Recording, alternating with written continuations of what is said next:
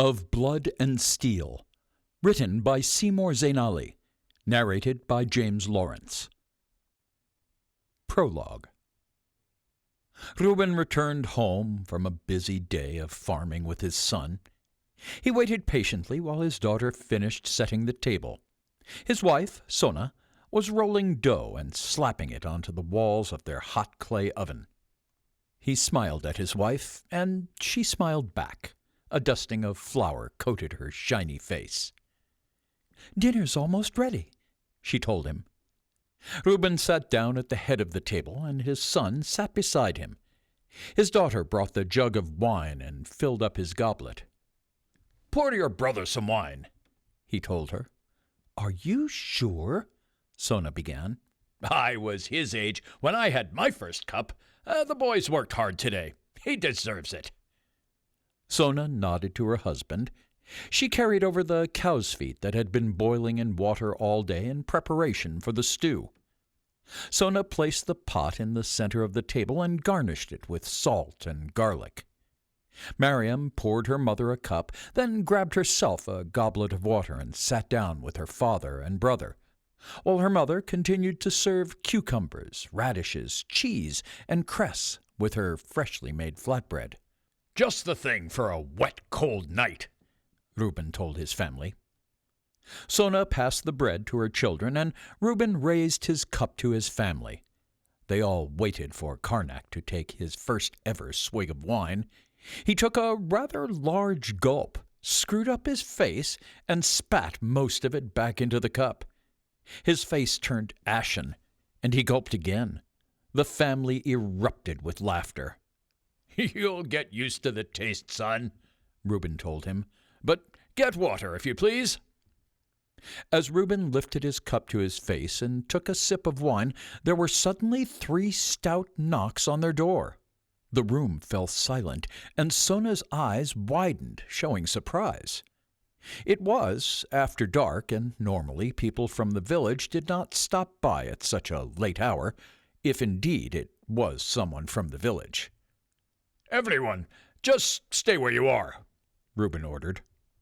He rose to his feet and crossed the room, fetching the only thing that passed for a weapon in his house, an old blunt scythe. Its shaft was missing, but it would do. The knocks came again, but they were louder this time. The solid wooden door juddered in its frame.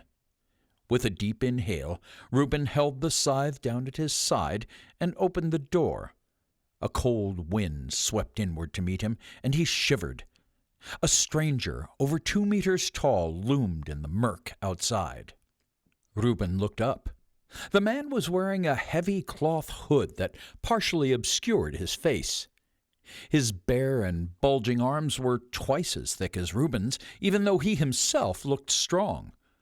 The man bore the look of a brigand, a hardened leather cuirass wrapped around his hulking form, which was battered, aged, and clad with patches of mail.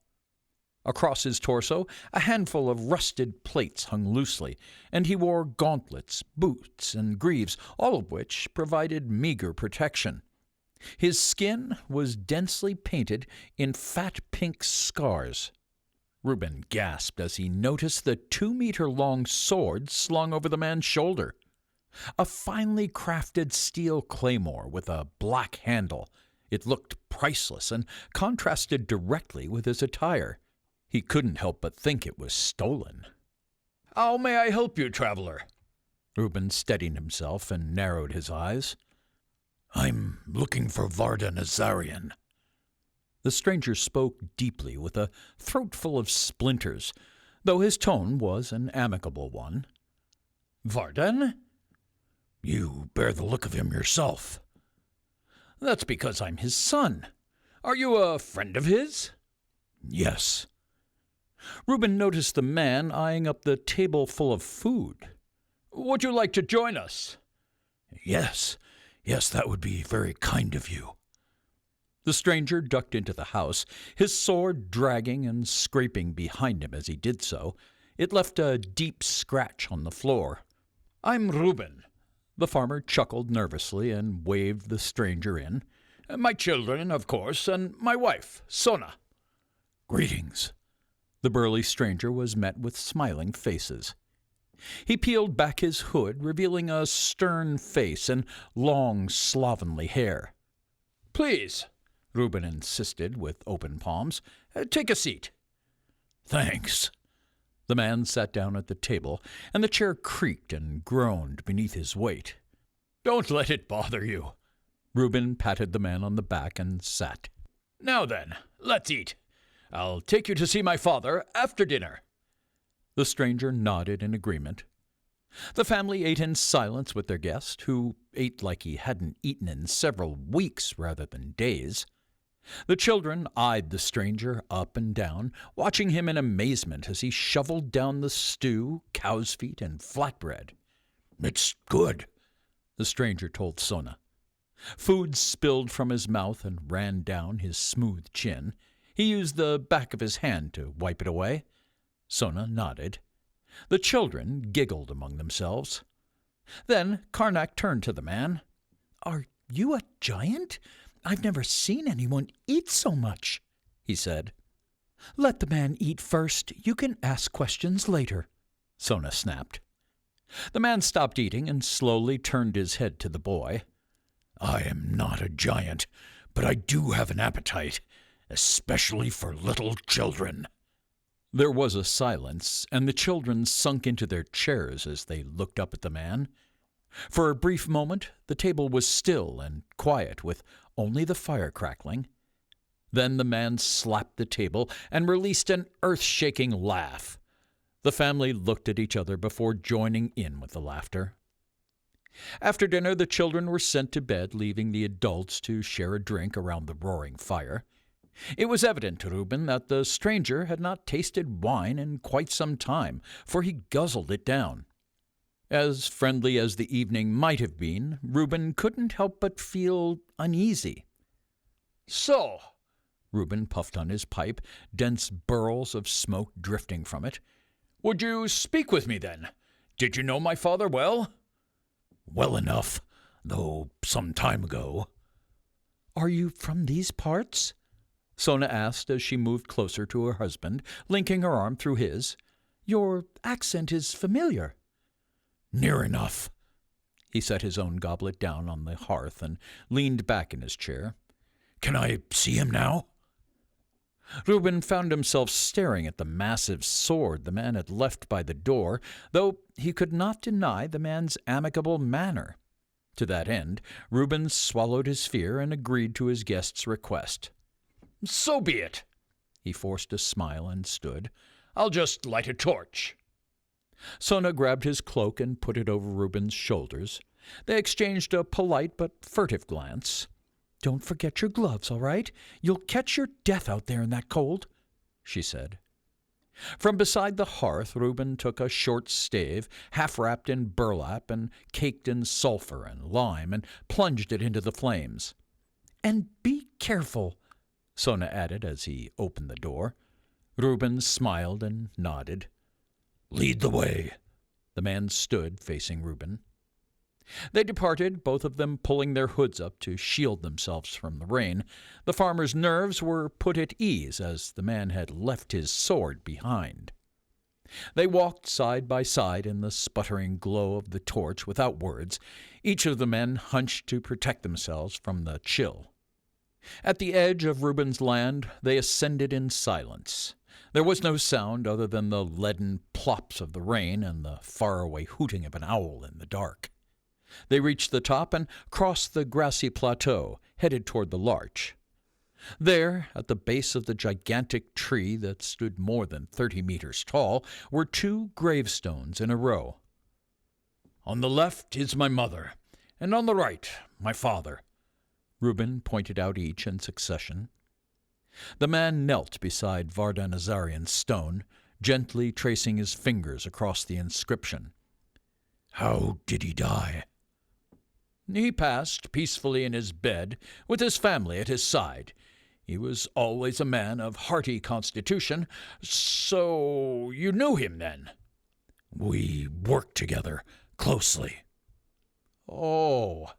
Reuben was nodding absent-mindedly, but suddenly he put the pieces together. "Oh, The skin traders. Slaving, yes.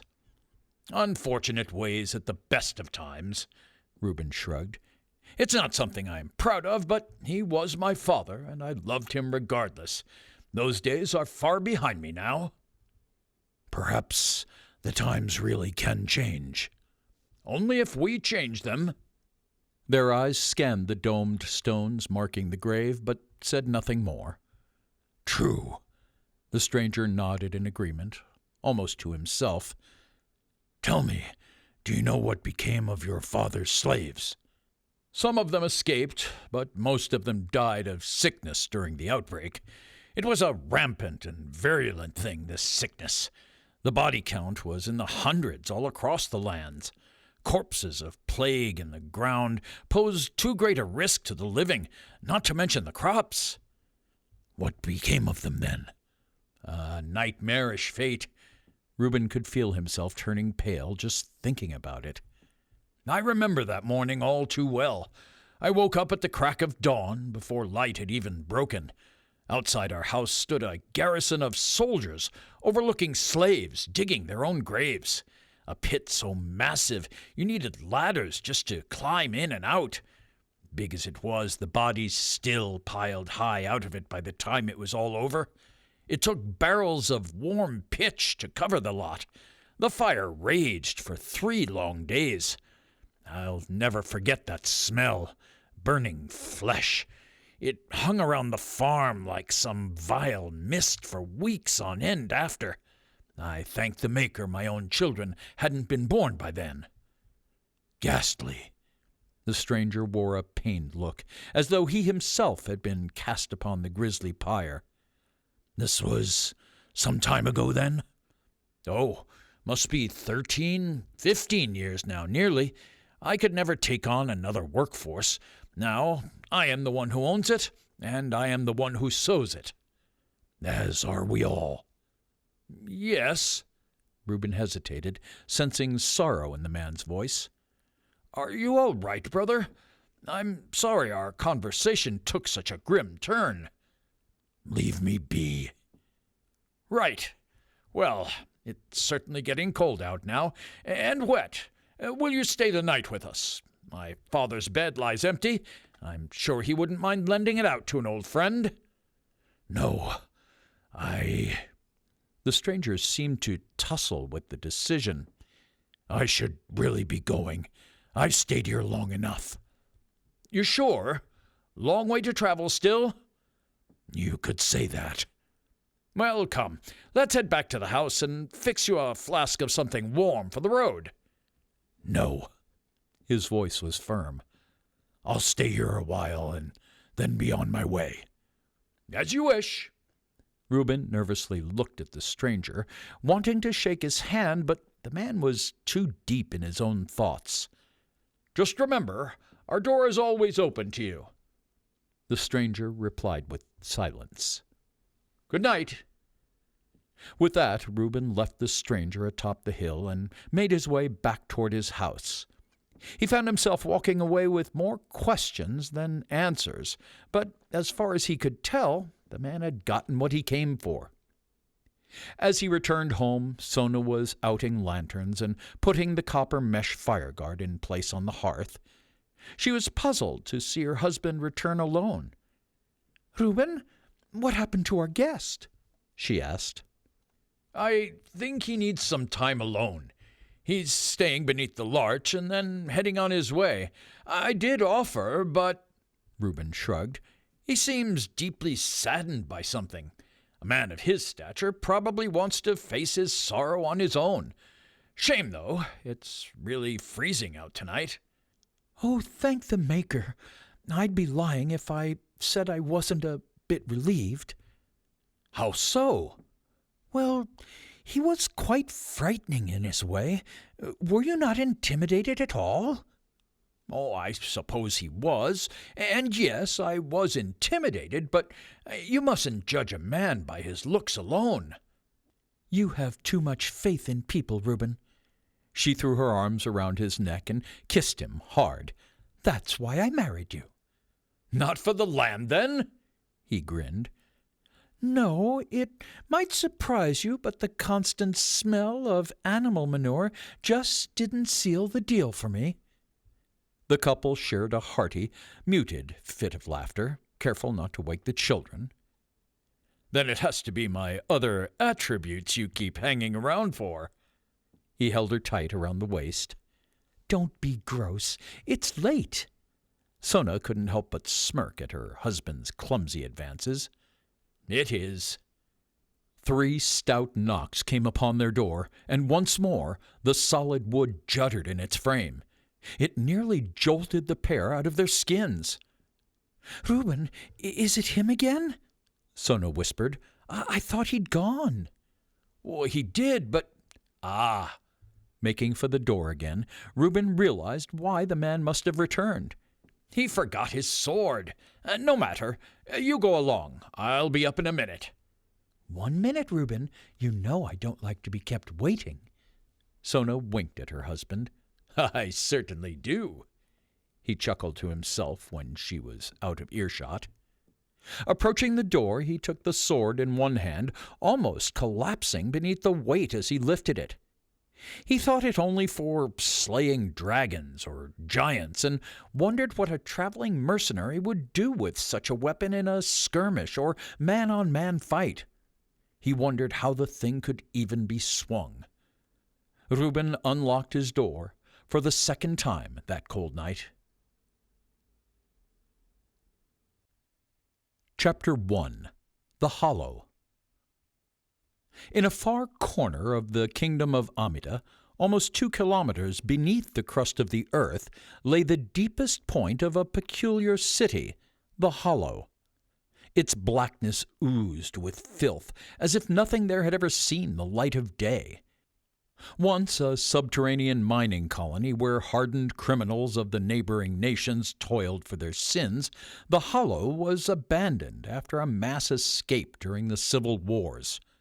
Since then it had become a refuge, a hideaway for folks from all walks of life. In the very core of the Hollow, a man by the name of Georgi Kardav rose from his bed. He pulled on his breeches, tunic, and boots, strapped his club to his back, and glugged deep from the goatskin flask of alcohol dangling from his belt.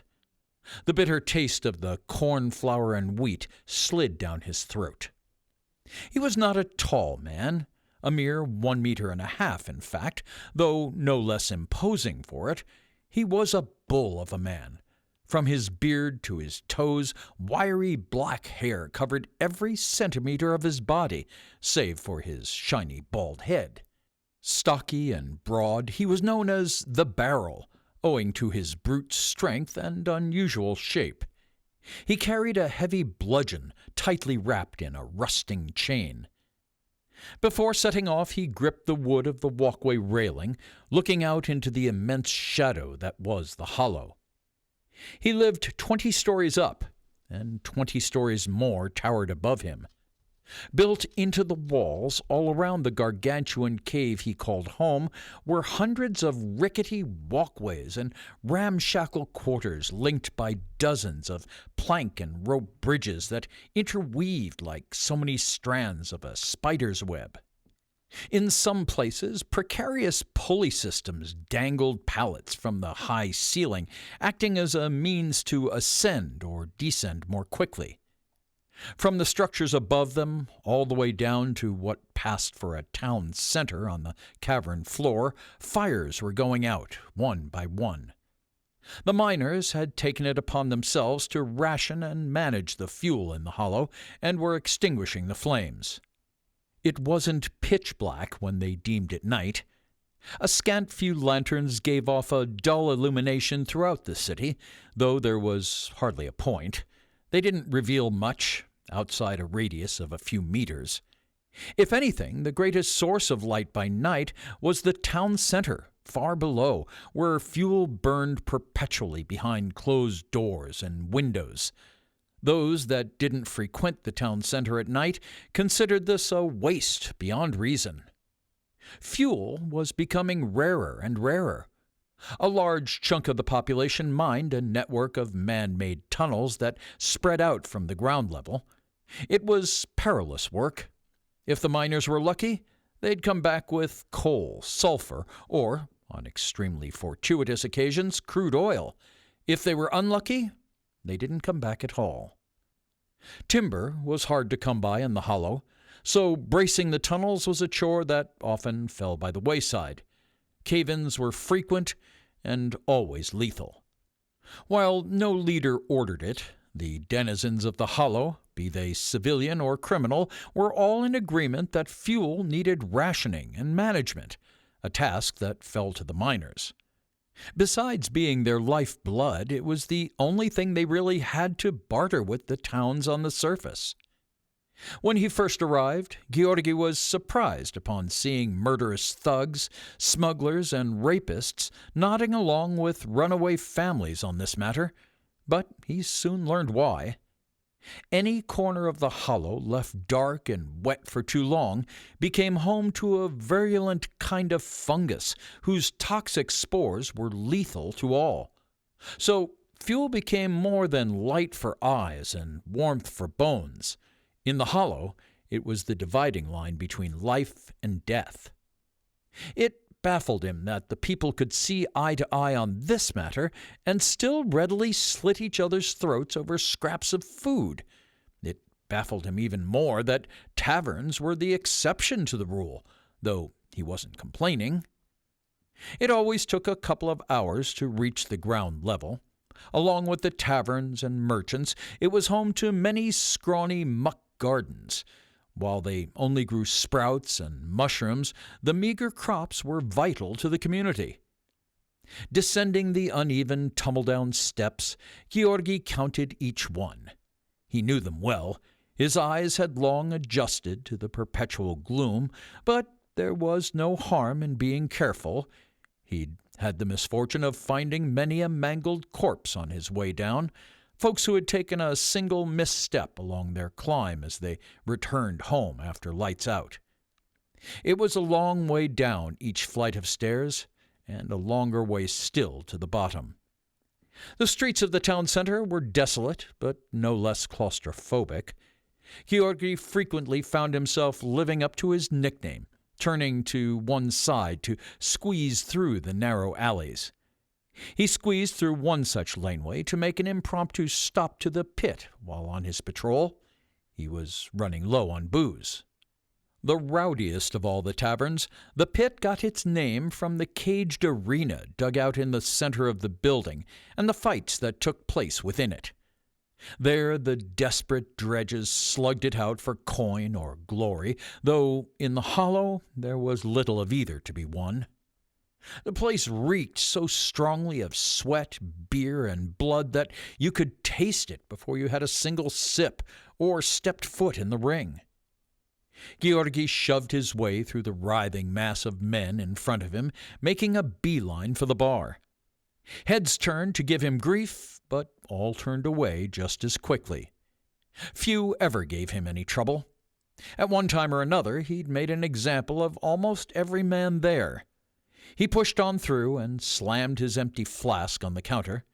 The men around him all backed off 2 meters for safe measure. "Refill," he barked at the barman. "And hey, has he been in here?" "Been in? He ain't left. Who do you think's fighting right now?" "What?" Georgi turned around, but couldn't see over the crowd and into the pit. "Fill that up, and keep it behind the bar till I get back." Elbowing through the patrons once more, Georgi headed for the ringside. Lo and behold, there he found his missing neighbor. He arrived just in time to see him take a savage right hook, teeth and blood spattering across the dirt floor. "Balak, you fucking idiot!" Georgi shook his head and slammed his fist against the steel cage that enclosed the arena. Balak showed his yellow teeth, blood spilling through them. It dripped down his wiry beard, which showed hints of gray and silver. Balak's ability to take a beating and still get back up to fight was unparalleled, even though he was not a trained fighter. He was enjoying this, and there was little Georgi could do but watch and wait it out. After the last wallop, Balak's knees began to buckle. He was more beast than man, titanic in stature, but Georgi could see he was tiring. His opponent was nothing to be scoffed at, a toned young man and the underdog of the fight. The underdog took Balak by his beard and yanked his head down, then drove his knee hard into his rib cage. Balak shrugged off the potentially broken bones and tackled his opponent from his doubled-over position. The crowd erupted into a frenzy. The men in the ring always made some coin, true, but the men outside made more. Straddling the other man, pinning him to the ground, Balak thrust his fists down onto his face and thumped the cartilage in his nose into an unrecognizable pulp. The exertion seemed to tire Balak. His final punch was slow, and his opponent easily caught his right fist with both hands and twisted his entire arm the wrong way. Balak growled and tried to free his right arm, but the other man twisted harder still, hurling Balak's hulking form off of him and clean across the ring. The man clambered to his feet and ran screaming at Balak, kicking him hard in the stomach and knocking the wind out of him. Balak recoiled, but swept a leg under the man's feet, landing him on his ass. With his opponent temporarily down, he reached for the cage to pull himself up. Something became very apparent to the ringside crowd, Georgi included. That's it! That's it! Georgi rolled his eyes. He raised his voice and began pounding on the cage again. You're done, Balak. Just fucking give up. It's over. Balak steadied himself and raised his left fist alone. His right arm was hanging out of its socket. Just quit, Georgi hollered, but to no avail. Idiot! Swaying on the spot like a tree branch in a blustery gale, blood streaming from his nose, purple and yellow with bruises from head to toe, skin torn open in places, Balak looked as though he'd been subjected to days of torture. The dislocated shoulder was just the finishing touch. His opponent came at him. Balak landed one more for good measure, square in the man's jaw, but it wasn't nearly enough. The other fighter concentrated his attack on Balak's shoulder, beating the loose flesh with all his might and jabbing the occasional elbow into his face. With his back against the cage, Balak pounded away at the side of the underdog's head until he felt the skull crack and dent beneath his knuckles. He appeared to be nearly blacking out from the pain until finally his opponent's eyes rolled back into his head and the young fighter collapsed. While he stood long enough to claim his victory, Balak promptly lost consciousness. A riot threatened to erupt in the crowd as the fighters went down. Few people bet on Balak, the reigning champion of the pit, for the stakes were higher for the young underdog. Fuck! Georgi sensed the danger boiling over. He unhooked his bludgeon and raised it over his head, bashing it against the cage.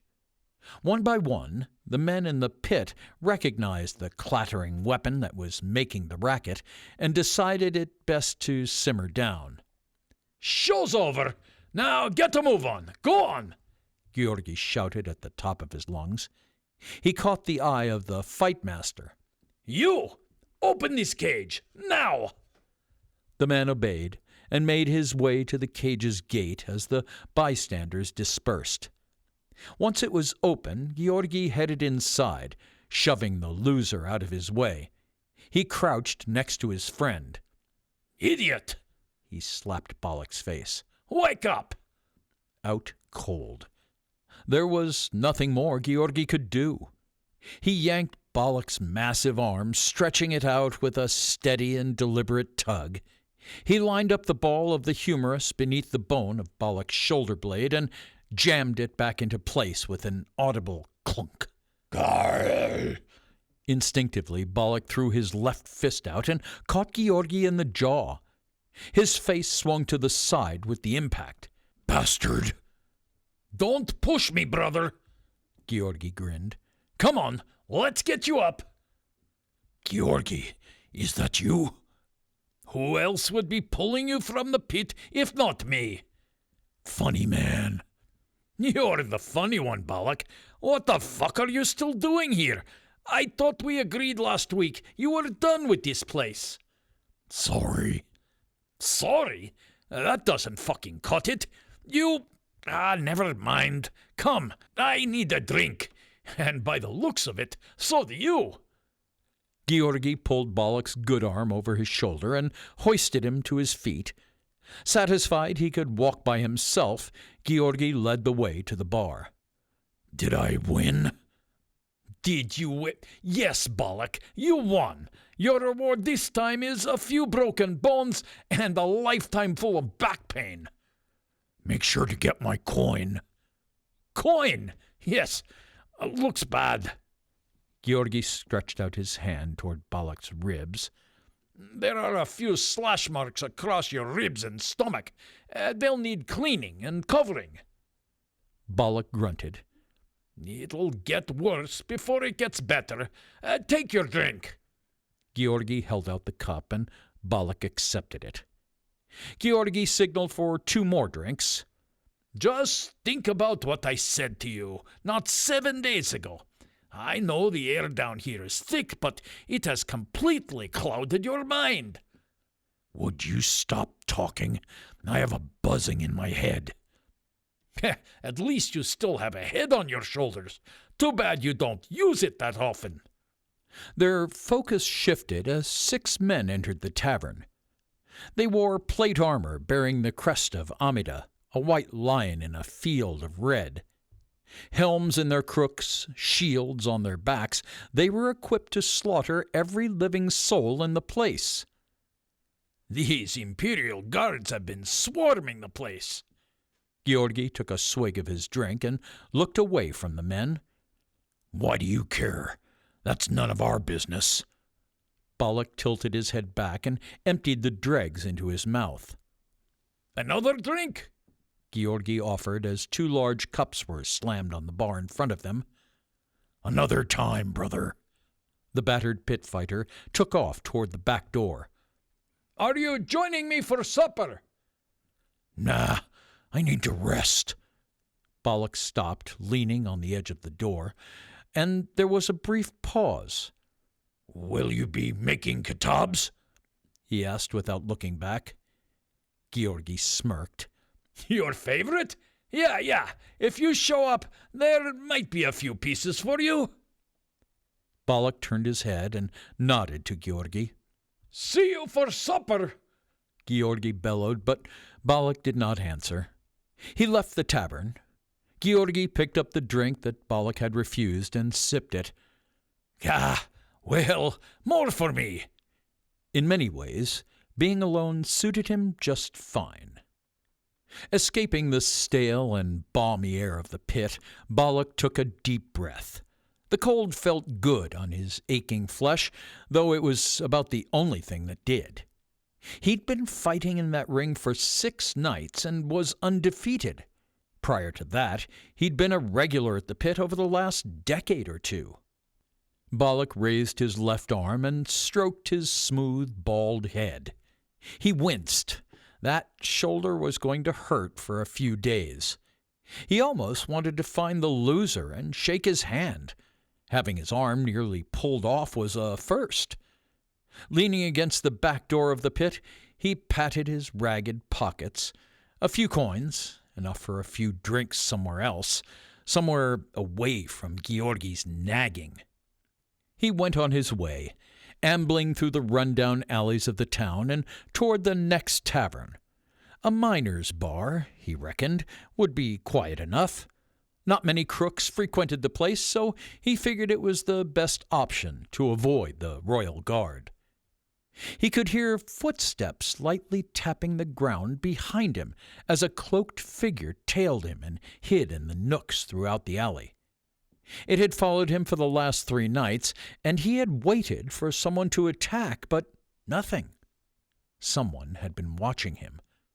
Whoever was following him was terrible at trailing, and it was hard for Balak to think of this as a serious threat, although it was starting to be annoying.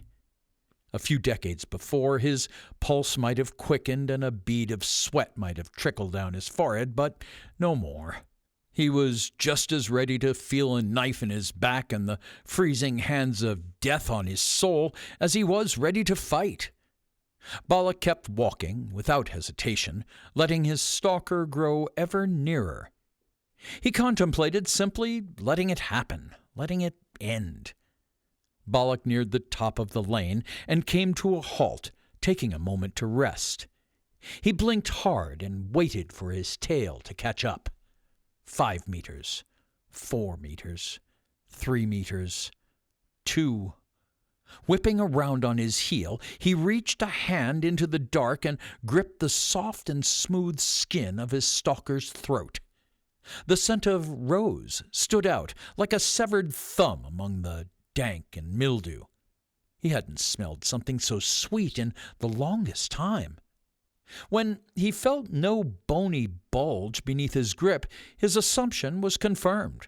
It was a woman, a girl, in fact. Her pulse pounded, her own hands going to his, desperately and unsuccessfully trying to pry them loose. He took 3 steps backward to the closest lantern, not lifting her clean off the ground for fear of breaking her delicate neck, but dragging her along by the tips of her toes. Her spear lay on the ground. If she wanted to strike him, she should have done it sooner. That would have been the smart thing to do. She was not a threat. He pulled her into the light and confirmed that she was a young girl, roughly 15 or so. He released his grip, and she collapsed before him, choking, coughing, struggling to catch the breath he had taken from her. "A bold move, creeping up on me," he spoke plainly. "You must be new around here." The girl remained still for 30 tense seconds, frozen in fear and silent, save for her shaking breath. "Don't try that again," he growled. "If you do, you won't get up." She carefully got to her feet, reaching out to the alley walls for support, her stare glued to her feet. She picked up her spear from the ground. The ratty hood of a burlap cloak was draped over her head. Around her neck was a handmade glass featuring teardrop shapes in dark blue, white, and black, an eye bead charm for good luck. With anxious hands, she tried her best to brush off the mud caked to her dress, but only drove the dirt in deeper. She sighed, looked up at Balak, and raised her newly filthy hands to pull back her hood, revealing a cascade of black hair that fell around her shoulders. The lamplight glanced across her big, imploring eyes, her irises a brilliant green. They were neatly framed by a pale face of otherwise petite features. "No, I wasn't trying to sneak up on you," she whispered, catching her breath. "I seek your help." Chapter 2. The Girl. Balak sat in pain, patiently, at a quiet table in an alcove of the miners' tavern. Heads swiveled when he'd arrived moments before, but none made any mention of his state. It was his usual post-fight haunt. The bar was lively, and a musician skipped around their table, tooting into his long wooden balaban. His fingers stretched over the 8-holed tube. Another musician followed him, strumming the strings of his hollow wooden tar. They used their throats to sing along to the tune. Often those tunes were improvised on the spot, the musicians relying mostly on feeling rather than rhymes, like musical poetry of sorts. "King Levon the Unchained, yes, the tyrant is dead. The people should mourn, or they might lose their head. With the throne to be claimed, there's lots to be gained. The family fight for his crown before he's cold in his bed." A group of miners sat at the largest table near the door to the tavern. They roared as the dice rolled across the table. The game of nard was possibly the only civilized game in the hollow. The winners reveled while the losers grumbled, bashed their fists on the thick oak tabletops, and slid their coin over the table. Occasionally, the players grabbed a piece of dolma, a mixture of meat and rice covered in grape leaves, washing it down with ayran, a cold, salty yogurt beverage.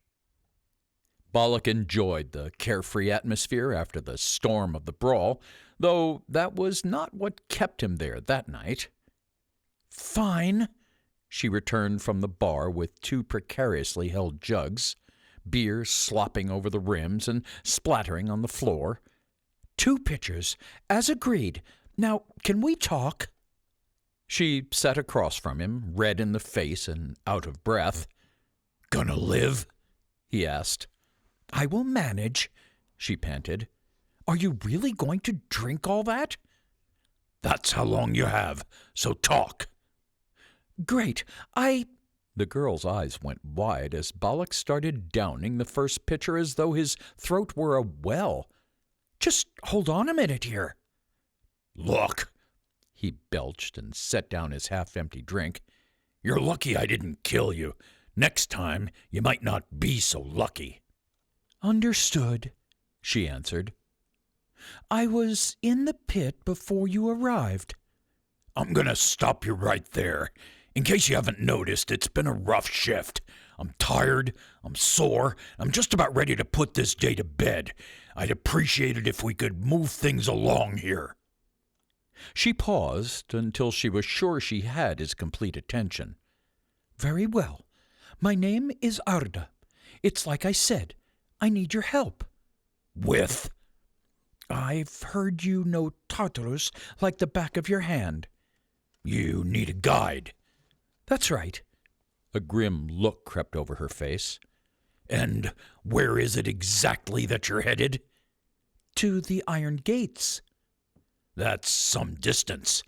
Has it escaped your attention that the whole of Tartarus is at war?" Balak asked. "Which is why I need to be there. The castle of the Iron Gates has never been conquered. In times of war, it's the safest place to be." "Only that castle hasn't seen any action since the riots over half a decade ago."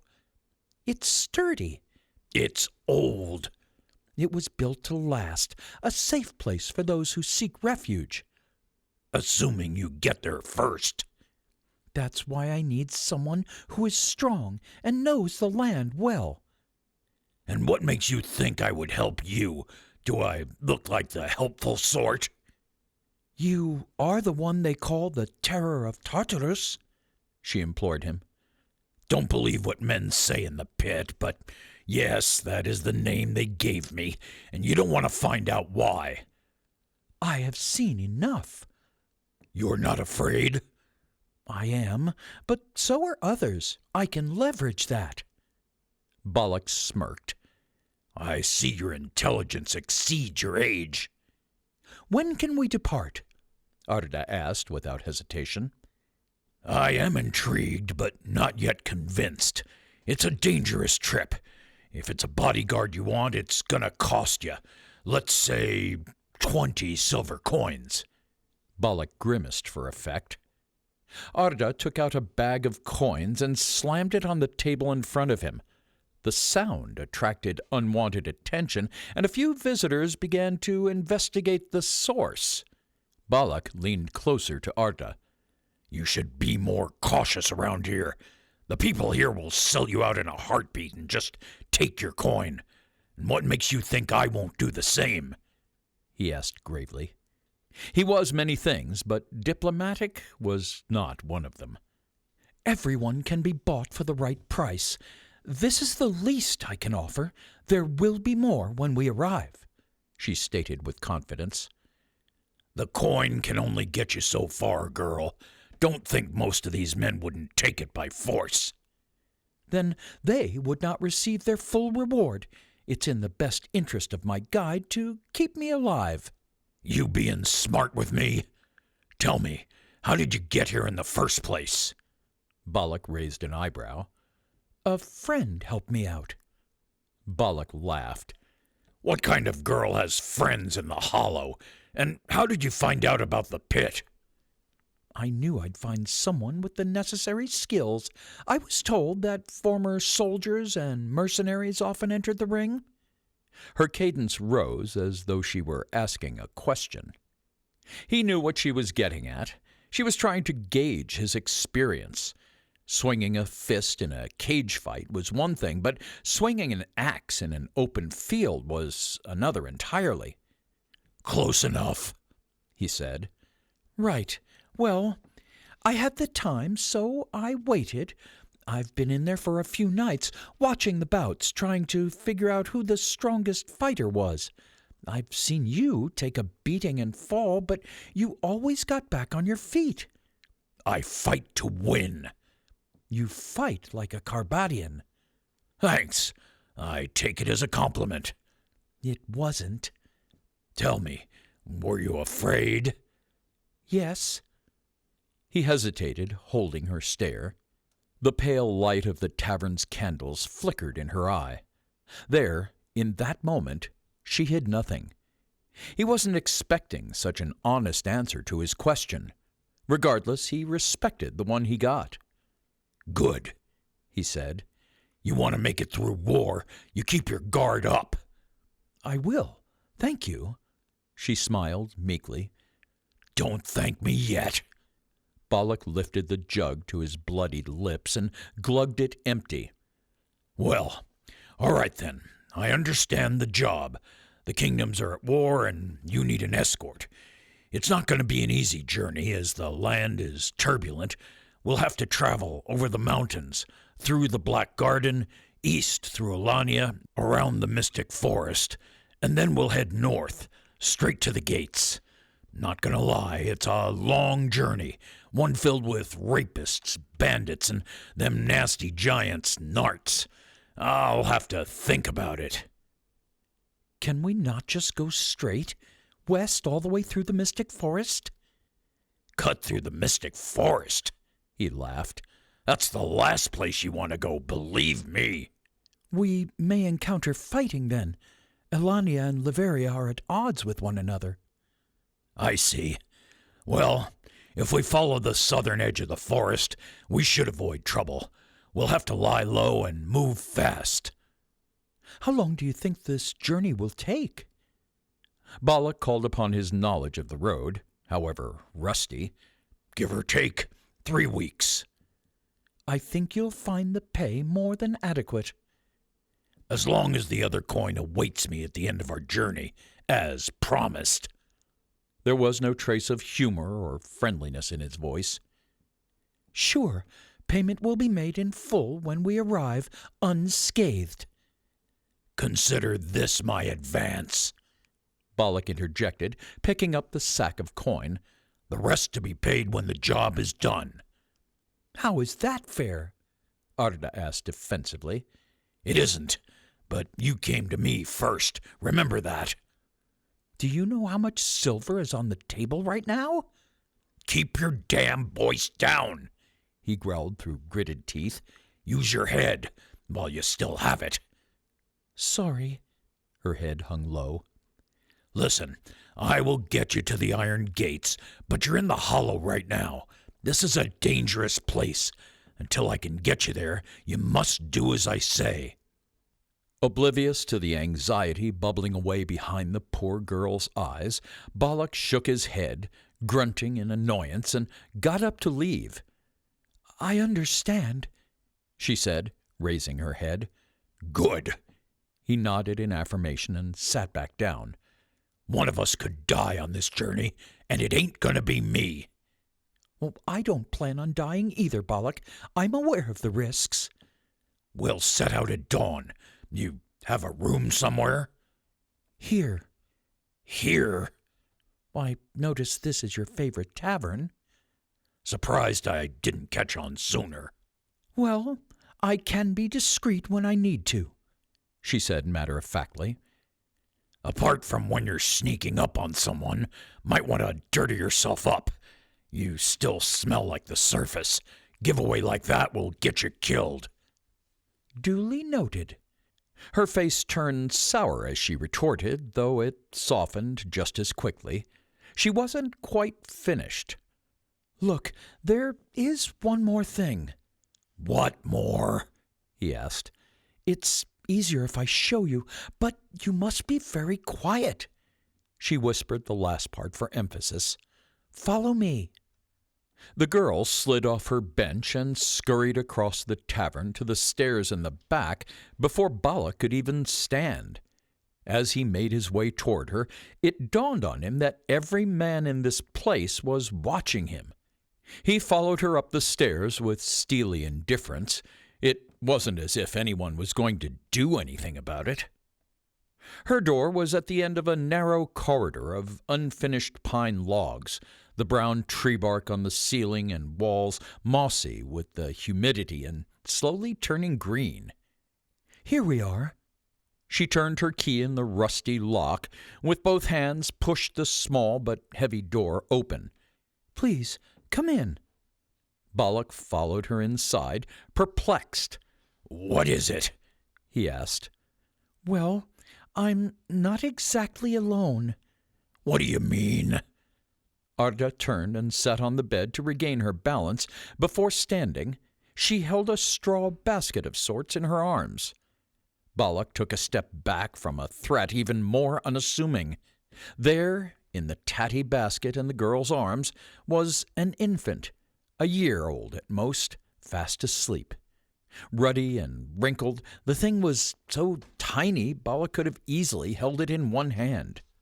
"Just like I said, I'm not exactly alone," Arda repeated. "Who is that?" he spluttered. "It's my sister." Arda beamed and gently took the child out of its makeshift cradle and into her arms. Bound tightly like a dumpling in her blanket, the infant didn't stir. Balak exhaled hard through his nostrils. Had there not been a sleeping baby present, he would have had no problem telling the girl precisely why she was insane. "You didn't think to tell me you had a child with you? You've just made the journey a lot more dangerous." "But nobody will even know she's there. She's compact, no trouble at all, I swear. And I'll be tending to her needs, feeding her, changing her, carrying her, everything. This doesn't change a thing." "Yes, it does." Balak began to open the front door, ready to leave and fuming at the girl's naivete. Arda pushed the door closed again and looked directly into Balak's eyes. "You said you would take me," Arda whispered firmly. She could see her chance slipping away. "We have to get to the iron gates." "Where are your parents?" "My parents are dead. I ran as far as I could without looking back. I seek safety for the sake of my sister. I'm willing to pay you a small fortune here." "Then you better find someone else." "What?" Arda was distraught. As the child stirred, the poor girl looked like she was at her wits' end. "No, please, you can't back out now." "Don't waste your breath." He batted the air between them with the flat of his hand, officially brushing her off. "You'll need it for your trip." "Don't you see? I am the only family she has left."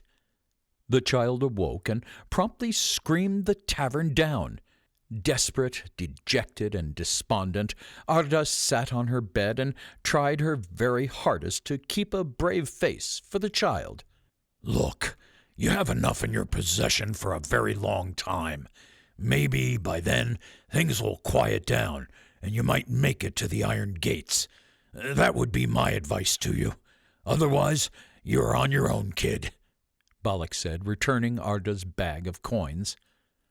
"Well, it wouldn't be the first time." Balak simply shook his head as he closed the door behind him. Chapter 3. Prisoner of Mind. "By the Maker, she is still here?" "Wouldn't know." Balak growled uncaringly as he picked at a thin flatbread packed with meat. He finally had a taste of his favorite kebab. His teeth bit through the warm dough, and the meat exploded with its intense flavor as the ground beef seeped onto his tongue.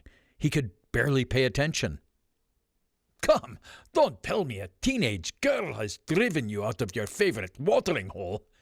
Georgi cackled with mirth. He was getting more amusement out of the incident than Balak cared for. You want me to set her straight? Enough, Georgi. I'm not in the mood. Ha! Suit yourself. Georgi was at work, at least what passed for work in the hollow. His duties were basic.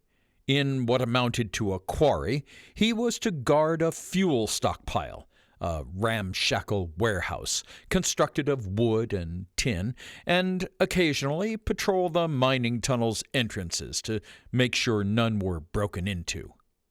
All was quiet, so, for a spell, he sat on an upturned crate by a small fire in the main yard. With little else to do that day, Balak had joined him for a flask of spirits, and to fill his friend in on the bizarre encounter he had with Arda the previous night. Where did you say she was staying? I might offer my services for that much coin, Georgi commented. Aren't you too old for this shit? Balak took a swig and passed the strong alcohol back to Georgi. Don't forget, I am 5 years younger than you. Georgi took a sip of his beverage. In all seriousness, what's keeping you here? Go, do something worthwhile. After taking a pipe from his pocket, Georgi wiped it off on his trousers and stuck it between his teeth.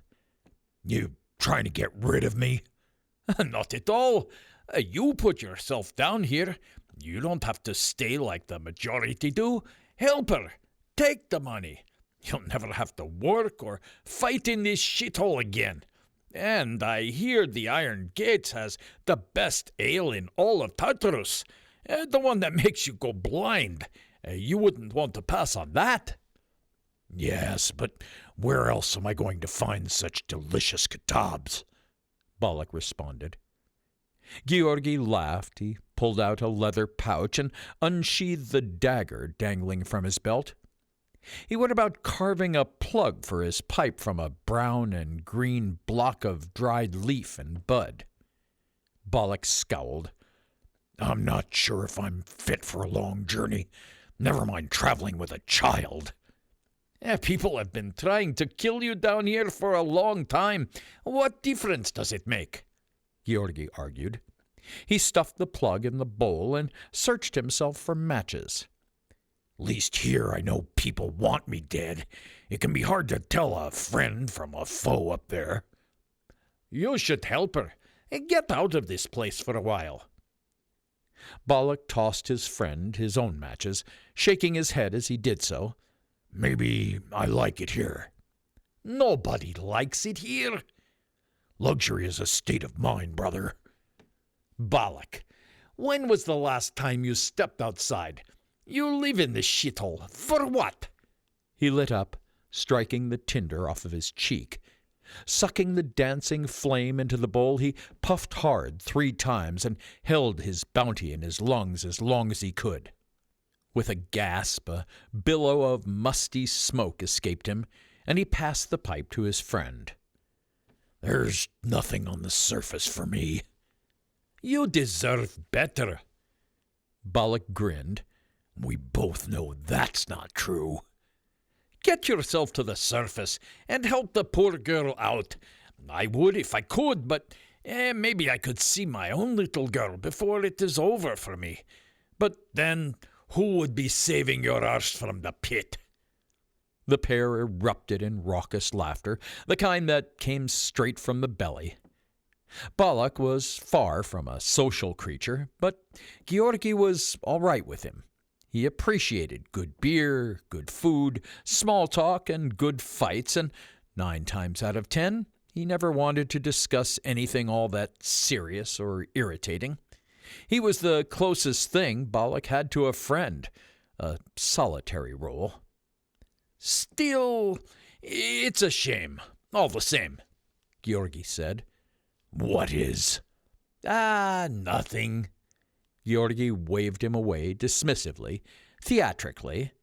Just the girl. Sorry, girls. Poor things will be dead before they reach the place. Georgi. Now let's just hope it's the beasts that get them. I'd hate to think what would happen to such a pretty young girl if a horde of bandits got a hold of her. I've known you long enough to know what you're doing. Of course, they'll probably just kill the infant before they have their way with the girl, snap its neck, hurl it off a cliff.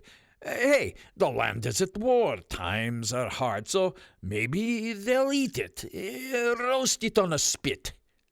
You are a sick bastard. Maybe you need to cut back on the pixie dust. Besides, that's not going to work on me. She'll find somebody else. Down here? Oh, of course. I'm sure any one of these deprived whoresons would be more than happy to take her under their wing. Fuck, Georgi. If you care so much, why don't you take her to the Iron Gates? She didn't ask me, brother. All right, out with it. Balak grabbed the booze, bracing himself for one of his friend's rare lectures. He could feel it coming on like a bad rash. What's this all about? You ever stop and take a look around this place, Balak? Not like I have much choice. I'm being serious. Look at these people. They're all running from something. The law, debt. Bounty hunters. Well, you get my point. You were here long before I arrived, and I've been here for 8 fucking years. I had to run to keep my family safe. I never got to see my daughter grow up, and since I met you, you haven't told me why you can't go up again. Not once. What is it, Balak? What scares you? How many more times can I ask you this? Lost count some time back. That's saying something. People live in the hollow because they've got no other choice. The question is, do you have a choice? I'm not asking what brought you down here, but is it still up there? Do you really need to be here? What have you got to lose that you haven't already lost? There's nothing up there. That's the point, Georgi. There's nothing down here, Balak, so go up there and find something. Anything. This place is the last resort, the anus of Tartaurus. So tell me, you got shackles on your wrists. Are you really trapped here like the rest of us? You're beginning to repeat yourself. Because I don't think you are, brother. Everyone else here is fearful of what's out there, but not you. I think it's something, or someone, that's keeping you here. Why are you keeping yourself here? The crooks are relieved to be out of the eyes of the law, and the families are scared that the law's going to come down here after them. You, however, are neither, Georgi hypothesized. If you're so clever, why don't you cut to the chase and spare me the lecture? Balak said. Call it the gut feeling, but if you ask me, I think you could walk out of here any time you wanted. You're just too fucking stubborn to do it. A bold statement. One I'm sure you'll shed no light on, as usual, but you've got an opportunity here, Balak. You've got a chance.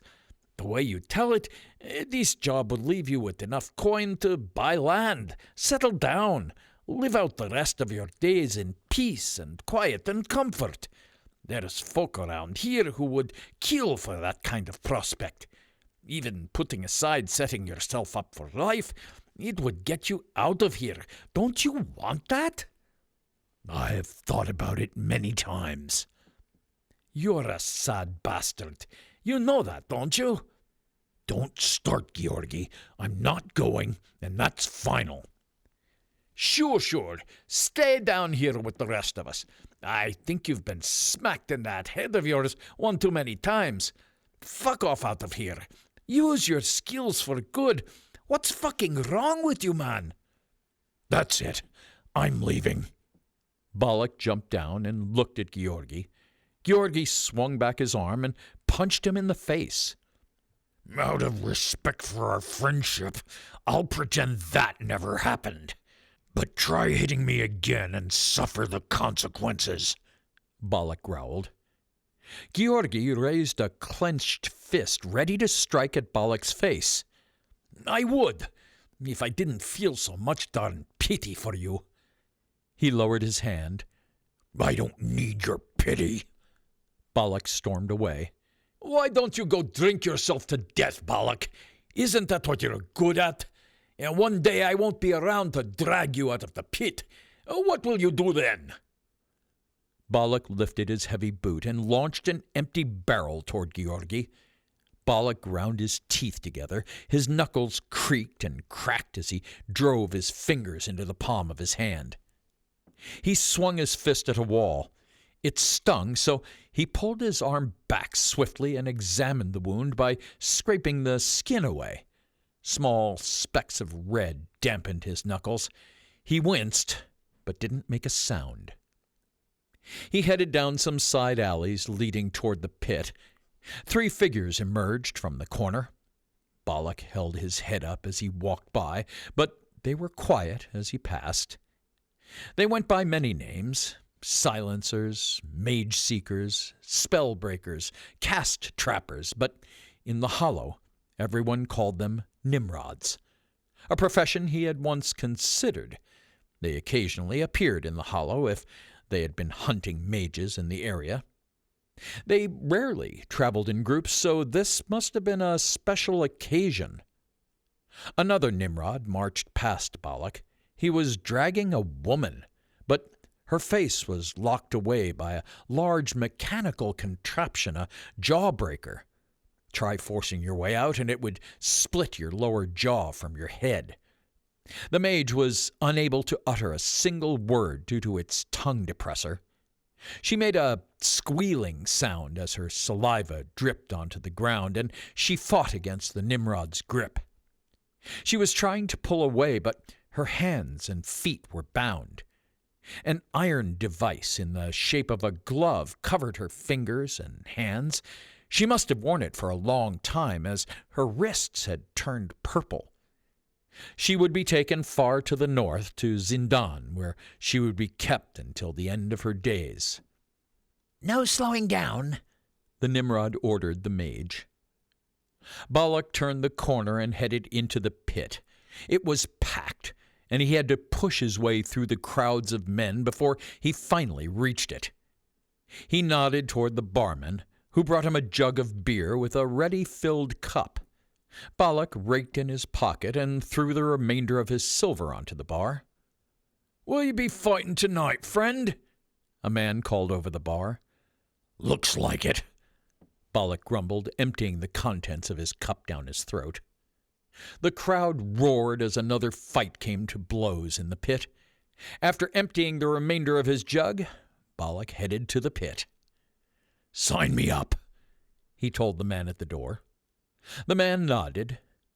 Balak stood back and watched as a skeletal man threw a feeble punch toward an older, white-haired man with a long beard. The white-haired man moved swiftly, but the skinny man was punch-drunk. The skinny man smiled, exposing 2 missing front teeth as he wobbled back and forth and then fell backward, crashing against the cage. His vest hung loosely from his body. The skin on his arms was just as slack. He pushed himself forward and stumbled. The older man lunged at him. The skinny man's head swung around fast, and the side of his face smashed against the cage. He slid down the sharp cage and slumped onto the floor. The crowd jeered as the organizer counted out the skinny man. He didn't move, just groaned. 2 men came in and dragged him out by his feet. "You're up next," the doorman told Balak. He grabbed the side of the cage and pulled himself into the ring. Some cheered, while others whispered. The white-haired man cautiously headed toward Balak, shielding his face with his hands. He threw a punch at Balak, and it struck his jaw, but his head barely moved. He just smiled at the older man, baring his teeth. The white-haired man shook his hand and glared at Balak. He pulled his arms up swiftly to shield his face once more, but the force of Balak's first blow knocked them backward into the man's face. He took 2 steps back and peered over his hands. His eyes widened as Balak took a step toward him and leaned in with a left hook.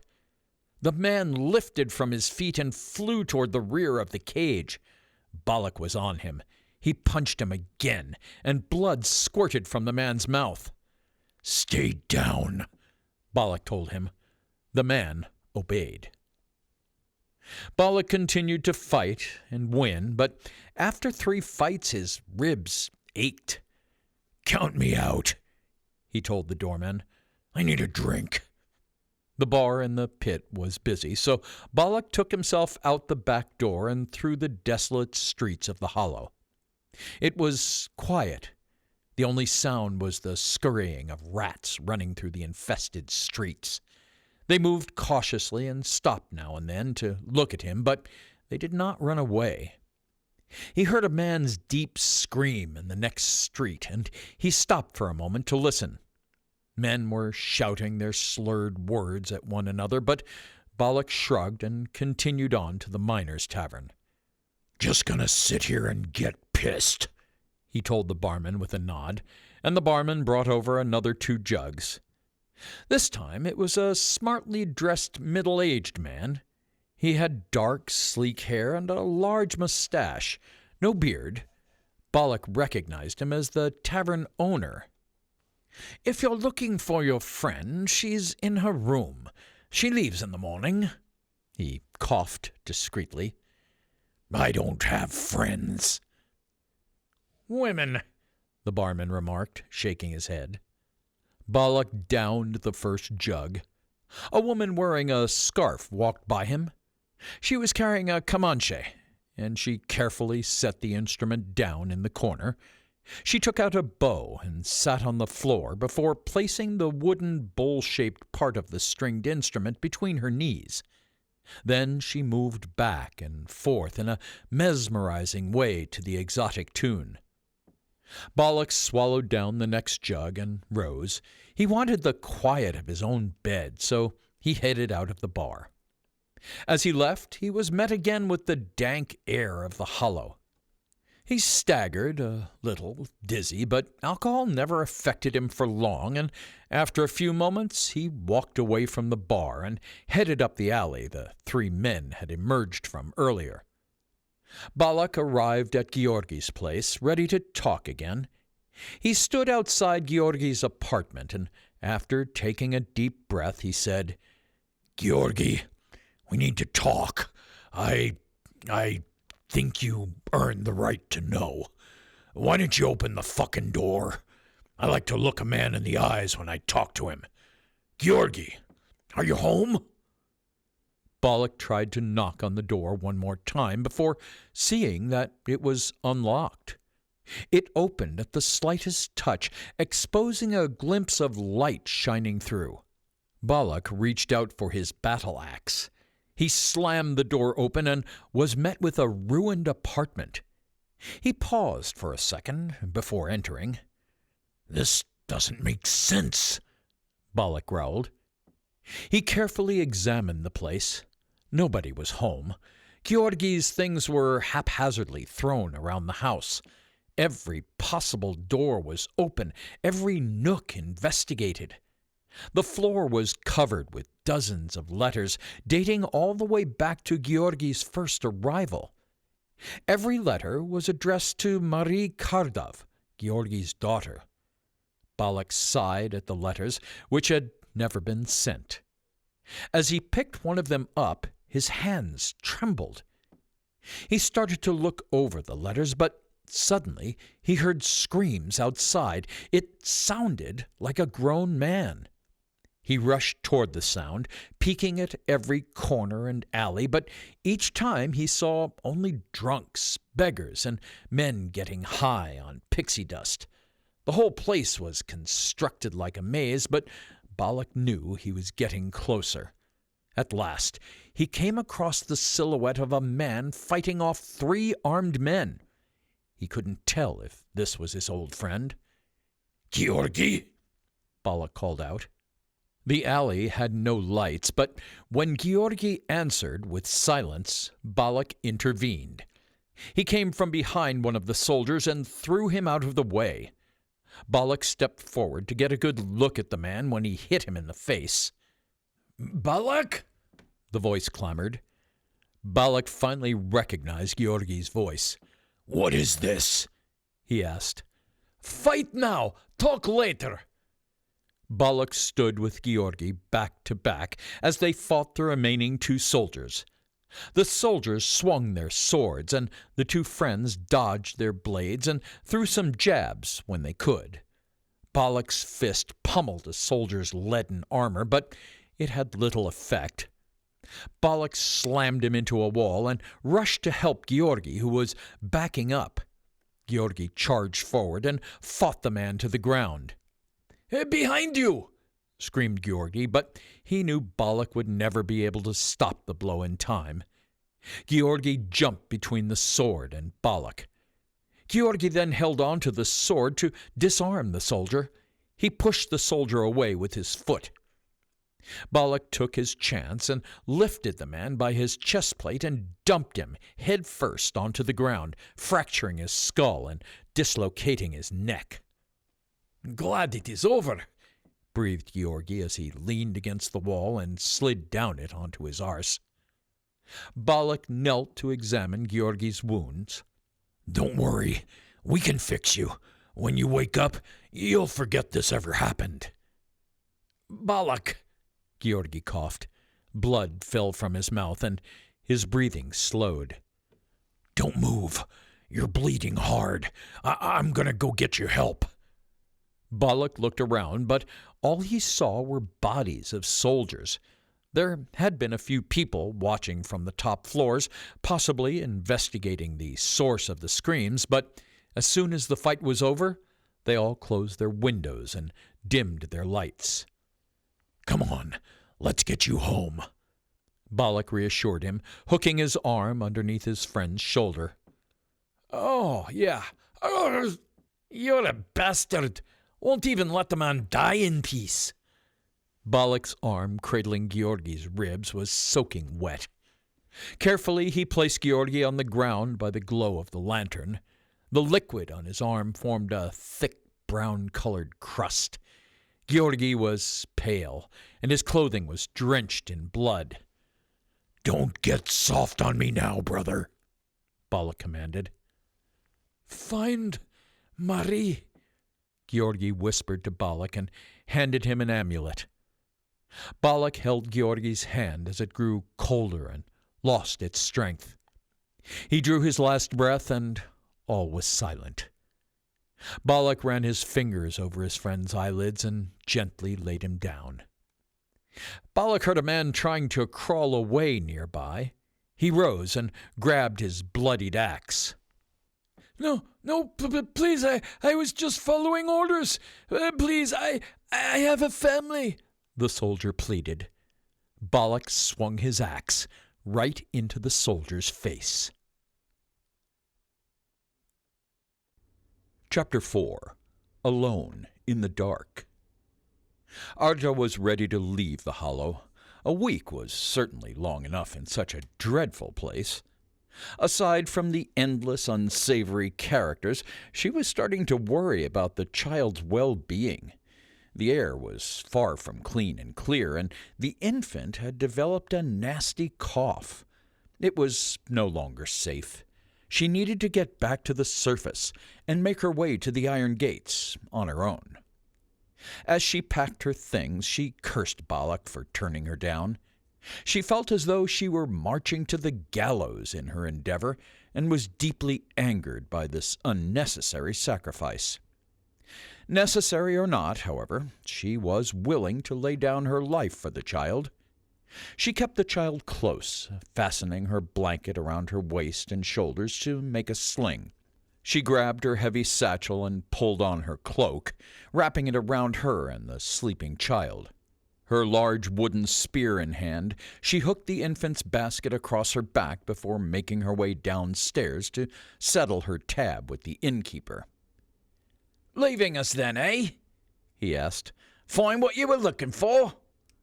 "That's none of your concern," she scoffed back. "It's like I said the first night you showed up. There's nothing of any worth to be found in the hollow these days, be that a thing or a man. All is broken down here." "Farewell." Arda slipped a coin pouch across the bar and walked away. "Farewell, lass. Probably best you get out of here while you can. It seems as though you've been attracting some attention." She turned and walked back to the bar. "What attention?" The innkeeper held out his hand. Arda rolled her eyes, pulled out 3 extra coins, and placed one on the bar. "Talk." "It's just there was a fellow in here earlier looking for you. Messy hair, large sword. It looked like the nasty sort, so I told him I hadn't seen you." "What did he say?"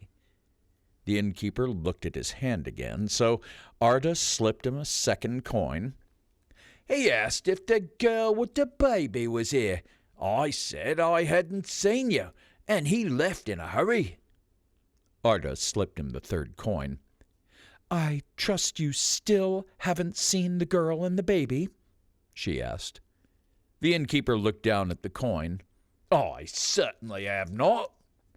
"Keep it that way," Arda ordered, and rushed to the exit. "Good luck getting out of here alive. You're going to need it." He laughed a hearty laugh from the pit of his stomach. As she left through the door of the Miners' Tavern, she whispered to the child, "It's just you and me now." Disappointed that she had to leave empty-handed, she was overjoyed to leave all the same. The hollow was no place for her, and certainly no place for an infant. As she passed through the hustle and bustle of the market, she stared up at the great elevators.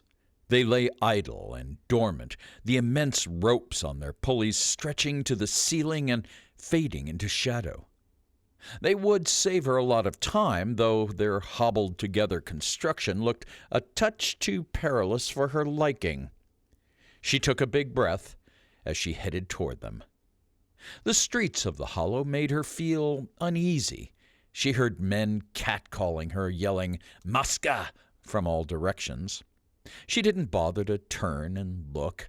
Beggars grabbed at her skirt, asking for coin, and market traders tried to force goods on her that she didn't need.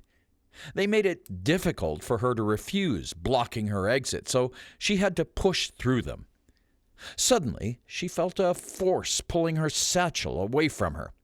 She lifted her head and saw a man twice her age, yet twice as thin, trying to get her possessions. She felt sorry for the man, but struggled with him as passers-by ignored them. She heard someone behind her scream, "Hey!" The man released the satchel and ran in the opposite direction.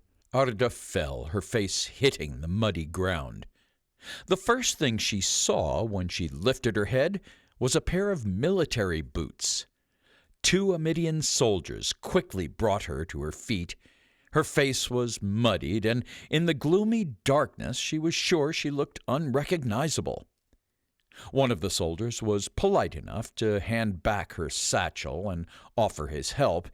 He was a nice-looking young man and greeted Arda with a welcoming smile. "Here's your bag, ma'am." "Thank you," Arda quickly said and lowered her head before turning around.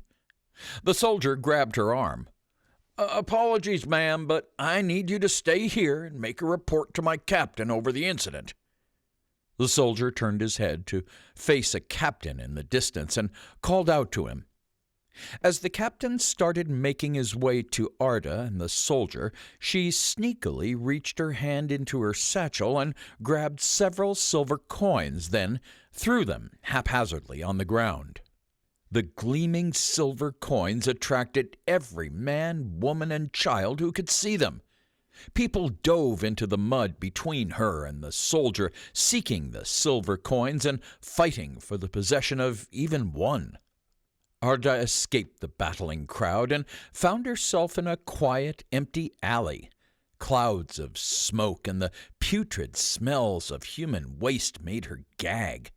Swarms of flies buzzed around, and she batted the air to keep them away from the baby, who had started to cough more frequently. She rushed to get through the alley as quickly as possible when a man appeared around the corner. She lowered her head to hide her face, slowed her pace, and clutched her trusty spear, ready to strike if needed. As the man stepped closer, her heartbeat quickened. She began to play out various scenarios in her head. If he grabbed her arm, she could step on his toe. This wouldn't eliminate the danger, but it would distract him long enough that she could make a run for it. The man was now within arm's reach. She could see his brown eyes and scruffy beard. She was carefully scanning his clothes, looking for a glimpse of a knife or a dagger. Seconds felt like minutes. She slowed her pace further and was ready to use her spear, but the man simply walked past her. Arda remained cautious. She listened carefully, making sure the man wouldn't follow her or, worse, strike her from behind. He didn't. The steps grew more distant, and she was about to exhale with relief when she could no longer hear his footsteps at all. The man had stopped, and suddenly he let out one loud whistle. She turned around, staring at the man. He wasn't rushing to get her, but he was now strolling in her direction. She turned her head toward the end of the alley when 2 more men appeared, blocking her exit. "Where are you going, sweetheart?" a man behind her said. Arda was trapped, surrounded by 3 men and narrow walls. She frantically scanned her surroundings, looking for a way out. The narrow alley wouldn't allow her to use the spear to its full advantage. She was trapped, but not unarmed. An arm landed on her shoulders. She quickly shrugged it off and pointed the spear at the men, keeping them at bay as they continued to approach her. "Nice toy." The other 2 men laughed as their presumed leader spoke. "We have shiny toys, too. But you don't want things to get nasty, do you?" The leader of the group teased as each man slowly revealed his sharp dagger. "Leave now, and I won't hurt you," Arda advised as she pointed her spear at the leader of the group. All 3 men looked at each other and began laughing hysterically. To prove her point, Arda quickly extended the spear at the leader's face, but only managed to scratch his cheek. This got their attention, and the other 2 men stood in silence, looking at their leader and waiting for a response. "I am not joking," Arda stated firmly. The leader touched his cheek, noticed a smidge of blood on his fingers, and licked them. "This is but a scratch." The other 2 men laughed again. "You are a feisty bitch. I like that," he told her. "Get her." All 3 of the men advanced on Arda simultaneously. She began hurriedly whispering something under her breath. "Prayers are not gonna save you now, girl," spat the man behind her as he covered her mouth. She bit his hand hard and swung her spear at the other 2, stepping back until she was against the wall. Then a voice came deep from within the shadows, addressing all 3 men. Have you ever heard the expression, yield to the desires of your body, then endure the troubles that follow? Arda looked at the large figure stepping out of the shadows behind the men. I am that trouble, Balak told them, revealing his double-headed axe. Two of the men hid their weapons and vanished in a blink. The leader of the group watched his men run like cowards and turned to Balak. "She's all yours," he blubbered, and quickly ran to join his friends. Balak looked at Arda and slowly started making his way toward the elevator. You coming? He asked, waiting for her to catch up. Arda brushed herself off and rushed to join Balak. What made you change your mind? Doesn't matter. Well, I'm glad you did. And Arda. Yes, Balak? Next time, aim for a kill. I've never killed anyone. Don't be soft on your enemies. They won't be soft with you. Let's hope it doesn't come to that. 3 men worked the elevator from the bottom, and 3 more stood at the top. Its old wooden platform creaked as it traveled down to meet them. It was square, with a railing surrounding 3 of its 4 sides, but it still didn't look any safer. It rocked back and forth. They heaved ropes up and down, tying them to large metal rings when they were not in use. She waited patiently for the elevator to lower. It creaked and squeaked as it slowly dropped toward her. With a heavy sigh and one last glance at the strange city, she clambered onto the platform, using the stick of her spear to steady herself. When Balak stepped on, the platform rocked back and forth. Slowly, please, she appealed to the men. The elevator started to rise, and Arda held on for dear life. As the air gradually cleared, she noticed that the infant's cough was subsiding. At the halfway point of the ascension, she gripped the rail on the landing with one hand and held the child close with the other. Balak sat down. For you, brother, he whispered to himself as he put an amulet in his pocket. As the bright light drew closer, he squinted and used his hands to shield his eyes. Arda recognized the dizzying sensation of vertigo and knew they were nearing the top. She didn't dare look down and busied her tongue to distract herself from the fear she might plummet to her death at any moment.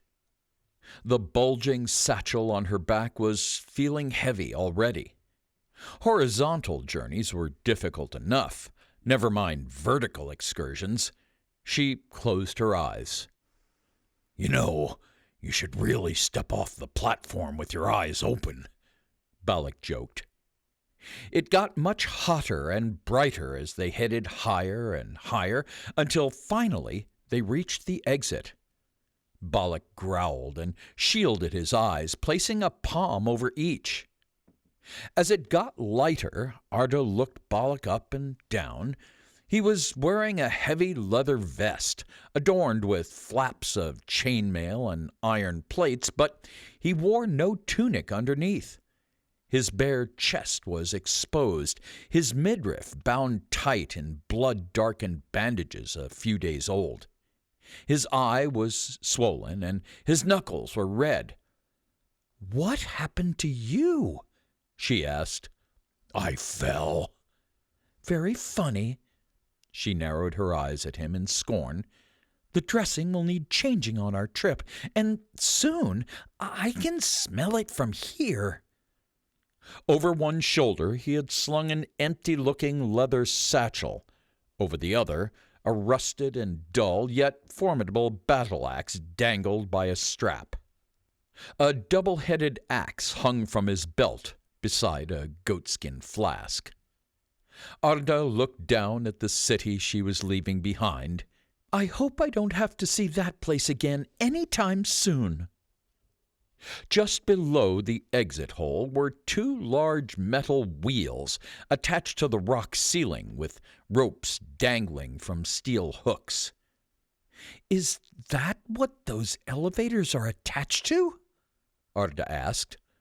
Balak nodded. We're lucky to be alive.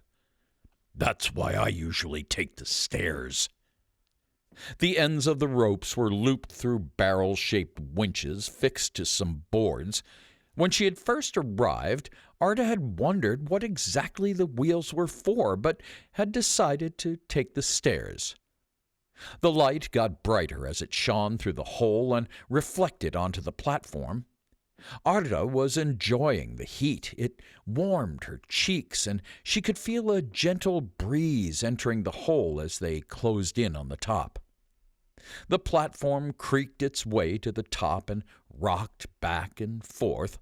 Arda steadied herself and inhaled the fresh air. Finally, she said with a sigh.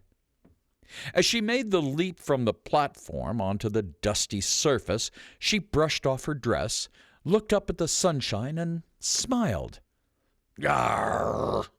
Balak growled as the sunlight shone with glaring intensity. He was blinded. Chapter 5. Whispers in the Dark. The searing pain began in his pupils and quickly wormed its way through his temples, burning into the very core of his skull.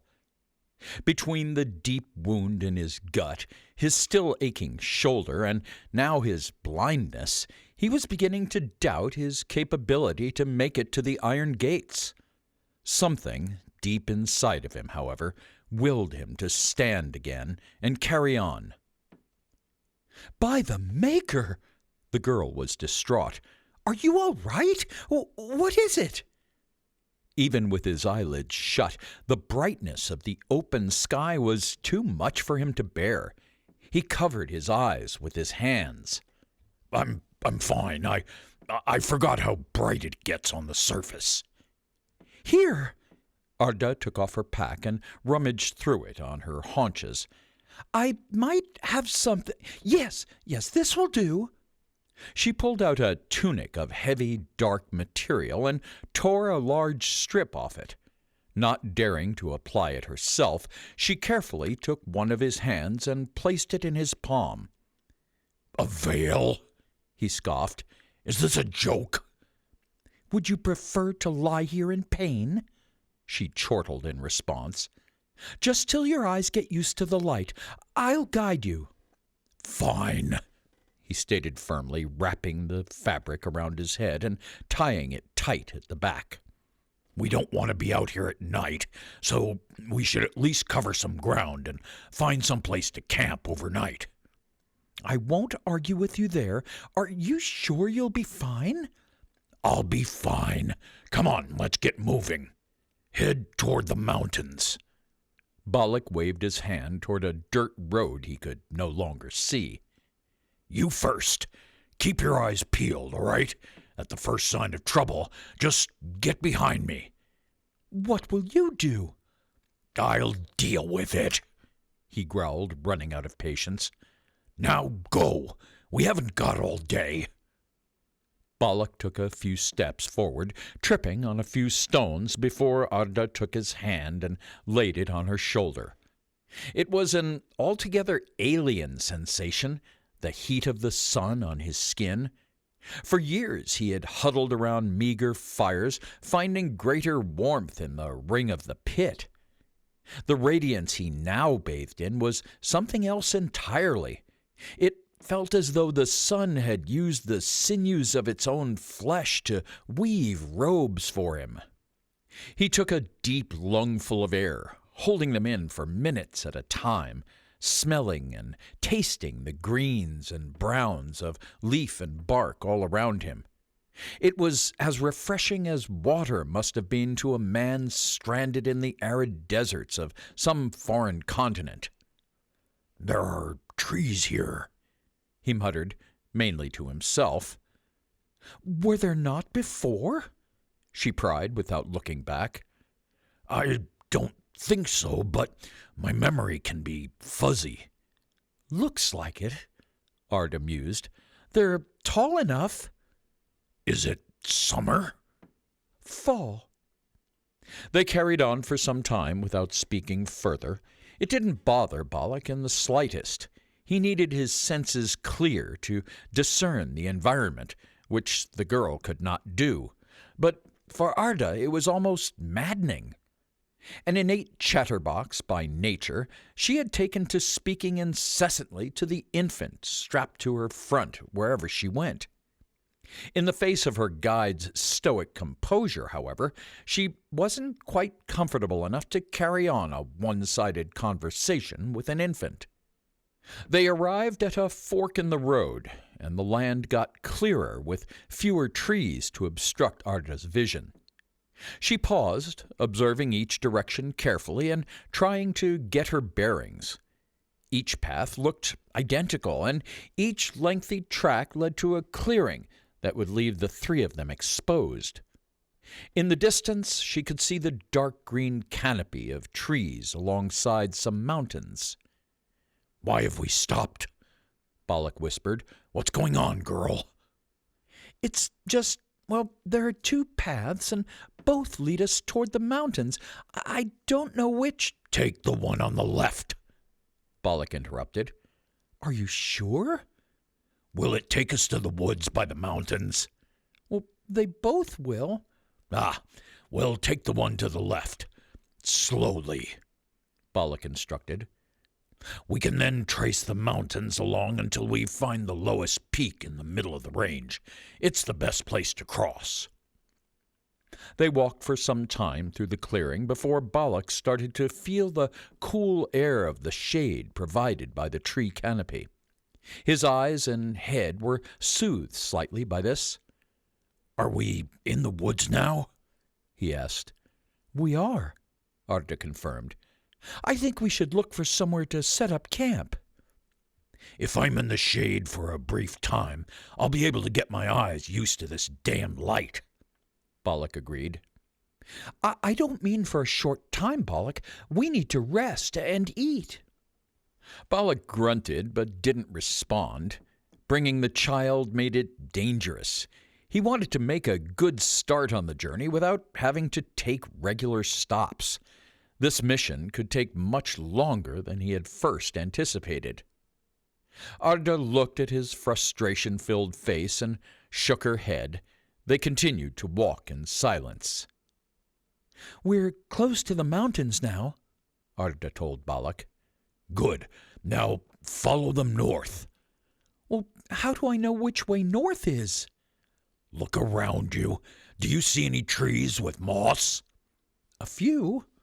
"Moss always grows on the northern side of a tree."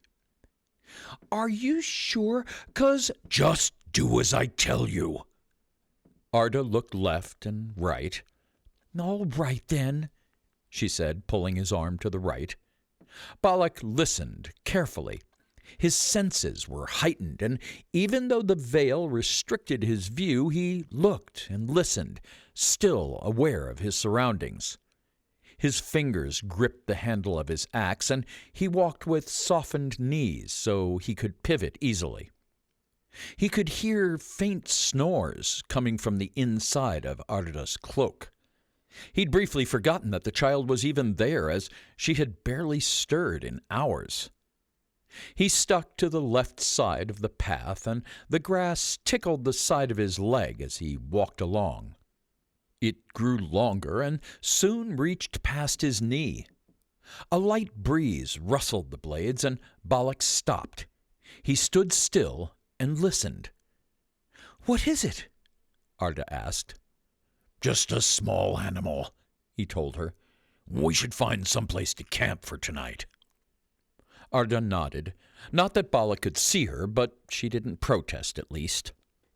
The child began snuffling and shuffling. Balak swung his head around quickly. "Keep her quiet," he spat. Arda placed the knuckle of her tiny finger in the infant's mouth. The infant's eyes widened as she sucked like mad, slurping her lips. "She's hungry," Arda said. "The sooner we find somewhere, the better." "Bringing a child on this journey makes us an easier target," Balak lectured. "I agree, but Arguing about it won't solve the problem, and by the looks of it, you are also not at full strength." Me? Nah, just temporarily. Or would you like me to go back? Balak growled. "We need to rest and eat, get you to full strength, and change those rancid dressings." Balak grunted, but gave a nod in agreement. Arda smiled to herself. Again, they walked in silence. The path narrowed as they started to slip under a thicker blanket of trees. Balak liked the cooler, darker air on his face, and he sucked in a deep breath. They headed through a small wood and stayed close to the mountain's edge. Balak stopped occasionally, looking at trees and rocks. As the sun went down, his eyes adjusted to the moonlight. "Where are we?" he asked. "What do you mean?" "I mean, where did you bring us? I have no memory of this place." "Me? I followed your directions," Arda stated defensively. "Well, you must have made a mistake then. I can get us back on the right track, but we must have gone in the wrong direction." He recognized a delicate fragrance in the air. He inhaled again and followed his nose along the mountainside. As the smell got stronger, he grabbed at some dark green plant leaves and heaved. He pointed to a small bush growing up the side of the mountain. "These berries, they're edible. Might be able to do something for the kid." Arda took out a large cloth from her satchel and filled it with berries. She wrapped it and placed it in her satchel. She continued to follow Balak, who had rushed ahead. He was pressing his palms and then knocking on the mountainside as she approached him. "What are you doing?" Arda asked him, but he didn't answer, just continued to press the mountainside. A coating of shrubs hung loosely over the mountainside. He ran his palms along the rocky wall and then scooped back the shrubbery and vines. "A small cave," he told her. He popped his head in and looked around. It was dark, but silent. He pulled the shrubs back further to allow in more light. It was damp, but empty. "Wait inside. I'll be back soon." Arda pushed through the vines and entered the cave. She placed her belongings and the baby's basket down and then sat on the ground, waiting for Balak. He returned soon after with tinder, kindling, and firewood. His eyes were still covered. "How did you find that without being able to see?" Arda asked. "The hollow is a dark place. I'm used to the darkness," he said, and dropped the wood on the ground. "Can you light a fire?" He leaned against the wall and slid down until he was sitting. "I can try," Arda said. She set to work, arranging a small number of logs into the shape of a point. Vigorously, she began rubbing 2 sticks together. Balak slowly removed his veil. He rubbed his eyes, and after a while his vision began to return. He could see some stripes of low light breaking through the vines and shrubbery at the cave's entrance. He blinked several times and looked around the small cave. He watched Arda keep rubbing the sticks until they started to smoke. She took breaks every so often to wipe her forehead as she had begun to sweat profusely. "Don't stop. Keep it going and it will spark," Balak suggested. She took a deep breath and rubbed continuously. Finally, she noticed a spark. She smiled and brought her face closer to the fire and blew gently. A few drops of sweat fell from her forehead and dampened the fire, wiping the smile from her face. Agitated, she threw the sticks away. Balak sighed, lifted himself up, and picked up the sticks. He sat next to Arda and rubbed them furiously but steadily without stopping. Soon enough, the smoke turned into fire. He placed it in the opening of the tinder teepee, blowing gently. When it ignited the tinder, he slowly added kindling, then small twigs, building the fire up. Is there any easier way? Arda asked. Not unless you can conjure it out of thin air, Balak snarked before returning to his spot. He could see the glow of the fire as its flame grew, snapping and crackling on the damp cave floor. The light outside was starting to fade, but he was unsure how he would react in the daytime. So I suppose you've traveled all over Tartarus in the past? I suppose I have. Have you been to the Iron Gates before? She questioned. I've seen it, in passing. Have you been to all 8 kingdoms? Correct. Have you been to the north? I heard nights there last for weeks, sometimes months on end, that the skies light up on fire. Is all that true? It's just a barren snow desert. Oh, well, what about Partha? Does the earth truly breathe fire there? Does it live up to its name, the kingdom of fire? I take it you don't travel much. The baby began to cry. Shh! Shut that child up, now! Arda scooped up the infant and comforted her. She gave her some sips of water and began squashing a few berries between her fingers and placing them in the child's mouth.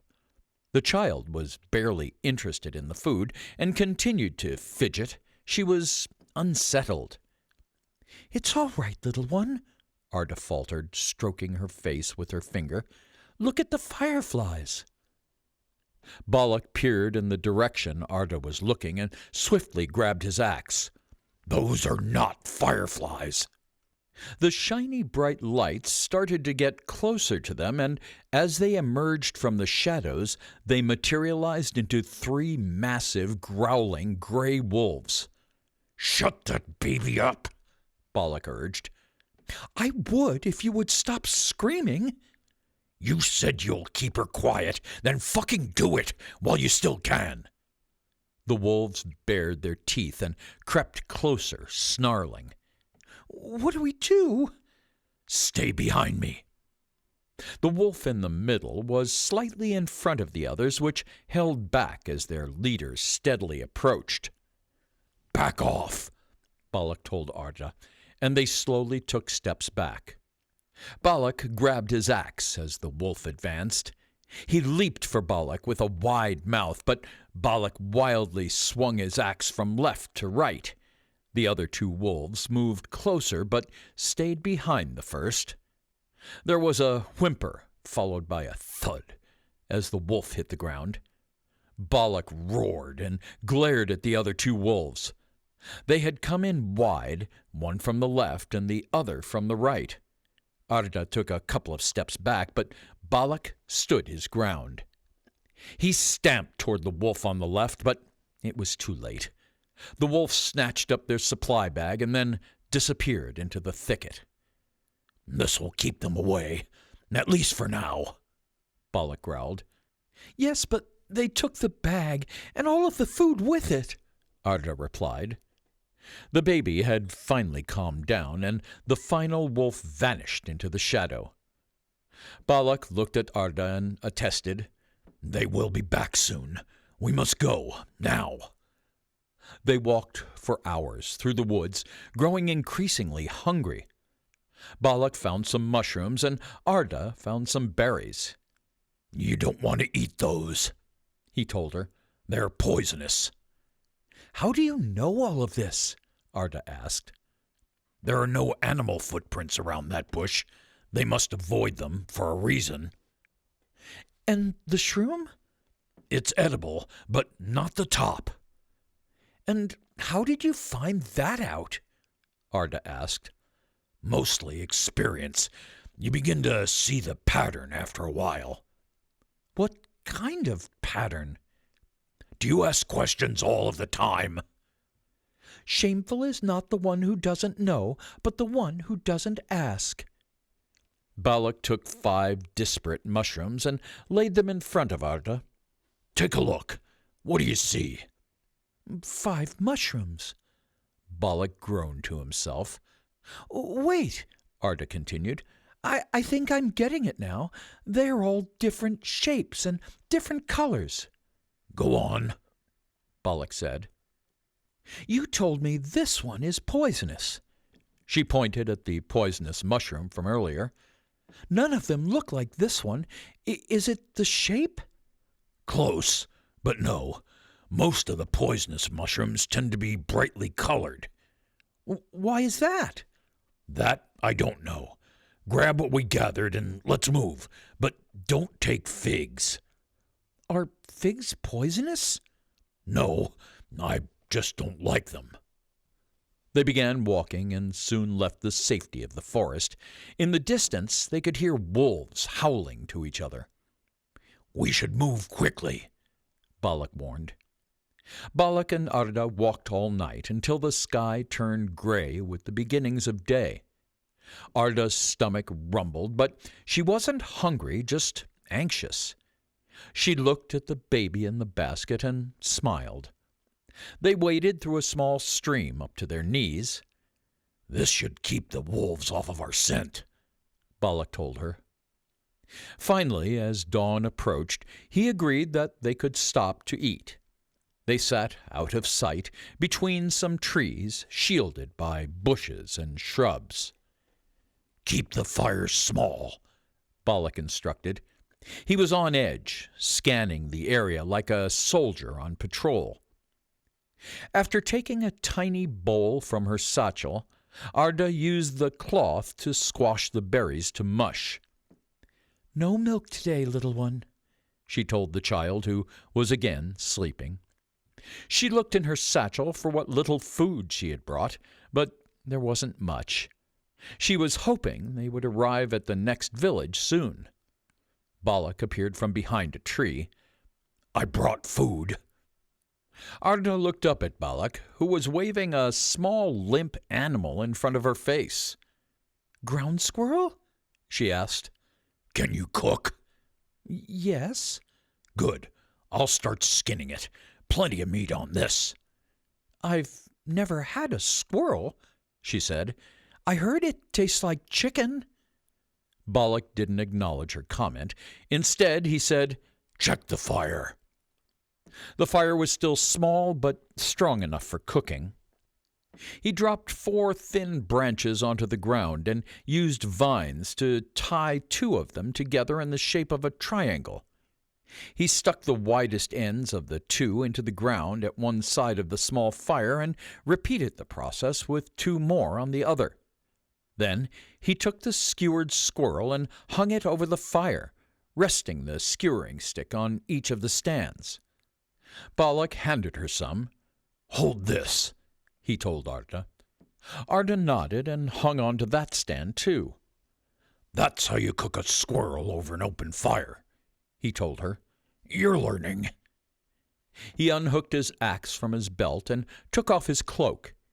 He slumped down against a large tree and lay down, resting his head on his cloak. He closed his eyes and began snoring.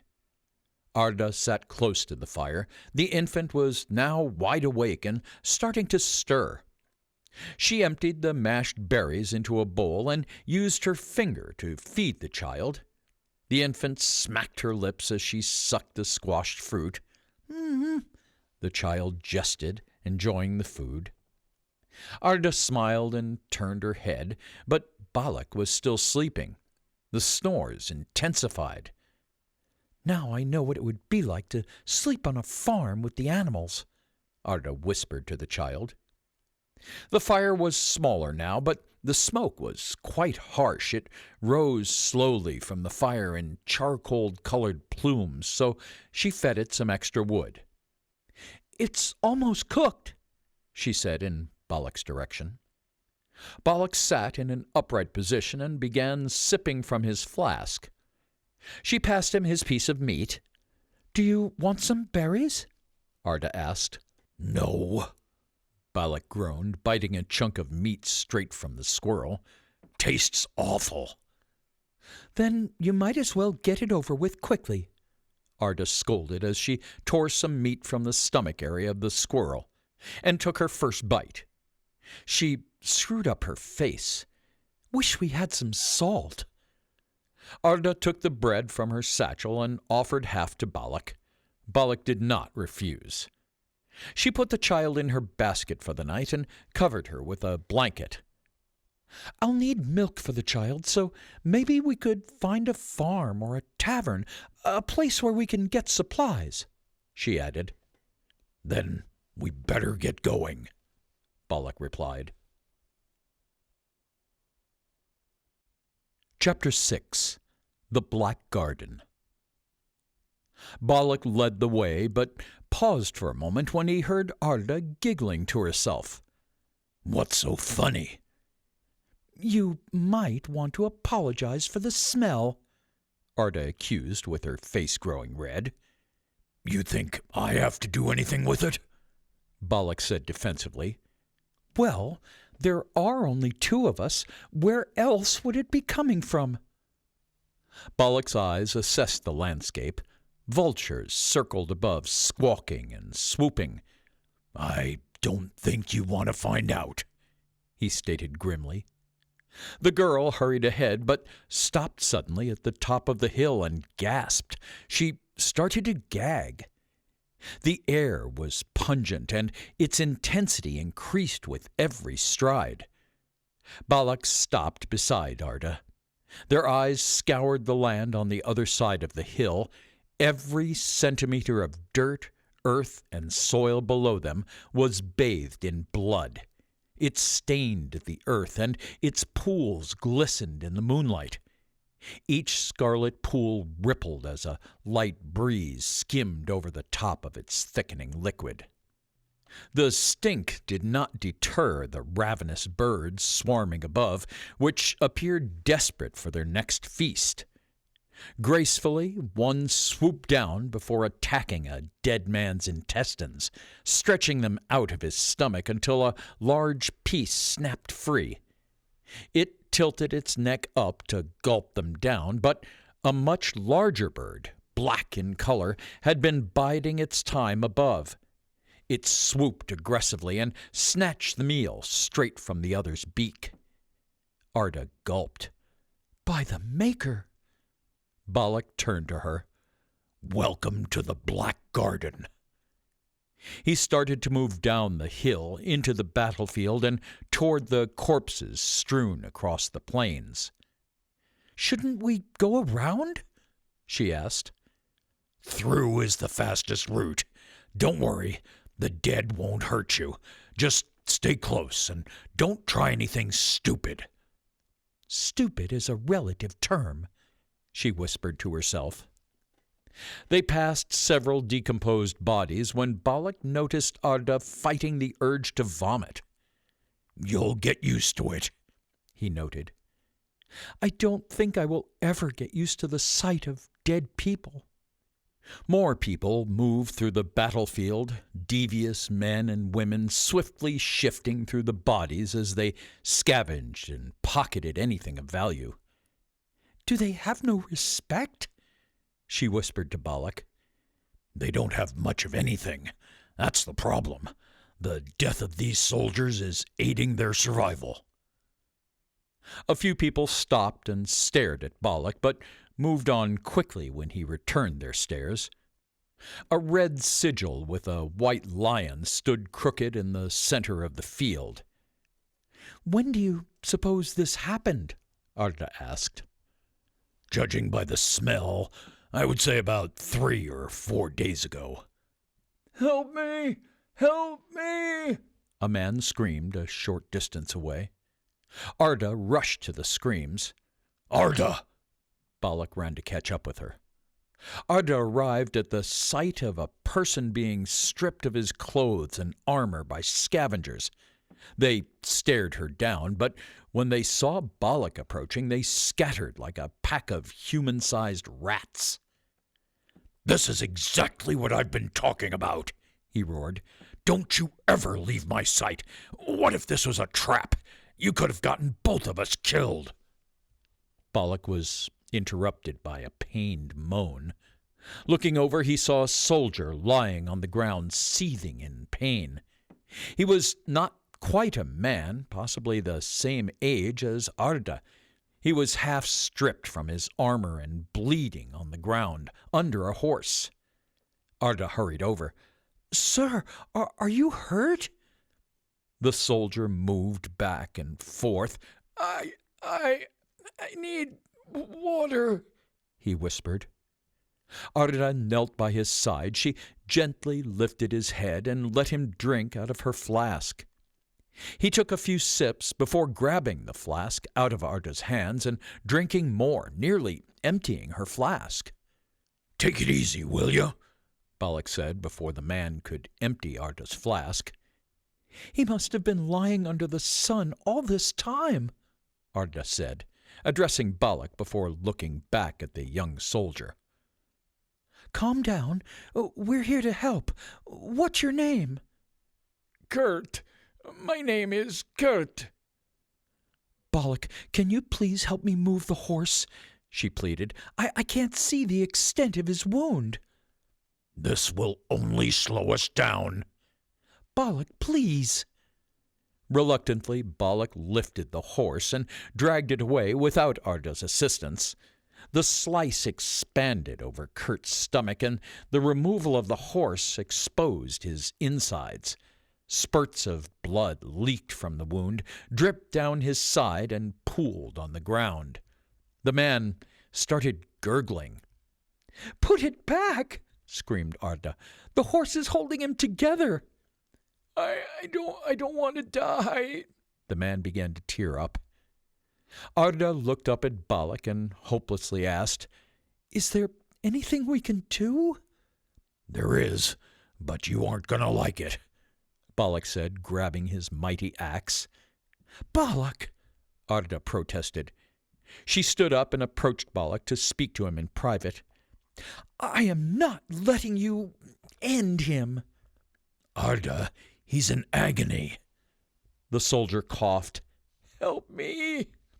"Trust me, this is the only humane thing to do," Balak assured her. Arda paused. She looked at the dying man, but could not come up with a better solution. "He already spent several days dying of thirst and pain," Balak said. "His torso is being held together by a horse. Least we can do is make it painless." "You're right," she acknowledged in a low voice. "Do what you will." She turned her back and began walking away. Balak waited until she was far enough and knelt to talk to the young man. It hurts. Can you make it stop hurting?" the young man asked, choking on his own blood. Balak reassured him. Yes, I can. But first, I want you to look east." The young man slowly turned his head to the side as Balak prepared to act upon his word. Arda could hear the wind between the axe and the soldier before it struck him. She squeezed her eyelids together tightly. "Let's go," Balak said, snapping his axe back into his belt. "Is that what you would have wanted if it was you?" asked Arda solemnly. "I would," Balak stated. Arda lowered her head in gloom. "What you did for that boy," Balak started. "would you still have done it if you knew he was Parthian? I've heard stories of their ruler that will turn your stomach inside out." "People are not their kings. People are people, and everyone deserves a little kindness." Balak narrowed his eyes and shook his head. "Does it have a name?" Arda asked quietly. Balak turned to Arda with a confused look. "Your axe," Arda continued. "I heard people in the hollow mention that the metal for your axe was forged in dragon's flames." "Those stories are greatly exaggerated," Balak objected. "Where did you get it?" "I got it from its owner." "You killed a man for his axe?" "I bought it." "What did he call it?" Arda asked. "It didn't have a name. It was just an axe," Balak responded. Can I name it then? Go ahead. How about the Scourge of the Maker? How does that sound? Good enough. You would have said that regardless. It's just a weapon, girl. It doesn't need a name. They continued in silence through the battlefield. The sea of blood-stained bodies seemed never-ending. Armored men and horses painted the plains red. It's hard to look at all this death and looting, Arda said. The Maker teaches us that the human body is sacred in life and in death. I guessed you would be superstitious, but I didn't know you were religious, too, Balak noted. Not exactly. I just like to read. Can you? Never had the time to learn. That sign, for example, says, "We the mountains." Is it really what it says? Yes. Would you like me to teach you? No, I just find it ironic. How so? These mountains belonged to the Carbadians long before Amidons lived here. First, they cleansed the people. Now, they're claiming the mountains. That's not what the books tell me. I might not be able to read, but I know that the victors write history. They don't teach you that in your books. These exact monuments were built on the ruins of Carbadian monuments, and those were built on top of what the Tavlins had constructed. These mountains belong to no man. Arda shook her head. She and Balak walked silently, moving through the corpses, many of which had started to decay. Arda wrapped a scarf around her nose and mouth. Eventually, they came to the end of the battlefield and climbed a small mound. The sun was low, and it was glowing a shade of dark orange. All of these men, regardless of their allegiance, are murderers. Some may see them as heroes, but not for me, Balak said coldly. These men fought and died for their country. Doesn't it make them heroes? Every hero is a villain in someone else's story. Arda scanned the battlefield one last time as they disappeared, heading down the other side of the hill. The town, over there, Balak pointed out. It's much larger than I remember. Arda breathed a sigh of relief. Thank the Maker. I thought that smell would never leave us. Chapter 7. Tales and Truths. The town was surrounded by a large wooden fence with a watchtower. The gates were closed, so Balak and Arda knocked on the door. It's different than what I remember, Balak said. They walked through the streets and past a blacksmith who was working on a sword. Balak watched him heat up the metal, hammer its shining surface, and dip it into a barrel of water. The blacksmith caught his eye.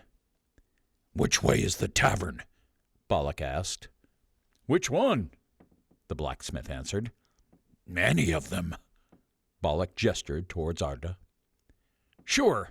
At the end of this street, make a right. You'll see the tavern on the left. Golden Arms. Balak gave the man a nod, and they continued through the streets until they found the tavern. Outside were dozens of horses waiting for their masters. By them, arming squires stood neatly in a row, moving their arms in circles as they cleaned their masters' armor and plates. One particular horse stood out among the rest. Have you seen a horse like that before? Balak turned his head to look. Not like this one. It was brown in color, like a regular horse, but it was taller and had 2 humps on its back. Its eyes were vibrant and blue. Its eyes look almost human, Arda whispered. You have a wild imagination, Balak scoffed. They saw an old man sitting in front of the entrance. His eyes were covered by a ragged cloth, and he was holding a small cup, begging for money as he counted wooden beads around a string. He rattled a few coins in his cup as he heard the two walk by. Before entering the tavern, Balak turned to Arda and advised, "Remember to keep a low profile, and don't let them provoke you." The tavern was bustling with life. Soldiers bragged of their glory in a recent battle. A handful of Parthian soldiers stood in the corner, stripped of their armor. Why have they kept those soldiers? Do they intend to torture them? Arda whispered to Balak. "For ransom.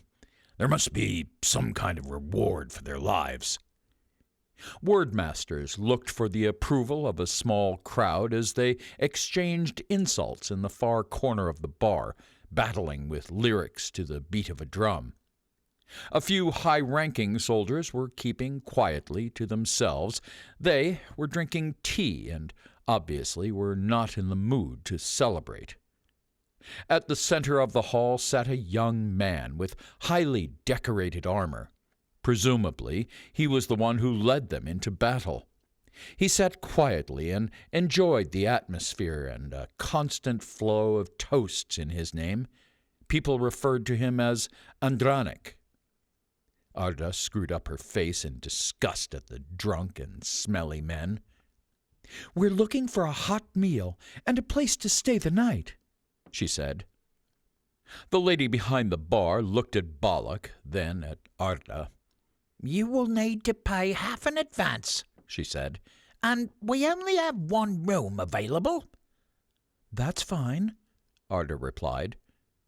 Balak pulled out his coin purse and handed over some silver pieces. "We'll pay in full. I trust that will cover 2 jugs of ale, 2 meals, and the room." The woman's eyes widened. "What would you like, sir?" "Kebabs, and make it quick," he told her.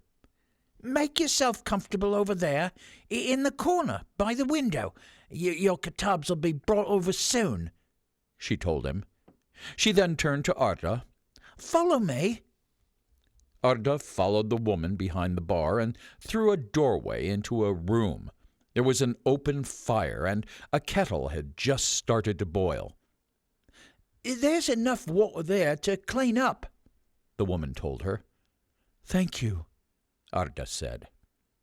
The woman let her be. Arda took the basket from her back and unstrapped the child. She poured the water into the bowl, but before washing she pulled out some of the goat's milk and filled the child's cup. She placed it in the water to warm it up. She changed the child, pulling spotless clothes from her bag. Once the milk was warm, she washed the child down before washing and changing herself. The woman returned, and Arda thanked her. She also took the child's blanket and handed Arda another. "You could use this one while yours dries," the woman said. "Your food is waiting with your—" "Grandfather," Arda replied. Arda grabbed her things and hurried through the bar to Balak. She gave the child her milk and placed her in the basket, which she then tucked under the table. She slid her along the floor and into the corner so that she was not in plain sight. The woman at the bar offered Arda a glass of wine, and she accepted. She sipped it as gray smoke started to bellow from the fire, and an old man with a scraggy beard limped over and threw on some wood. The plumes of smoke rose, forming downy clouds. He poked at the wood with a long stick, pushing it farther into the orange flames. The fire cracked and spat before it settled down and the smoke faded. The barkeep approached with their order. Balak rolled one kebab without looking and took a big bite before spitting it all out. "What's wrong?" the woman asked. "Sumac. I don't like sumac on kebabs," replied Balak. "Didn't take you for a picky eater." "I am not being picky." "Fine. I'll get rid of the sumac for you then." They sat quietly and ate their food. A bard entered the bar and recited a rhyme he had written about the battle to the soldiers. The battlefield and its steel are stained with red. Victorious Armida celebrate its bloodshed. For the Darklands this round is their victory. They battled with honor. Many soldiers are dead. Balak paid no mind to the bard, but watched a dark-skinned man in the corner. He was taking on challengers in an arm wrestle, drinking and enticing soldiers with his stories. He defeated soldier after soldier, becoming more arrogant with each win. The soldiers grew more frustrated, and their frustration led to more drinking. With every swig, they became rowdier. More soldiers lined up to challenge the man, and, in turn, each was defeated. One of the soldiers stood on his chair and thundered, Gentlemen, may I have your attention, please? The room went silent, and he continued. Let me raise this glass in honor of our leader, Andranik, who led us to glorious victory over those Parthian scum. Almost every soldier in the tavern began to cheer and laugh. A few older and higher-ranking soldiers kept to themselves until one of them had enough and stood up and protested. Hollow victory, if you ask me. The tavern went quiet before some men began to boo. Another victory like that, and Armida will have nobody to defend it. The whole kingdom will be left in ruins.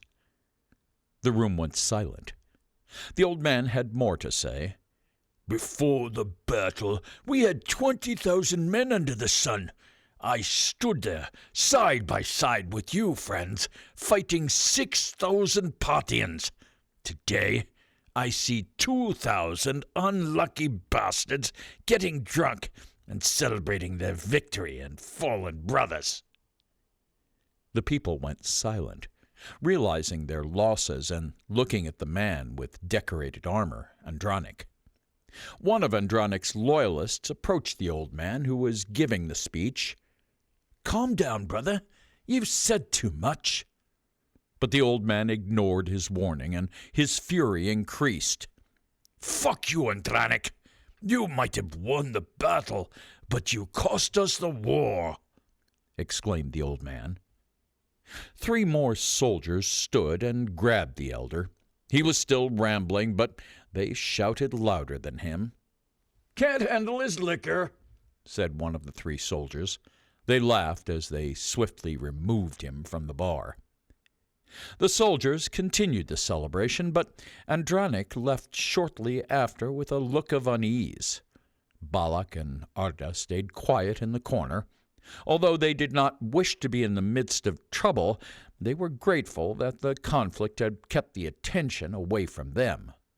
The soldiers continued to take part in the drinking challenge, while other men across the room began snorting pixie dust. This caused their eyes to widen and gave them a sudden rush of energy. A towering Amidan soldier with a long beard noticed Balak in the corner. He whispered to his comrades, and 4 of them headed over to their table. I think a man of your size would be able to win this man in an arm wrestle. What do you say? Not interested, Balak growled, taking a swig of ale. We can win our coin back, and we'll buy you a drink. Come on, he said. Not interested. The man's attention then switched to Arda. Is this your wife? She looks young enough to be your daughter. Don't be afraid, another soldier slurred. He grabbed Arda's arm. Maybe you should come with us. This man is too old for you. Don't you want to get some real cock? He yanked Arda up, and Balak jumped to his feet. He was larger than the soldiers had first anticipated, so they stepped back, all except the soldier who restrained Arda. The child began to cry. A child, too? Another soldier commented. He stepped forward, bowing his head to look under the table. Do you really want to do this? Do you think you can take out a tavern full of armed soldiers? Do you really think you'll get your wife, your child, and yourself out of this place in one piece? The leader growled. He slapped Balak on the back of his neck several times, a sign of disrespect, as he expressed his dominance. Balak scowled. He stared into the soldier's eyes and said, Maybe not a full tavern, but I only need 2 swings for the 4 of you. In his mind, Balak was playing out quickly murdering these 4 men and rushing out the door, when the dark-skinned man interrupted their standoff. Care for a friendly competition? He asked. The crowd had congregated to watch the arm wrestle. Arda scooped up the child in the basket and grabbed her things before the 2 soldiers pushed her to the back of the tavern. Balak waited at the table until the dark-skinned man sat down before him. I'm Zia, he told him. Balak, now can we get on with it? Balak's hand dwarfed Zia's, but Zia did not appear afraid. He was still glowing with confidence. Watch me finish my drink as I take on this old man, Zia stated to entertain the crowd. The men joined their hands and began. Balak used his bare hand and pushed against Zia's gloved hand. He pushed with all his might against Zia's strength until Zia's arms started to relent. By the Maker, this one is putting on a fight, Zia stated with a chuckle. But he still put his drink aside to concentrate on the fight. The crowd roared. Zia got a surge of strength and pushed against Balak's large hand. Balak's arms started to move backward, and Zia looked like he would win. But then Balak growled and again put himself in a winning position. A few minutes passed, and the soldiers were loud and thrilled as they shouted for Balak to win. After a while, the men grew restless as the arms of both men pushed back and forth. With one last thrust, Zia was ready to force Balak's arm to the table when he noticed a tall Amadan soldier reaching for his dagger. Balak saw Zia losing his concentration and slammed his hand to the other side, almost breaking the table. Balak stood victorious. Then Zia yelled, "You're new champion, everyone! Hey, bartender, make sure those men are well fed and watered. Drinks are on me." The crowd was ecstatic. Arda released herself from the clutches of the soldiers, approached Balak, and asked, "How did you manage that?" "I didn't," replied Balak, gazing at Zia as he worked the crowd. "He let me win." "But why would he do that?" Arda whispered. "I don't know, but I think we should head to our room. These men have been through battle, and while they're here, this is not a safe place for a child." Arda nodded. She was still clutching the child tightly.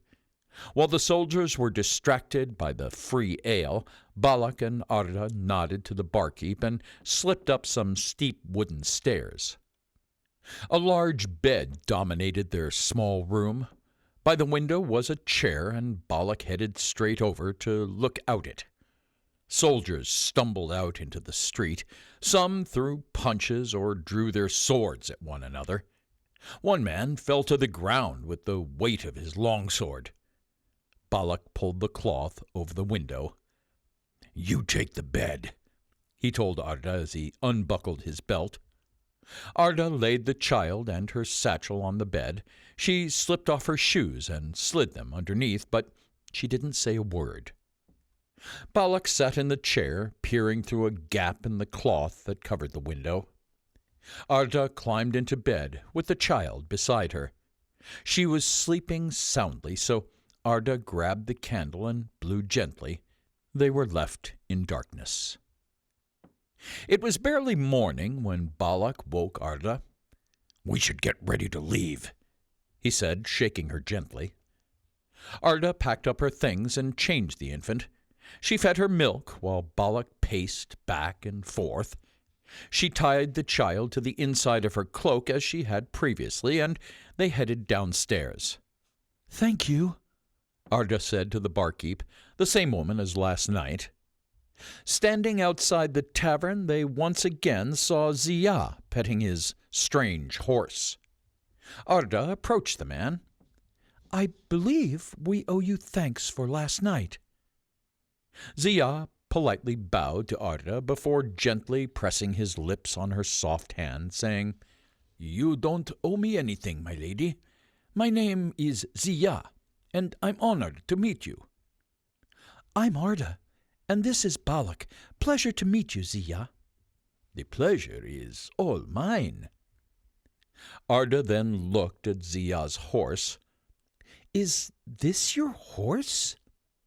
"Oh, you mean her? It is not a horse. It is a camel. But don't call her that. She doesn't like to be called it, right, darling?" He petted the camel as it made a strange sound in agreement. "Her name is Kamala," he added. Arda smiled and scanned the dusty ground. As Zia untied his camel from the pool, he threw a silver coin in the wooden bucket by the man with a cloth tied around his eyes. He nodded toward Zia when he heard the coin hit the bottom of the bucket. "You paid a blind man to watch over her?" Oh, that guy. He ain't blind. How do you think he drew that sign?" They both laughed. Balak approached. "Arda, we need to go," he grunted. Arda ignored him and continued talking. "Where do you come from, Zia?" "I come from the south, past the Samaritan desert." "But there's nothing beyond the desert." "That is what many people from this land say, but they are wrong. Beyond the desert is a land the size of Tartaurus, maybe larger, with people, just like you and me. And where I come from, we call it Netheria." "Amazing. Balak, have you ever been to Netheria?" "No," Balak replied begrudgingly. He started to walk, and both Arda and Zia followed. "Maybe you should. Some sun would be good for you. I have seen corpses look more alive than you," Zia suggested. Arda burst into laughter. Balak glared at her. "Sorry," Arda apologized. "Where are you heading?" Balak asked abruptly. "West," Zia answered. "Us too. We should travel together. It's safer," Arda said. Balak's mouth twisted and his eyes widened. He led the way while Arda continued to chatter to Zia. He kept listening to them, and Zia continued telling the girl all about his adventures, shapeshifters, and places outside of time. Arda listened intently, and occasionally Balak would hear her giggle at Zia's jokes. Balak kept leading them through the forest until it started to get dark. "We should camp down for the night," he told them as he came to a stop. "Here? In the open?" Arda questioned. "There's nowhere else. We'll have to keep a lookout." Zia tied his camel to a tree while Balak checked the ground for tracks. The mud was disturbed and damp, with the tracks of a small animal and a horse from the previous day. "Zia can get the firewood," Balak croaked. "Of course." Zia bowed his head and disappeared into the trees. Arda had unstrapped the child and laid her in the basket. "I would stay cautious of him," Balak told her. "Zia? He doesn't strike me as a threat."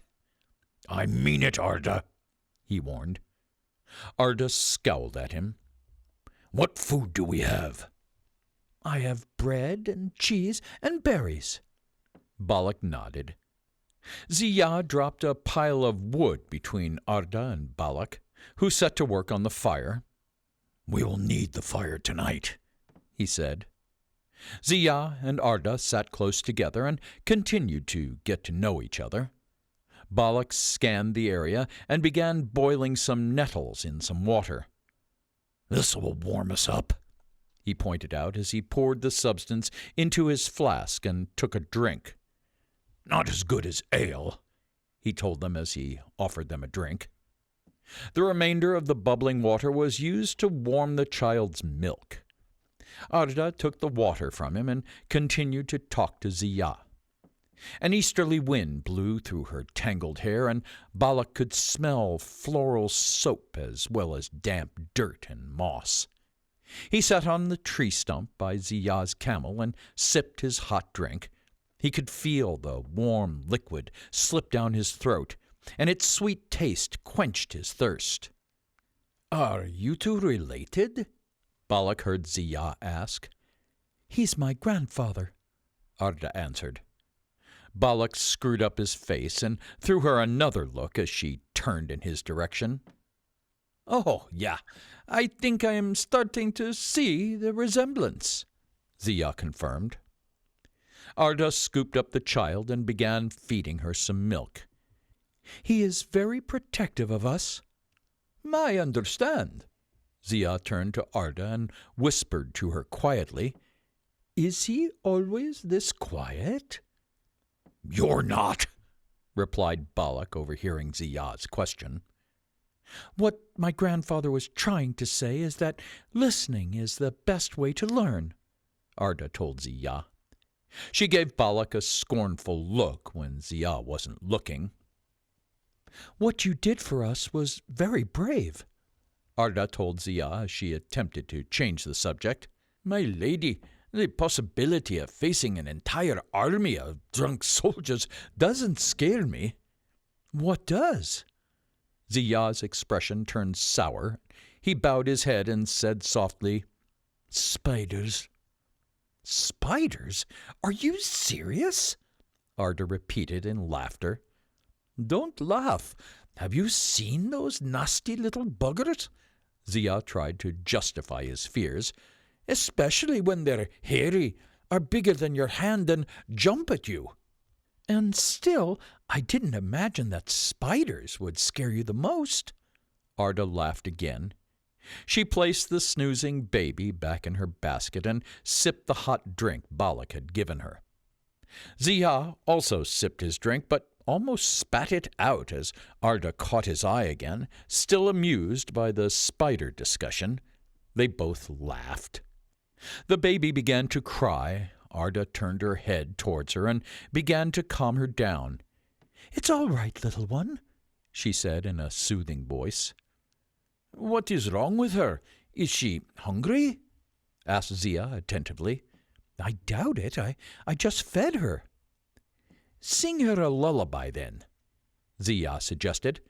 "Balak, do you know any songs?" "I know many songs," he replied. "Well, don't hold back. Sing us one." "I can't sing." "But you said—" "You asked if I know any songs, not if I can sing." "Is he always like this?" Ziyah asked. "It's fine. I can sing," Arda stated as she began to recount the song from her memory. The Maiden Tower Princess. It was an emotional song of a princess who had to marry a prince she didn't love. She promised to marry him if he would build her the largest tower in all of Tartaurus. Once the tower was built, she jumped off the roof to her death. Both men sat and enjoyed the song. When it finished, all three noticed that the baby had stopped crying. "It's a beautiful song," Ziyah noted. "My mother used to sing it to us." "Where is she now?" Ziyah asked. Arda looked at the child again and started telling her story. "We were in Elbrus when it all happened. I was awakened by my mother, who told me to quietly pack bags of food. We began packing when Dad came back. He wiped the blood from his sword and told us we needed to leave right away. I didn't care to ask then because I knew it would only slow us down. We made our way halfway through the empty city streets when we heard the alarm. When the king died, his allies and enemies began to fight for the city. I couldn't tell one from the other. Dad escorted us to the nearest stable. My mother sat us on the horse and made it obvious that she wouldn't be joining us. She told me to ride to the iron gates and never look back.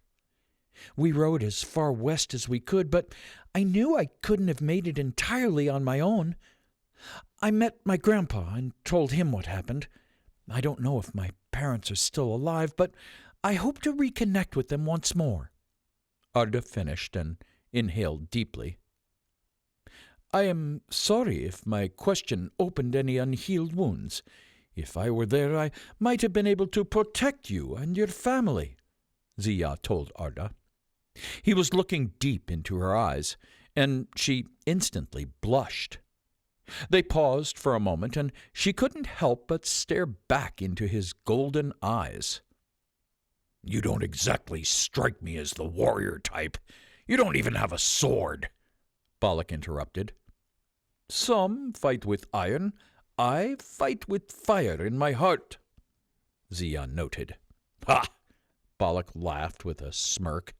"Have you ever been in a fight?" "I have fought the living," Zia said, and leaned toward Arda on his left, "and the dead." "Is this another one of your wild tales?" Balak objected. Arda scowled in his direction. "How do the dead fight?" she asked. Zia got comfortable and began unraveling his story. "I have seen them rise from their own graves. They don't feel fear or pain, thus they have no need for armor or shields, and they will keep coming at you again and again." "So how do you stop them?" Arda asked, moving closer to him. "You can't. You just cut off their limbs and hope it will be enough." "How many dead men have you fought?" Arda asked. "Oh, not just men," Zia said, turning his head to Arda. "Dragons?" Arda whispered with amazement, and Zia nodded in agreement. "Dragons? A liar will always find what to say," Balak growled. He poked at the fire with a stick and threw on some of the wood Zia had collected. It crackled and sputtered as it burned the moss clinging to its flaky surface. "Are you calling me a liar?" "Did I stutter? Or does the truth burn your ears?" Balak asked curtly. "I have lost friends making sure the dead stayed in their graves. You wouldn't be standing here if it wasn't for them." "Why don't you come here and tell me all about it?" Zia stood up and made his way to face Balak. He was short, even shorter than Arda, but his confidence could have easily filled the entire mountain range. "Do I need to remind you that I let you win that arm contest?" Arda rushed to put herself between the two men. "Enough! Both of you! You're going to wake up the child!" "You are lucky she came to save you," said Zia before turning around and making his way to the opposite side of the fire, closer to his camel. "Luck has nothing to do with it," Balak uttered as Zia continued walking. He then turned to Arda and told her, "He is nothing but trouble. Are you sure we can trust him?" "He helped us at the tavern. We owe him that much. Who knows what would have happened if he didn't intervene?" Arda stated. "Fine, but don't make me regret it," Balak growled abruptly before they were interrupted by a soft scream. "Keep it down," Arda whispered loudly to Zia. "Sorry," Zia said. "I just saw a spider." Balak looked at Arda judgingly before lying down. He rolled his eyes and turned his back to the fire. The leaves rustled and waved gently back and forth above his head. The branches looked like huge arms about to grab him. "Balak," Arda whispered. She wanted to say something, but was too tired to argue. When he didn't answer, she snuggled against the child's basket and attempted to get some sleep. Balak lay with one eye open as a calm, chilly wind blew at his face. He watched as Zia slept. He could hear Zia quietly snoring. Balak sprayed some water on his face to keep himself awake, but slowly he began to fall asleep. Chapter 8. Nightingale. The birds chirped a sweet song above Balak's head. A few rays of light poked through the gray clouds that filled the sky and landed on the forest floor. Balak jerked and sat up. He looked around, but he was alone. Perplexed, he lunged to his feet. Arda's possessions were there, but there was no Arda. There was no child, camel, or Zia either. Arda! Balak shouted, but she didn't reply.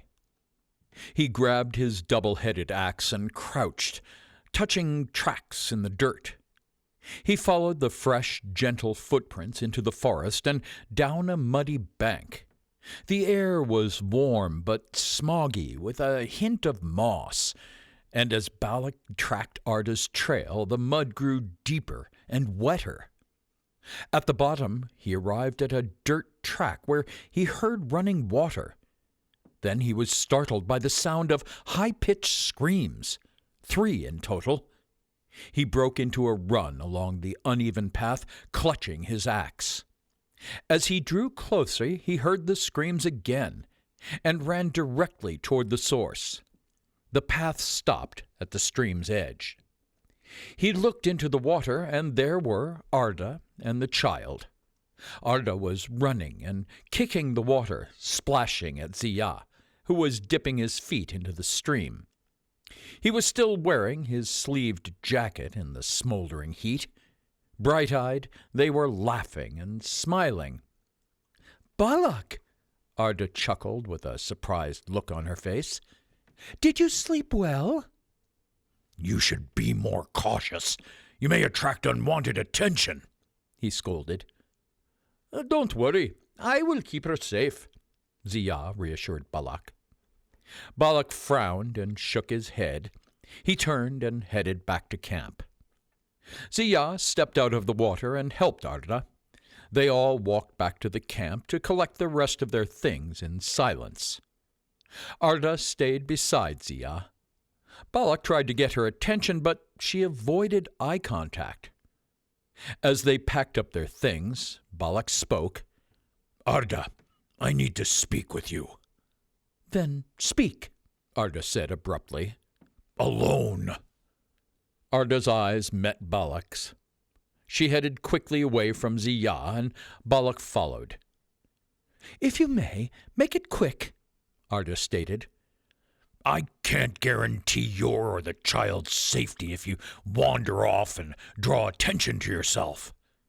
Balak started before noticing that Arda was laughing and watching Zia, distracting her behind his back. Would you stop acting like a fucking child and listen? Balak shouted in anger. He took a few deep breaths before continuing. I don't like to repeat myself. "I think you're forgetting that I am the one paying you. My word is final. He stays with us." So be it. "Good. That's what I wanted to hear." And what would you do if he betrays you? "I have a spear." You are armed, but you aren't trained. I have seen you using it. If we are being completely blunt, I don't think you even know how to use it. "What is there to learn? Just point and stab," Arda protested. Let me teach you. If I can't protect you, you should learn how to protect yourself. "Well, that's not a bad idea," Arda said, offering her spear. "Go ahead." Balak took it. A spear is a good weapon to keep your enemies at bay. You should always aim for the neck. He brandished the spear and poked it forward in a diagonal movement. It's not the easiest place to aim for, but the neck is soft and easy to puncture. Arda watched Balak as he demonstrated. You need to bend your knees and joust forward, he told her. Your turn. He handed her the spear. Arda crouched slightly and sprung up, pushing the spear forward in an upward movement. Not bad, but go for me. Take it slow to learn the technique. Go for the neck. This time, Balak stood in front of her. She crouched again and slowly poked the spear toward his neck. Good, good. Now, keep practicing. This time, with force. Once you've got the force, you can work on speed. Arda practiced a few more times. That's all for now. We'll keep working on it, Balak told her. What about the other end? What? A spear has two ends, Balak, and you haven't shown me what to do with the other. That side is for hitting stuff. You can manage that one all on your own. Arda walked back over to the camp and scooped up her satchel. This way, Balak told her. He marched in front. Arda came next with the child, followed by Ziyah and his camel. Balak walked cautiously as they passed through the mountains. There were very few trees, even fewer than yesterday, but the bumpy lands meant that their view of the side and in front was limited. The grass started to turn yellow and brown. Balak began crouching and checking tracks and listening. They walked along a passage between two small hills. Other than the twittering and whistling of birds, there was a strange silence that didn't feel quite natural. Stay close, Balak whispered to Arda and Ziyah. He kept one hand on his axe. It was too late to turn back now. Suddenly they heard the roars of men. They were surrounded. Bandits! It's an ambush, Balak yelled. The men came running toward them from all sides. Balak pushed Arda back toward Ziyah and readied himself with his axe. His knees were bent as the men charged at him, wielding swords. "Hold this!" Ziyah handed her the camel's reins. "And stay behind me." Balak and Ziyah began fighting with the bandits. Balak took the men attacking from behind, while Ziyah took those in front. Arda stood still. She was out of the way, but between her companions. "Retreat!" Balak yelled. "There are too many." Arda started toward Balak with Ziyah and the camel. Balak headed back through the passage, slaying the bandits who stood in his path. "Come on!" he shouted. Arda looked up at the hillside. "Watch out!" she yelled to Balak. Ziyah ran toward him at speed, and with a loud crack, large rocks and boulders began to rain down on Balak. Ziyah dove and rammed his shoulders into Balak's stomach, sending the two flying through the air and crashing to the ground with a thump. The rocks and boulders continued to fall, blocking their way through the passage. They scrambled to their feet, but Arda's face disappeared in the dust. As the dust settled, Balak and Ziyah charged forward, but a colossal wall of rock blocked the passage. Ziyah raised his fists and punched the wall repeatedly. "Kamala!" he roared. Balak stood up and turned Ziyah by the shoulder. He put his finger to his lips, indicating for Ziyah to stay silent. The voices of the men were getting louder. Suddenly, they heard barking and howling drawing closer. The child began to cry. Footsteps padded toward the wall in pursuit of the dogs. "Look at what we have here," a deep voice said. "Grab the girl and that strange horse. Take them to the camp." Ziyah slid down the wall of rock and buried his head in his hands. As the footsteps padded away, everything was silent. "It is all my fault," Ziyah said. "You can say that again. How could you be so fucking stupid to walk into a trap?" "Me? If I recall correctly, you were the one that led us through that passage. I didn't ask to be pushed. I was trying to save you, Zia argued. Save me? And who's going to save the girl? Zia didn't reply. Balak paced back and forth. We have to find Arda. Get on your feet and let's go. We'll go round. The passage was too high to climb, so they backtracked along the passage and looked for a suitable place to gain a foothold. Over there, Zia pointed to a low point on the hillside. We should be able to get up that way. They climbed up the hillside, and Balak headed to where the bandits had attacked from.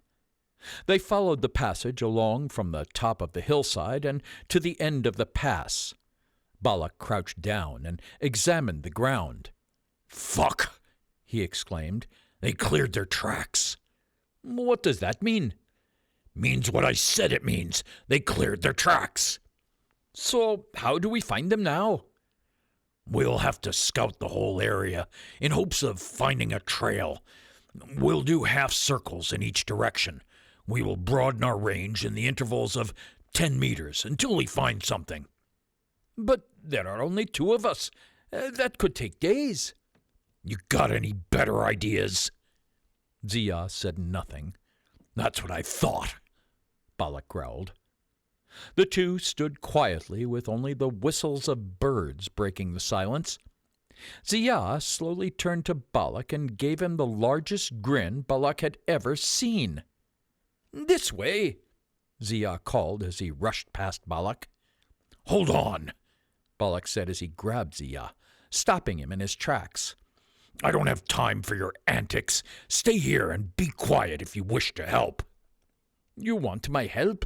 Then follow me and try to keep up," Zia argued before storming off. Balak begrudgingly followed as they headed through the mountain path. They crept through a wooden area. Staying low to the ground, it dipped into a valley, and they entered a grassy area. Balak looked around, stroked his beard, and examined the ground. "Where are you taking us?" "Shh," Zia said, raising his finger to his lips. "Just listen." Balak quieted, but could only hear the birds flying above and twittering. "We need to head north," Zia told him. "And who told you that? The birds?" Balak snapped. "I heard whistles right before the attack. They must have designed a whole language around whistling. This isn't as strange as you might think. I have seen people communicate with nothing but their hand motions back—" "Let me guess. Netheria." "Exactly. Now, move a little faster, old man." Balak sighed and continued to follow. He was out of options. Suddenly, Zia stopped. "Take a look at this." He pointed down at some fresh camel tracks. "Are you not going to congratulate me?" he asked with pride. "That didn't take skills.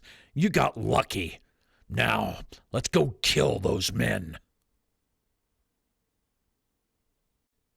Chapter 9. The Company of Fleeing Men. A thick smog of smoke and damp air moved around the camp, creeping into even the tiniest crevice. The uncomfortable air was freezing, but the smoke was gritty and harsh. Arda sat by the fire and could hear a loud noise somewhere deep within the cave, but she couldn't identify it. Her hands and feet were bound together, and she was surrounded by both young and old men. A slender man tended the fire. His hair was very thin and swooped over to one side. When he noticed her peeking in his direction, he paused and leered at her. He was dressed in rags that exposed his chest. As he raised his axe, she noticed his ribs popping out through his paper-thin skin. He seemed gaunt. Arda looked away at the 3 sleeping dogs in the far corner and shuddered. She did not dare raise her eyes in his direction for several minutes. Get back to work with that fire and stop staring at the girl. You're making her uncomfortable. A deep voice croaked at him. Arda glanced in the direction of the voice and saw a tall, stocky man. He was dressed in costly but worn-down armor and had his long, dark hair slicked back. He was cleaner and tidier than the other men, with a smooth, well-maintained mustache. A long sword hung from a thick leather belt, along with other weaponry, including a whip. He wore a full-length fur cloak over his shoulders and sturdy boots that were a little worn. A younger man stood next to him. He was shorter, not as brawny, and much older than her. He was also well-kept and wore expensive armor. He peered from around the larger man and smirked. "Aren't you too old for her anyway?" he said to the man tending the fire. The man tending the fire screwed up his face. "Watch your tongue while it's still attached to you, Marwin," he said through gritted teeth. Enough! You're scaring our guest, the brawny soldier yelled. Both men stopped and looked over at him. We're on the same side here, brother. The older man turned around and began chopping more wood for the fire. You don't always have to fight my battles," Marwin told him, but the man's attention was drawn towards Arda. This wasn't a battle, the man clarified. "You know what I mean. I could have handled it myself. I'm not afraid of him," Marwin pointed out. Did I say anything of the sort? "No, but your actions did." Listen, we're all here for the same reasons. Our fight isn't with each other. "You should be telling him that," Marwin objected as he glanced at the man tending the fire. A loud, clear whistle echoed, interrupting their conversation before the man continued. We can talk about this later. Go and see what the hunters have for us. Marwin nodded and headed off as he had been ordered. The man walked toward Arda and sat by her. So then, what are we going to do with a pretty young lady such as yourself? "Maybe you would let me be on my way with my friends?" Arda replied. He looked down at the child, and then his eyes rose again to meet Arda's. He raised his eyebrows. "And my daughter," she said. "I just want to keep her safe." I'm afraid I can't do that.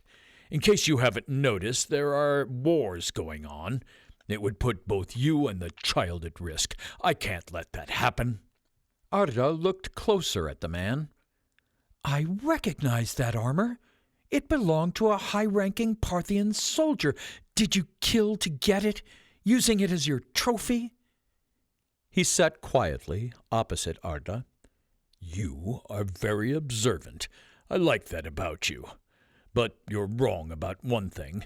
I did kill for that armor, but I didn't steal it.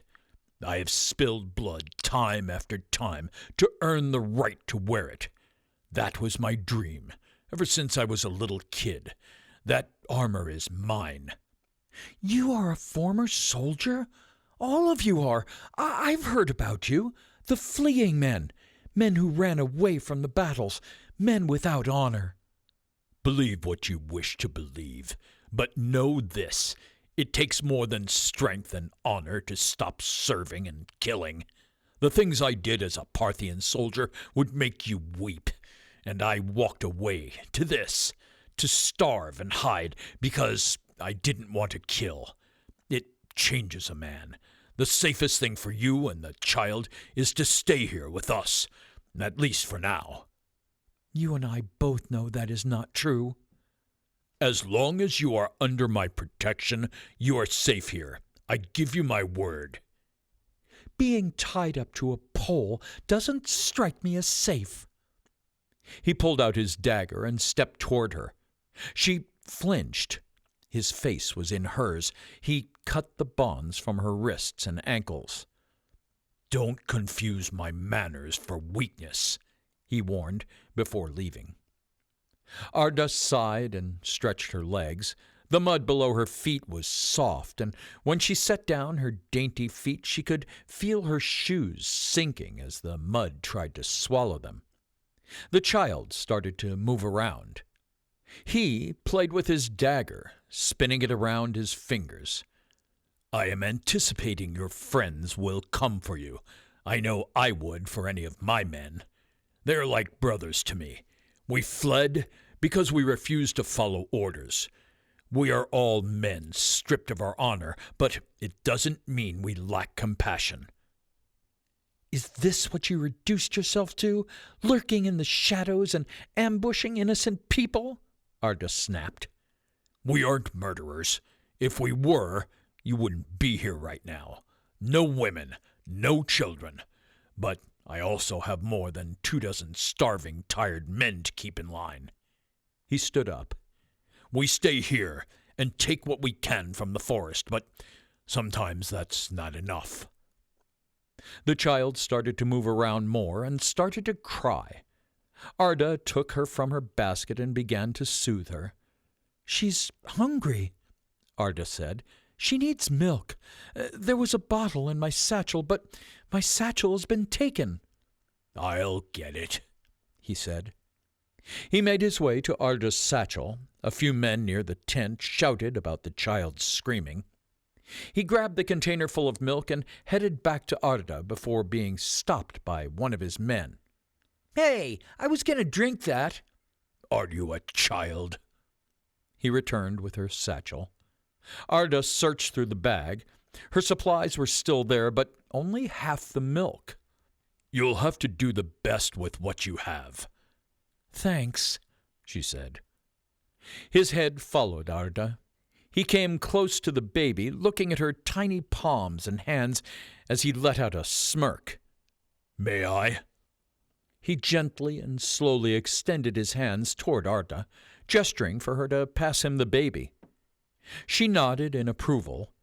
He put his dagger on the table and gently picked up the child. Arda watched him feed the baby, grinning.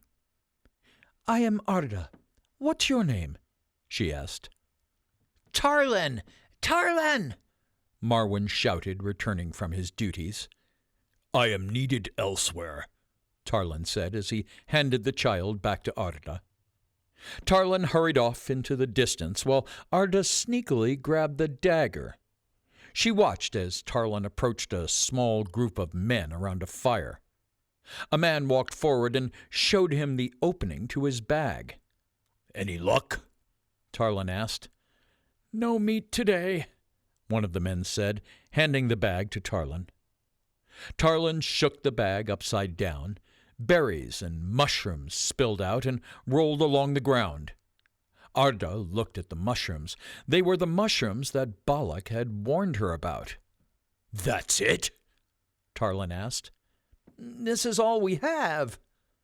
Tarlin sighed. "This won't be enough till morning." Arda watched as one man picked up one of the mushrooms and said, "These would go well with the leftover nuts." As he started to reach for a bite, Tarlin grabbed his hand. "Careful! You don't know if they're edible. You wouldn't want to get poisoned, would you?" Tarlin said to the man. "So, give it to the dogs?" "I have a better idea," replied Tarlin. Tarlin grabbed one of the mushrooms and walked toward Arda, asking, "Arda, do you know if these are poisonous?" "They look like any other mushrooms. No reason to think otherwise," Arda said. "Then you wouldn't mind eating one for me?" He offered her a mushroom. Arda accepted. She didn't want to alarm them. She carefully took a bite from the bottom and began to chew. "Good," Tarlin said. He signaled to the other men. "Tie her up and put her back in the tent. Keep an eye on her," he instructed. "If she doesn't get sick in a couple of hours, we might have something to eat tonight." "What about the child?" Arda called to Tarlin. "I'll keep her safe," he answered. He moved in closer. "As long as you behave." He was close enough to whisper in her ear. She could smell his hot breath. A man walked over, and without saying a word, he threw Arda over his shoulder and dropped her in the tent. Tarlin disappeared with the child. Arda sat quietly in the tent. She looked around, but with her feet and hands bound, she was going nowhere. The man was distracted with what was going on by the fire, so Arda lowered her wrists and started to rub the binding against the dagger she'd hidden under her belt. "The mushrooms and berries aren't enough. Some of us haven't eaten in a week," one of the men protested. What about that funny-looking horse? A man behind him asked. "We've never seen anything like it. It must have come from the mystic forest. Those weird-looking things always come from there. We might have better luck selling it. If we eat it, it'll keep us alive for a day, but sell it, and we can be fed for a whole week." The crowd got quiet before the sound of barking echoed in the cave. "What about the dogs?" the youngest of them said. The two grown men with dogs stood with their heads down. The fire was roaring and flickering yellows, oranges, and reds. A quick severing motion, and two hairy canine heads rolled forward. As their bodies collapsed to the floor, blood seeped out and pooled on the ground. The youngest man was ready to cut the last dog when Tarlin intervened. "Not him," he protested. "It's my dog. If anyone's going to be doing it, it's going to be me." Tarlin headed out of the cave behind the waterfall and wandered through the trees with his dog, away from the other men. He threw a stick. "Get it, Roshan." The dog ran to fetch the stick and dropped it at Tarlin's feet, wagging his tail. "Good boy," Tarlin told him and crouched down, stroking the dog's head.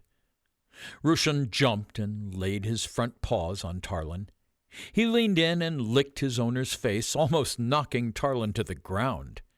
He leaped again and knocked him over, and the dog licked his face once more before sitting, waiting for the stick to be thrown again. Tarlin punched the leafy ground. "I'm sorry, boy," he whispered. A single tear rolled down Tarlin's cheek, and as he wiped it away, a thin line of mud streaked his face. Tarlin grabbed a dagger from his belt. Arda had been working on her binds for some time now, and she was down to the last one when Tarlin returned to camp with a dead, skinned animal. The men sat around the fire and waited for the meat to cook. A bitter smell filled the air, and the mood was solemn. When the food was ready, the men walked slowly and silently to get their food. For some, it became too much, and they had to retreat. Arda sat in the tent as the men feasted. Only Tarlin refused to eat the meat. He sat between the tent and the fire alone, staring at the ground beneath him. He saw a foot and looked up to see Marwyn staring down at him.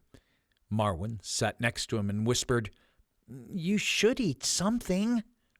"I lost my appetite." Guys told me you were looking for me earlier." "I was." "Is it about what happened between Yashar and me?" "No, forget that." "Then what is it?" Tarlin didn't reply. "Are you going to keep me guessing?" "Remember the girl we brought? She has a child." A child? What do you plan to do with the child?" Marwyn questioned Tarlin. "Not me. Us. We can raise her." "In here? You can't be serious." "Why not? Just think about it. Isn't this what we always wanted? To be a real—" Tarlin stopped talking for a moment while one of his men passed by. "We could be a real family." "We already are a real family." "I knew you wouldn't get it." "Where's the child now?" "She is in my tent. Do me a favor and come by later. Hold her. Just hold her. Maybe you'll change your mind." Marwyn tried to hold back a chuckle. Shh! What? What's so funny? Tarlin asked, with a smile on his face as well. I'm happy to see you so excited. It's been a while. It got quiet, and Marwyn looked into Tarlin's eyes. Their moment of happiness was interrupted by a few men arguing over a piece of meat. I am sorry about Rashan. I knew how much he meant to you, Marwyn said as he put an arm on Tarlin's back, trying to comfort him. Not here. Too many onlookers, Tarlin whispered. Balak and Ziyah made their way through the forest. They followed the path, weaving around trees. I can't believe you never wore a helmet, Ziyah said. They obscure my vision. I get that, but it is a small price to pay to keep a head on your shoulders. And don't take it personally, but you've got a big head. Why do you think I carry an axe? That is precisely the problem. Your axe is huge. I don't know how you carry such a heavy thing around. It must be bad for your back. It's lighter than it looks. Balak crouched and touched the dog's shit and said, Still warm. They must be close. The two men carried on, cautiously. What if someone got close to you? How would you defend yourself? I'd use my head, Balak scoffed. He continued along the trail. Shouldn't we be able to see them by now? Ziyah objected. These guys are too smart to be camping in the middle of the forest. Look, over there. Balak pointed in the direction of a waterfall. It's a waterfall. They must be hiding under it, Balak stated. Interesting. Be quiet, he warned Ziyah. They followed the tracks until they could see a small flickering flame in the distance through the gap at the side of the waterfall. They could hear the chatter of many men enjoying themselves. Where would they keep her? Ziyah asked. Assuming she's still alive, she could be in any of those tents around the fire. They hid in the bushes and waited for around an hour until it was pitch black. They slipped inside the waterfall, hearing nothing but the sound of the cascading water behind them. Balak headed closer to camp and waved Ziyah on. Suddenly, he held his arm up, signaling for them to stop. What is it? Ziyah asked. We're not alone, Balak told him. We're surrounded. Balak felt for his double-headed axe and charged closer to the camp. Arrows were fired at his feet, and men appeared from behind trees and bushes. Balak and Ziyah formed up, back to back, as the angry bandits circled them. Balak raised his axe, ready for battle. Any bright ideas? Balak growled to Ziyah. A few, Ziyah said to Balak before addressing the whole crowd. Listen to me. Give us back what you have taken from us, and I promise none of you will get hurt. The men looked at Ziyah, and then to Tarlin, who lowered his weapon and started laughing. The rest joined him. Balak gave Ziyah a stern look. I thought that would work, Ziyah said. Tarlin teared up from laughing, and after he was done, he ordered his men to attack. The men slowly began approaching the duo. What's the plan? What's the plan? You take the half on your right, and I take the half on your left? Ziyah asked. You don't even have a sword, Balak groaned.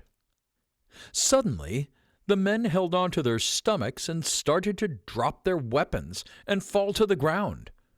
Balak gave Ziyah a look, and Ziyah shrugged. One of the men shook violently, then another and another.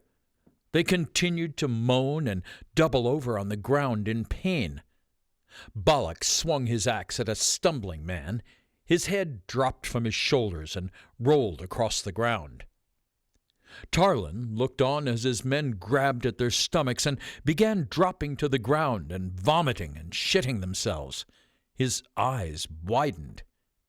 Balak and Ziyah took this opportunity to attack those who didn't show signs of slowing down. Some of the men were still ready to spill blood. Tarlin saw Marwyn rolling around in pain. He rushed to his aid. Marwyn, no, no, no. Look at me. You will be fine. Tarlin, it's getting harder to breathe.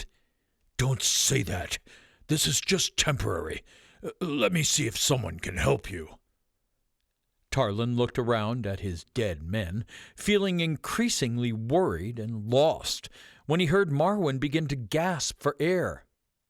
Fuck. Not now. Not now, Marwyn. Please. Marwyn, don't let it be you. Marwyn gave Tarlin one last smile before his breathing stopped altogether. The campfires dimmed with his final breath. Come, meet your eternal rest, Tarlin whispered before closing Marwyn's eyes. Tarlin then kissed him gently on his forehead before breaking into tears. He looked to the ground and noticed half-eaten mushrooms. Tarlin slowly rose and drew his weapon. The girl, he muttered. Anger flashed across his face. Balak and Ziyah forced their way through the bandits, pushing deeper into the cave. Balak struck down those who were still standing, landing fatal blows with his double-headed axe. He never missed, swinging it from left to right and then from right to left as he ran through several men at once. Balak and Ziyah strutted into the camp. 10 men raised their swords and charged toward them.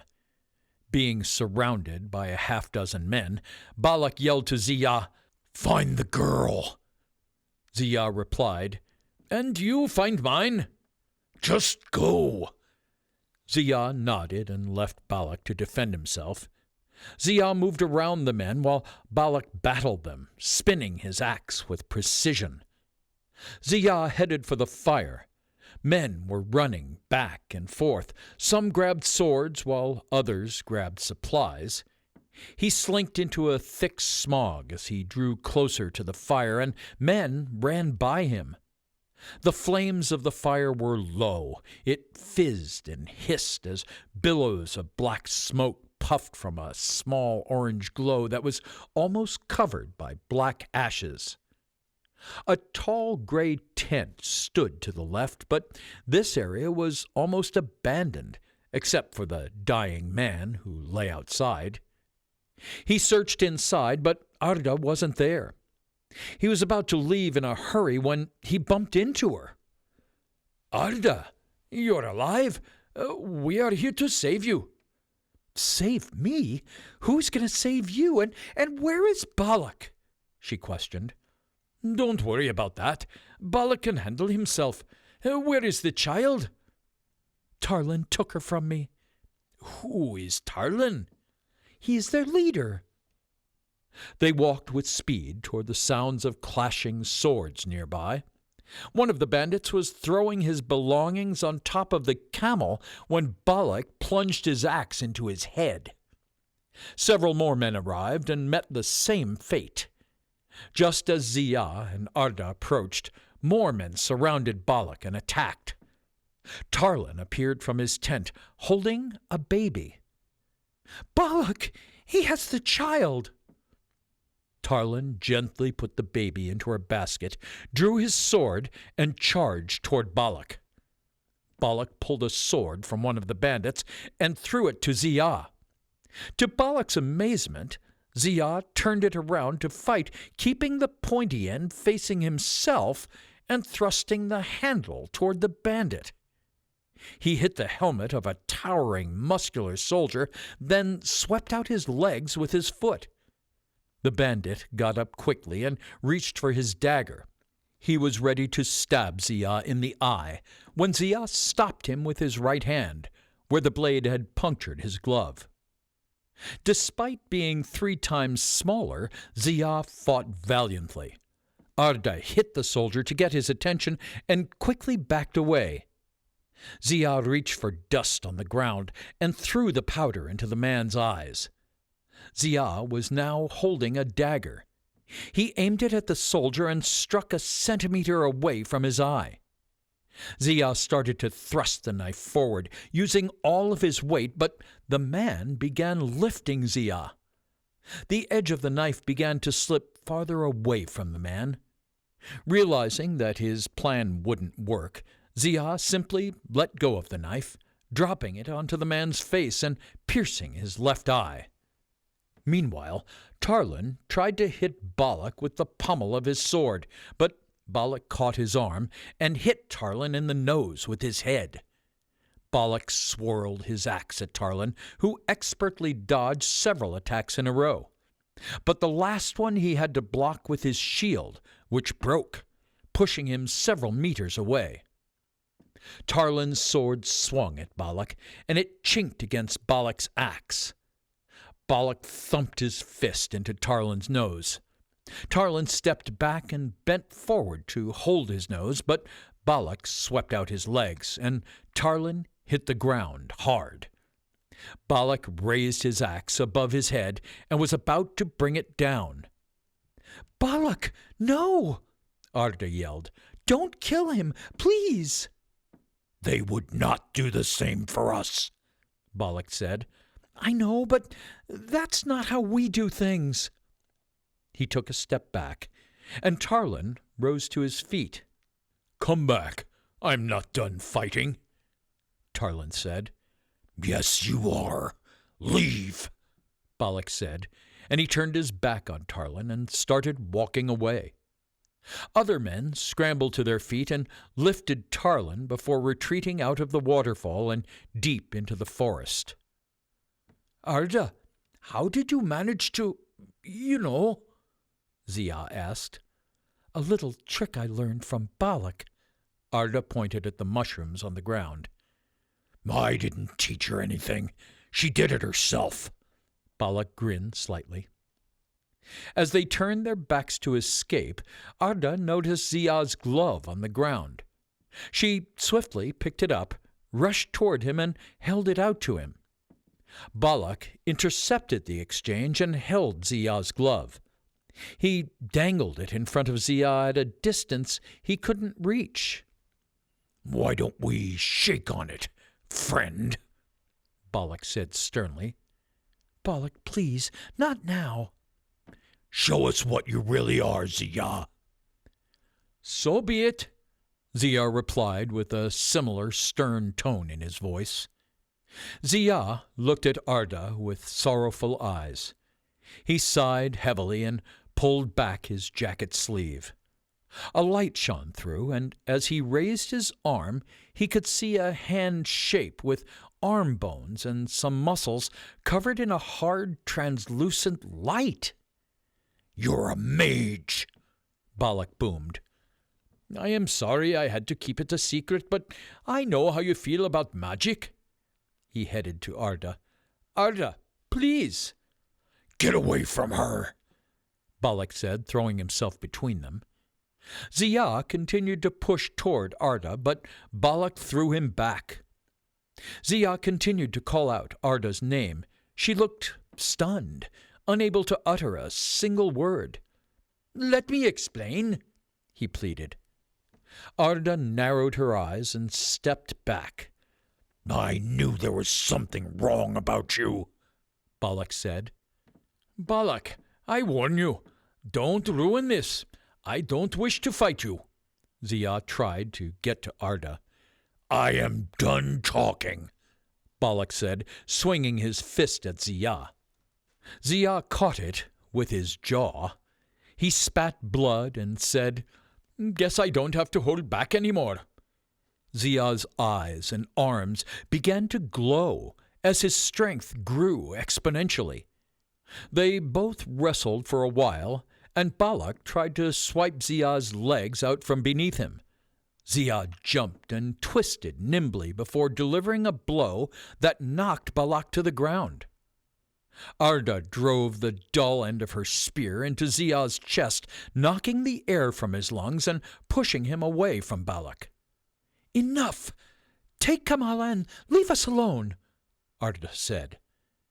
Zia's eyes and arms stopped glowing as he stepped back without delivering a final blow to Balak. Zia offered his hand to Balak. "I am sorry for what I have done. We will leave you."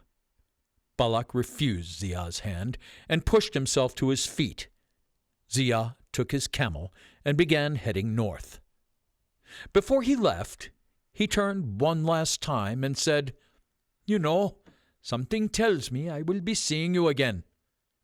Balak, Arda, and the child headed in one direction, while Zia and the camel went the other way. Chapter 10. Walking in Circles. As they walked farther, Balak spotted smoke in the distance.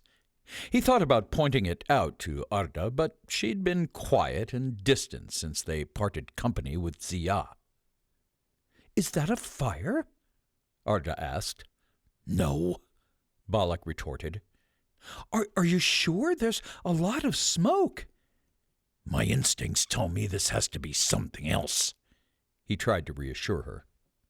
They headed toward the smoke, and as they drew closer, they saw a man sitting on a one-legged stool next to a charcoal kiln. He looked weary, and he blinked slowly, locking his lids together for several seconds. His stool wobbled, and he opened his eyes with a jump. He was startled when he first noticed Balak, but when he spotted Arda, he relaxed a little. Can you point us in the direction of Balak? Balak asked him. "You're close. Keep following the path, and in around half a kilometer you'll see it." "Balak?" Arda questioned, but Balak had already started walking toward the city. "Thank you, sir," Arda said. She turned and walked quickly to catch up to Balak. "Balak!" she yelled, grabbing his arm. He looked at her. What? "Balak is not on our way to the Iron Gates?" We need rest and supplies. "I suppose you're correct." They walked along, and just as the man had said, the city came into sight. Farmers plowed their land with two large bulls. They stopped and wiped their foreheads before starting again. They didn't seem to notice Balak and Arda. A boy walked around and collected the animal shit. He chucked it into his bucket. He noticed them, scrunched up his face, and smiled at Arda before running off to collect more. The glint of the sun caught the spire of the tall wooden watchtowers. There was still a cool nip in the air, and Balak and Arda could see their breath. Just outside the city walls, there were dozens of people camping. They were huddled together, and one little boy was sipping from a bowl. "Where do these people come from?" Arda questioned. Refugees. They must have arrived from a nearby city, Balak replied. Balak noticed a butcher cutting a bull for meat. His table was etched with many blade marks from years of work and unwelcome thieves. He examined the animal and carved every part. The butcher used every part of that animal, even its tongue and penis. Nothing went to waste. Arda admired the market for a moment before noticing a fight that had broken out between a refugee and a local seller.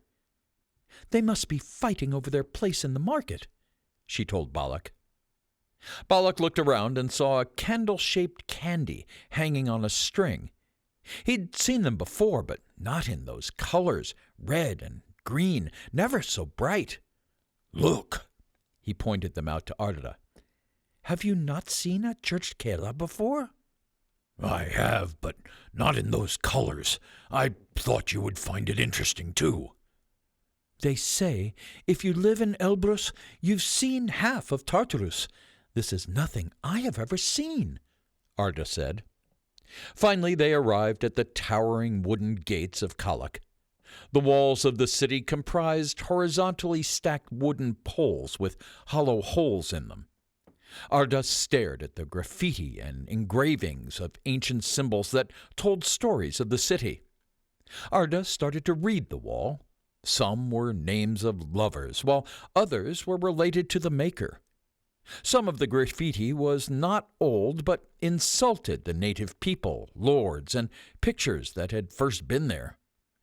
The gravelly ground was harsh on the soles of their shoes. Balak walked tall and looked around. The gray furs he'd taken from the bandits suited him. Arda hid under her shawl with the child. She dragged her feet and stumbled. They'd been traveling south for several days. "We should find a place to rest," she suggested. The inner city was highly populated. Several men were working to improve the city walls and defenses. To the left, a small crowd huddled around two men who were wrestling. Balak reminisced about the pit and Georgi shouting for him to get out. They headed past a link maker. He wiped the sweat from his brow and went back into the heat, hammering and shaping the chainmail armor for soldiers. "You think they are preparing to protect or to invade?" Arda asked Balak. "One thing is certain. Blood will be spilled," he told her. "It's getting dark. We need to find somewhere to stay." They searched for a place to stay, but most of the taverns were full. They turned down an old, filthy alley filled with rubbish. It led them into an open area with lots of small huts. It was much cleaner than the alley.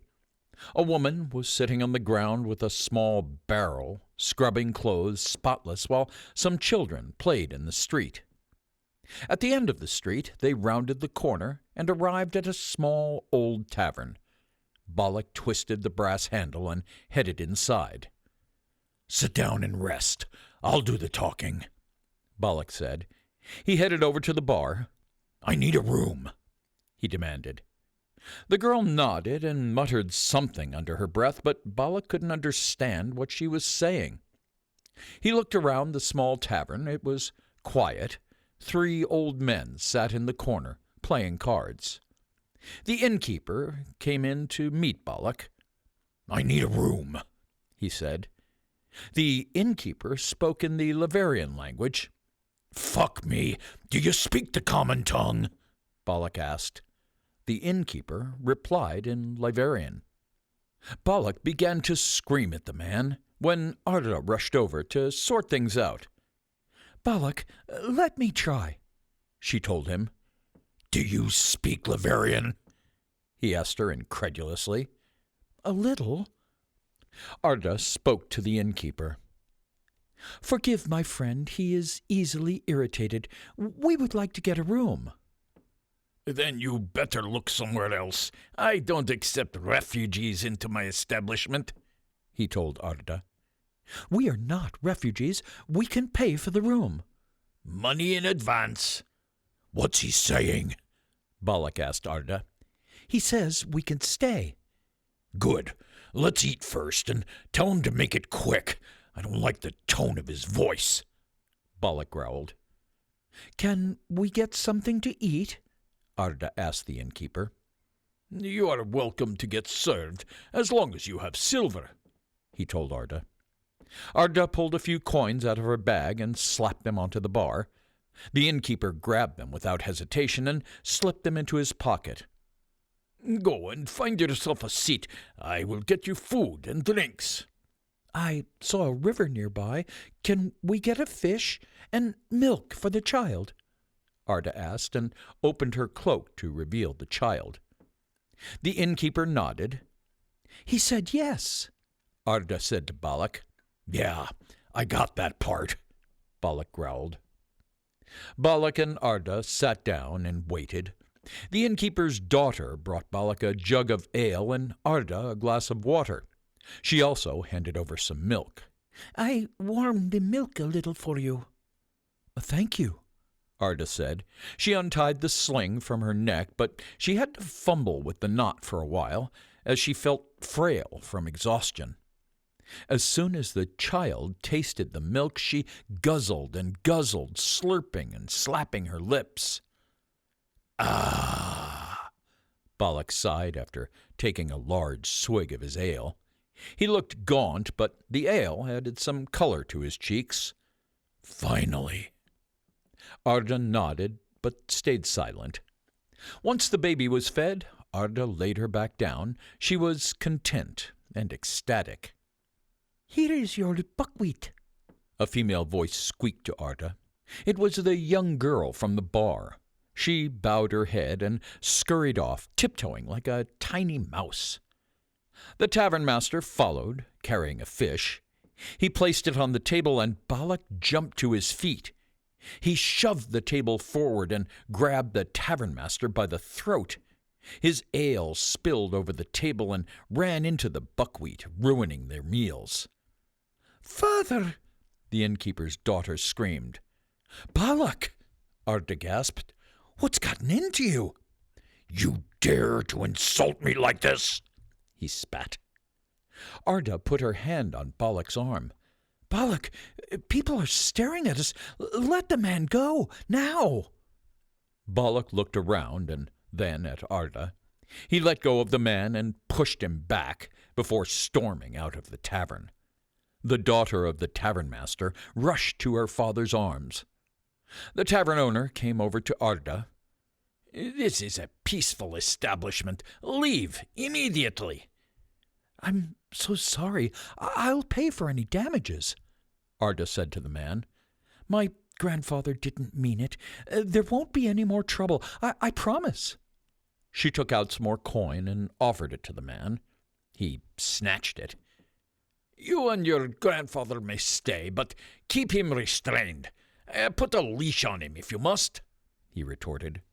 Your friend is a Carbadian, a voice behind Arda said. She turned around and saw one of the old men who was playing nards earlier. "I thought they were gone," Arda said, almost in a whisper, as she processed the implications. She paid for the damages and went outside to talk to Balak. "They're happy to let us stay for a week," she told him. Balak had settled down and was sitting on some hay. "Balak, we need to talk." "Does it have to do with what just happened?" "Yes." "Then no." "You are Carbadian. Is that why you took it as an insult?" Balak sat in silence. "Why didn't you tell me?" "It didn't seem to matter." Balak took a bite of his carcho. "Why doesn't your kind eat fish?" "You wouldn't get it." "Try me," she insisted, placing a chair across from him and sitting to listen. Balak finished his food and took a deep breath before speaking again. "My people were known for many things, but killing is what we did best. For centuries, my ancestors raided the neighboring kingdoms, but everything changed when King Livon of Amida, alongside Ilania and Tavlin, invaded Karbad. After the collapse of the Carbadian Empire, men, women, and children were put in cages or sold into slavery. A significant number died of starvation. The dead were chopped into pieces. Their remains were scattered into the lakes and rivers across Tartaurus. The rest of Tartarus would call it justice, but we called it cleansing. Eating fish would entail eating my ancestors. I may not be proud of my people's history, but they didn't deserve to be slaughtered like animals." Balak barely slept that night. He sat quietly by the door, finishing off his ale while Arda slept. "It's a little early, isn't it? Even for you?" Arda asked as she stretched and rose from her bed. Over the next few days, Balak spent his time wandering the streets of Kalak, asking about Marie Kardav. He visited the places Georgi had talked about, but none of the citizens could remember the name Kardav. It was like the Kardavs were non-existent, just a memory lost in time. He headed through the marketplace and into a part of town he hadn't checked yet. The dark streets of the town felt no safer here than they did in the hollow. Beggars sat on the ground, holding out old bowls in hopes of receiving silver. Balak spotted a busy tavern. 2 drunks were brawling outside the door, but they were stumbling with every punch, unable to deliver a blow. They slurred verbal insults to one another before passing out on the ground. Balak entered the tavern, and it was packed. The noise level was intense as people jeered, cheered, and argued. The whole place smelled of stale ale and fermented eggs. Balak asked around about the Kardavs. "There's a name I haven't heard in a long time," one man said. He twizzled his curly white beard. "Georgi left town, but his old lady died a few years back. The girl left, I think." "Left? Tell me where she went," Balak demanded, but the man did not answer. "Will you give me the answer, or do I have to beat it out of you?" The next minute, the old man's head hit the table, and he let out a ferocious snore. Balak was ready to storm out of the establishment when a voice behind him said, "If you're looking for anything in this town, you better talk to Russo." Balak turned around and saw a short old man who didn't fit in with the rest of the crowd. "And where do I find Russo?" The man pointed down the street toward the city's bathhouse. Balak left the tavern and again passed through the dark streets. As he got closer to the bathhouse, he saw some women outside, all with long, straight hair, brunettes, blondes, raven-haired women, and even redheads. "I'm looking for Marie Kardav. Do you know of her?" he asked a group of them. For a few silver coins, I could be your Marie Daddy, the tallest woman replied. The other two laughed along, but Balak pushed through them and headed inside. He was met with hot air hitting his face. Some drunken men who looked like knights were sipping ale, mead, and cider, and were calling over women. "Show us your duckies," they yelled, and after they'd all had a feel of exposed breasts, they flicked a silver coin and moved on to the next girl. Balak pushed away the women who approached him, refusing to touch their breasts or kiss them. One woman tried to touch him, but Balak grabbed her hand and exclaimed, "No!" The insulted woman started to shout at him in Laverian. This drew more attention to Balak, and men started to whisper about him in Laverian. As he passed them, they shouted what must have been insults. They roared with laughter that filled the establishment. "What did he say?" Balak asked some of the women, but they just mimicked the sounds of sheep and goats, which confused Balak even more. "Can I help you with anything?" a voice said. "I don't speak Laverian. What do they say?" "It's probably best to ignore those people and just talk to me. What brings you here?" the hostess asked. "I'm looking for Russo. I've been sent here." "That is a person in charge here. Do you have an appointment?" "No." "Then you are going to have to wait, like everyone else." The hostess linked arms with Balak and walked him to the bar. Balak waited and sipped ale. Each time he finished his cup, the barmaid refilled it and held out her hand for coin. After 3 cups, Balak refused, but the barmaid refilled it and held out her hand. He paid her, but this time he left the cup full so she couldn't refill it. After a while, the hostess returned and gestured for Balak to follow her to Russo. The door opened, and the silhouette of a towering and fit person appeared in the corner of the room. "Hello. I'm looking for Russo. The women told me—" "Get inside and lock the door behind you," a voice coming from the silhouette said. Balak reached for the door when the voice continued, "And leave your axe outside. You're scaring the visitors." Balak hesitated, but did as requested. He handed his axe to one of the women and watched her leave. He had very little time to find Marie and was willing to take the risk. "I thought this was a bathhouse," he asked. "It is, on paper. Now, tell me, what brings you here?" "I mean no harm. I did exactly as you asked me. I would appreciate it if you revealed yourself." A woman left the shadows and sat on the throne-like chair opposite Balak. "I would like to speak to Russo. Is he here?" he asked. "Then speak." "You are Russo," Balak deduced. "Expecting someone else?" The name sounded male. Did you come all the way here to discuss my name? No, I'm looking for Marie Kardov. Marie. The name does sound familiar, pondered Rousseau. Do you know where she is? I might not. Would you be able to help me find her? I will do no such thing.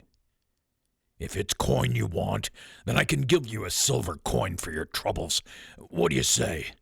Balak proposed. Sweetie, you can give me all the coins in Tartaurus, and I still wouldn't bring you Marie, especially not after that stunt you pulled at the tavern. The word got around. The old rumor mill keeps spinning, Balak. How do you know my name? I didn't. I heard stories, and you fit the description. You don't often come around a man of your stature. I'm curious. Why would the terror of Tartarus show up at my doors? Rousseau speculated. I already told you. I'm looking for Marie. Then who is the girl with you? That's not for you to know. Aggressive. Interesting. No worries. Your secret is safe with me. Does this mean you will help me? You won't find help here. Not from me, at least. I'll be waiting at the bar if you change your mind. Don't bother. You're not drinking here. You're scaring away my customers. If you wish to stay, you can do so outside. Balak waited most of the day for Rousseau to help him, but nothing. He watched men and women coming in and out of the place as day turned into night, but he never saw Rousseau leave the tavern. Balak paced outside. He looked around and found a back door leading to a dark, narrow alley. When he checked the door, he found it locked. As he turned to head back to his lodging, he heard screaming from the other end of the alley. He turned and saw a man forcing himself on a young lady. I just want a kiss, Muska, the man croaked. Balak could hear him tearing her dress as he rounded the corner. The man thrust himself against her, and she sobbed. Leave her, Balak threatened, pulling the man from the girl. What's it to you? Or do you want to taste my rod, too? The man asked, picking up his dagger. Leave the poor thing alone, Balak insisted. Why don't you wait in your corner, bumlicker? The man slurred, lunging at Balak. With one short punch, Balak knocked him to the ground. The girl looked at Balak, obviously scared, and began speaking rapidly in Laverian. She extended her arms, offering him coins. I don't need anything from you, Balak tried to explain. The girl cried as she took off back up the alley, trying to cover herself with her torn rags. Arda was practicing with her spear when Balak arrived. Where have you been? She asked him. She wiped her arm across her forehead. She was extremely agitated, and her cheeks were pink and warm. Out! His facial expression was frozen. He didn't react to her question in his usual way. I know that. I want to know where you are going that is so important that you have to leave us alone. Calm down. You were safe. Are we leaving today? He yawned. We paid for a week. And then? Keep your voice down. We have a long journey ahead. You're exhausted. This seems like a safe place. It was made longer by us coming here, south, out of our way. What are we really doing here? Resting. I know you're lying to me, Balak. You've been talking to the local, visiting houses. You're searching for something, or someone. And how do you know all that? I followed you. Why do I find that hard to believe? Balak questioned. I think I would have noticed you. Then either you're getting too old to notice, or I'm getting better at staying hidden. The next morning, Balak returned to the tavern before it opened. He saw Rousseau leave the brothel, possibly for the very first time since he spoke to her. She made eye contact with him and headed in his direction.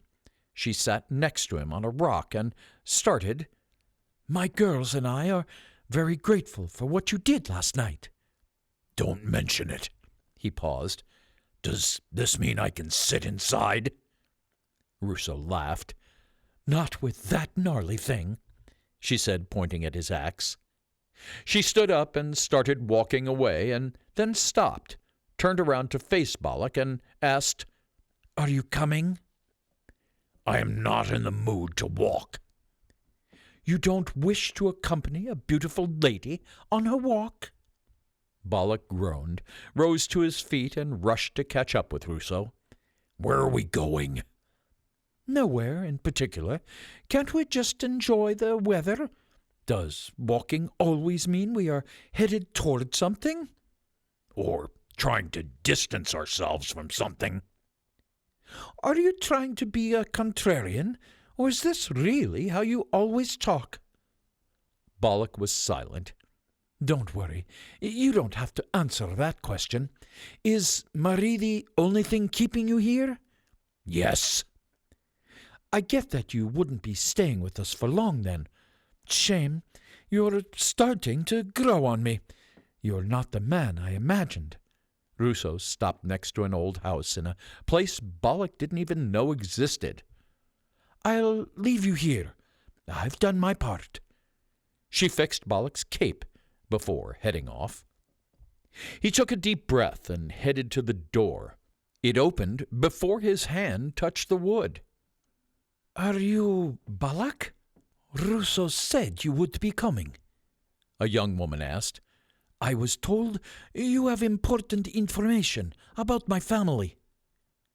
Balak was pleased to find another person whom he could understand without a translator. The girl looked thin, pale, and weak. Balak felt sorry for her. I do, he answered. I knew your father. "You did?" I'm sorry to say he was recently murdered, Balak said. "Murdered?" she gasped, falling on her chair.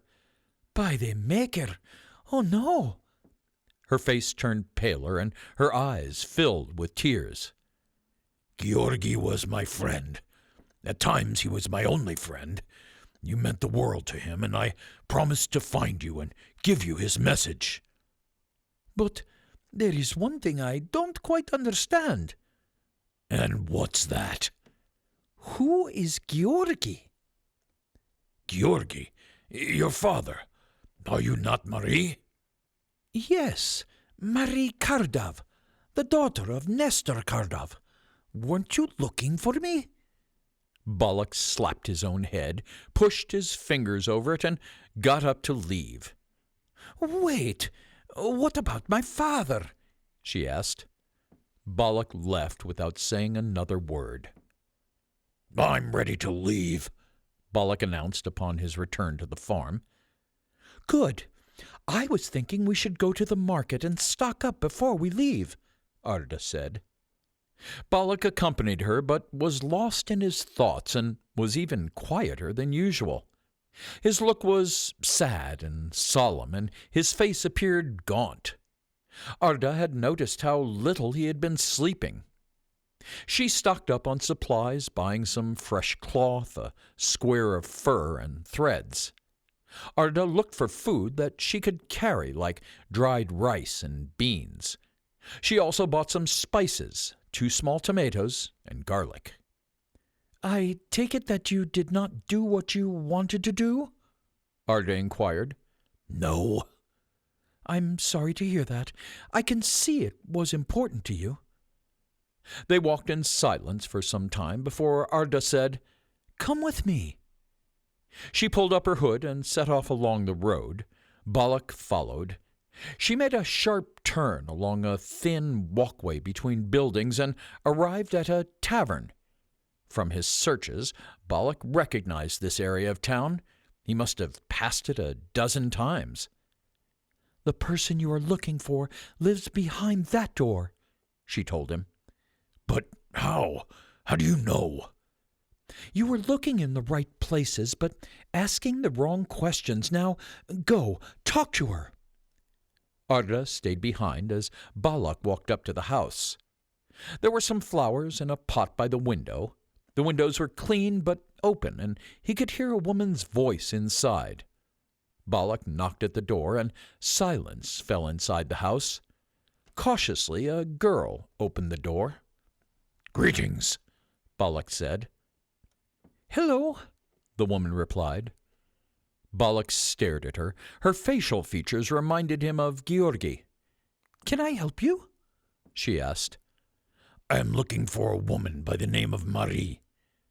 I am Marie, and who might you be? "My name is Balak, and I have something important to tell you. May we speak inside?" I'm sorry. My husband doesn't like strangers in the house while he is away. "I understand, but I come on behalf of Georgi Kardov." My father? Marie swung open the door, and Balak entered the house.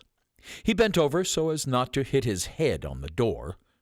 Marie's hair was neat and braided, so it stayed out of her face, and he could see her narrowed eyes glaring at him.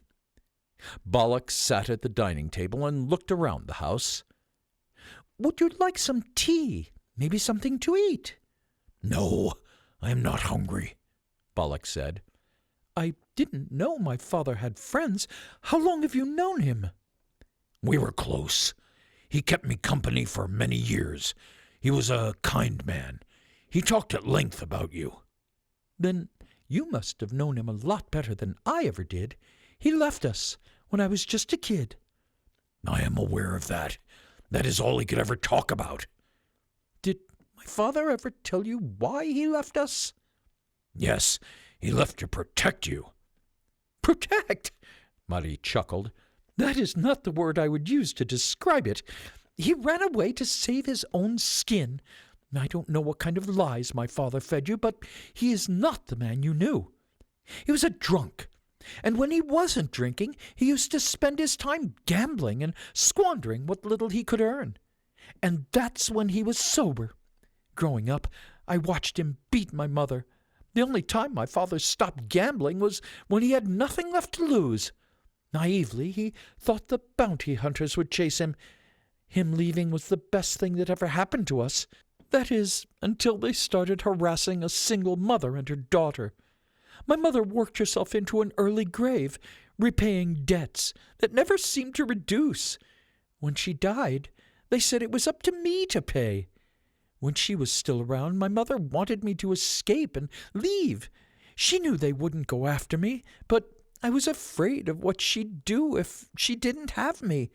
So I stayed. They offered me a way out. I married the son of the man Georgi owed the most money. Not out of love, but because I had to, if I wanted to wipe the debt clean. He isn't a kind man, but I've learned to love him over time. My life hasn't gone in the direction I had hoped. "I'm sorry for your hardships, and I'm not good at things like this. I know it might not mean much, but your father, he thought about you every day. At times the thought of you was the only thing standing between him and a rope around his neck. He kept hidden the letters he wrote to you daily. I think he wanted you to have this." Balak put the amulet on the table and turned to leave. Marie stood with her arms crossed, facing Balak. He closed the door behind him. He thought he heard Marie begin to sob, but he could have easily confused it with the wind or the drops of rain on the roof. Balak walked over to Arda, who was waiting for him outside. She was looking over her shoulder into the distance, as if searching for someone. "Are we being followed?" he asked. What? No, I thought I saw someone familiar, she said. How did it go? "Oh, could have been worse, I suppose," he replied coldly. Chapter 11. Nightmares and Daydreams. Arda and Balak headed north of Kalak and toward a lush, dark green forest that bordered Elania. This would lead them on to Amida. They traveled over the grasslands for several kilometers. The yellows and greens sparkled in the sunlight. Their crisp, woody freshness was complemented by the fragrance from red and purple wildflowers blown by a wisp of wind. Arda picked some and put them in her satchel. They spent the first hour of their journey soaking up the view. It was a nice day, not too hot and not too cold. Arda broke the silence. "Do you have a family, Balak?" I'm afraid not. "No kids?" None. "But you must have been in love at some point." Balak paused. Once, when I was a young man, I did love a girl. She had hair blacker than darkness and a heart full of passion. I met her when I was injured in battle. When I was on the mend, I helped her family by fixing things and doing chores. It didn't work out for us. "What happened?" Arda asked. I had some unfinished business to tend to. By the time I returned, years later, she was carrying someone else's child. "Oh, I'm sorry." Don't be. I would have been a lousy father. "You don't actually mean that, do you?" Arda laughed. Balak said nothing. Arda noticed some nettles on the ground, so she picked some and stored them in her bag. After a quick stop to feed and change the child, they continued walking for kilometers. There was a sting in the breeze as it got later into the afternoon, so Arda was relieved when they headed into the shelter of the forest, although it didn't stop her from shivering. Balak noticed her reaction. If it's going to be a freezing night, maybe we should set up camp, he said. "Is it too early?" I suggest we rest here. We've made good progress today. By the end of tomorrow, we'll be halfway to the iron gates. Arda nodded in agreement. They sat down between two golden-leaf oak trees, and Balak built a fire. Arda rolled the ground lamb she had bought from the market into medium-sized balls and threw them into the cooking pot with some herbs that included parsley, fenugreek, and mint. She added a cup of water and brought the mixture to a boil, then let it simmer on a low heat. She stirred her mixture with a large stick. Balak sat around the fire while Arda fed and changed the child. Once the food was ready, Arda shared it. She took some flatbreads from her satchel and passed one to Balak. The bread still smelled fresh, and the center had stayed warm while wrapped in fabric. Get some rest. We'll set off early, Balak told her as he settled against one of the oaks. He lay in front of the stump between its entwined branches, which hung low. Arda fell asleep in an instant, and Balak soon followed. He awoke abruptly to the sound of rustling leaves on the ground. He opened his eyes gently to see if it was an animal, but saw nothing. He closed his eyes before hearing another rustle, this time closer. He pretended to sleep, still leaning against a tree. He felt a rope getting tight around his neck. Arda, we're under attack, he yelled as he tried to grab his axe. Tarlin stepped out and made himself known. He thrust his fist into Balak's damaged rib and pushed the axe farther out of his reach. Oomph! Balak's legs buckled as he took another painful blow. Arda woke up and rushed to her spear, but before she could reach it, Tarlin grabbed her by her hair. He threw the spear away from her and started to drag her across the ground. Arda cried out as the twigs and stones tore holes in her clothes and scraped her skin raw. I'm sorry it came to this, but I'm going to make you feel the pain I felt, he told her. He pulled out a dagger with his right hand and thrust it forward, aiming for Balak's healing wound. Die, you shit-eating dog, proclaimed Tarlin as he twisted the knife, pushing it in deeper. Balak groaned loudly, and Arda grabbed a small burning tree branch from the fire. She hit Tarlin with it. The branch broke in half and set Tarlin's clothes on fire. Tarlin turned toward Arda and began to choke her. He didn't notice the smoldering smoke slowly rising from his clothes. His choking was interrupted by a sudden rush of pain as the flames shot up and covered his body. He shrieked and dropped Arda. She watched in horror as he ran around in panic, patting his clothes and squealing, but the breeze caused the flames to move faster until he was completely covered. He dropped down to the ground, shrieking and writhing in pain as his whole body glowed, but soon the shrieking stopped, and Tarlin's charred corpse lay still. Tarlin's men looked on in horror, and they loosened their grip on the rope. Balak used this distraction to reach his axe and cut his restraints, making the two men holding each end of the strand fall on their bums. Arda took a few steps backward before falling. Fortunately, Balak rushed to catch her. "Arda, are you all right? Speak to me, girl," he said cautiously, but the words might not have reached her as the child was screaming. Arda's legs gave out, and she collapsed to the ground, wrapping her hands around her body and weeping.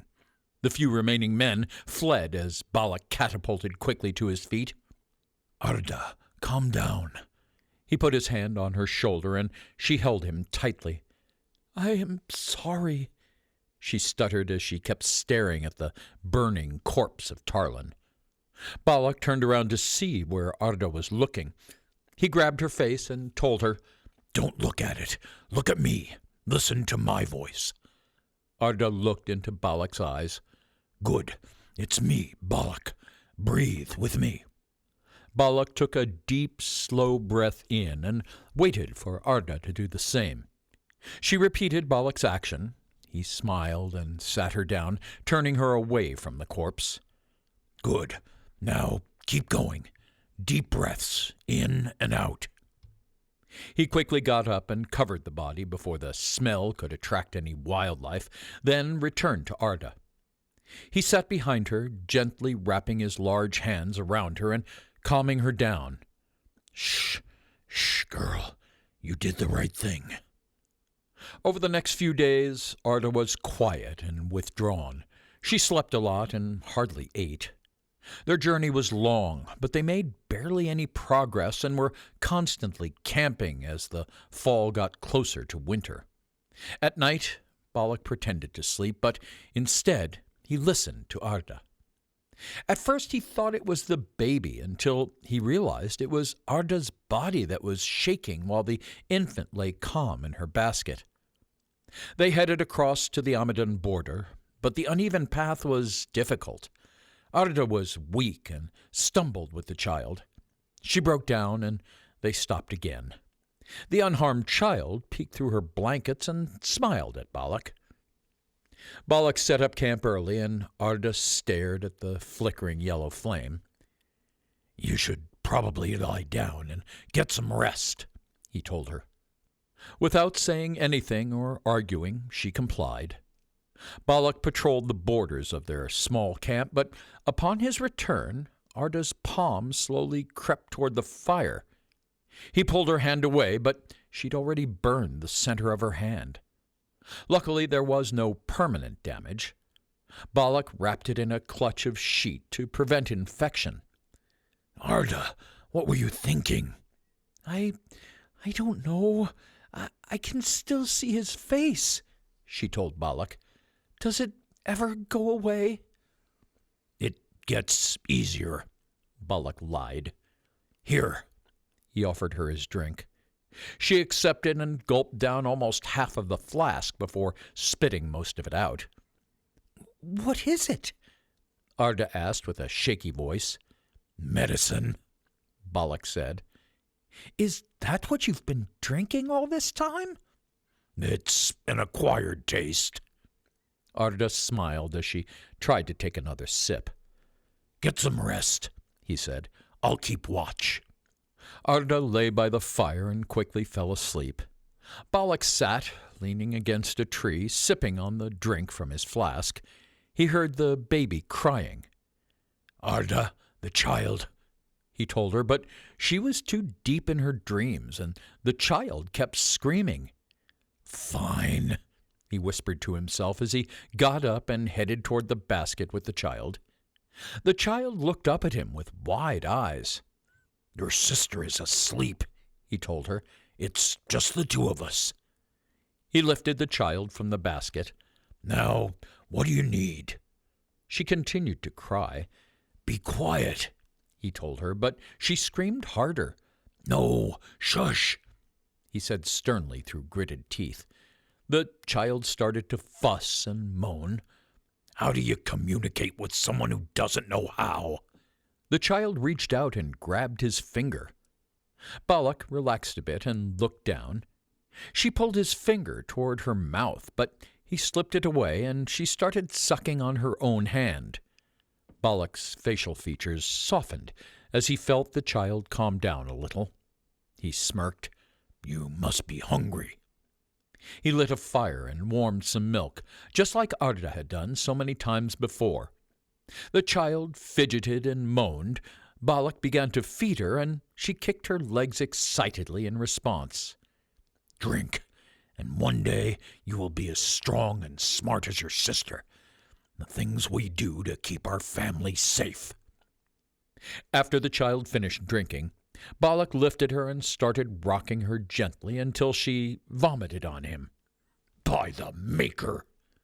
The child gurgled and grinned as Balak's laugh turned to a groan. "A little warning next time." The child was sleeping soundly when Balak put her back in the basket. "I didn't know you two had grown closer," Arda said gently, pleasantly surprised. "I didn't want to wake you up. Me and, what's her name, anyway?" "Name?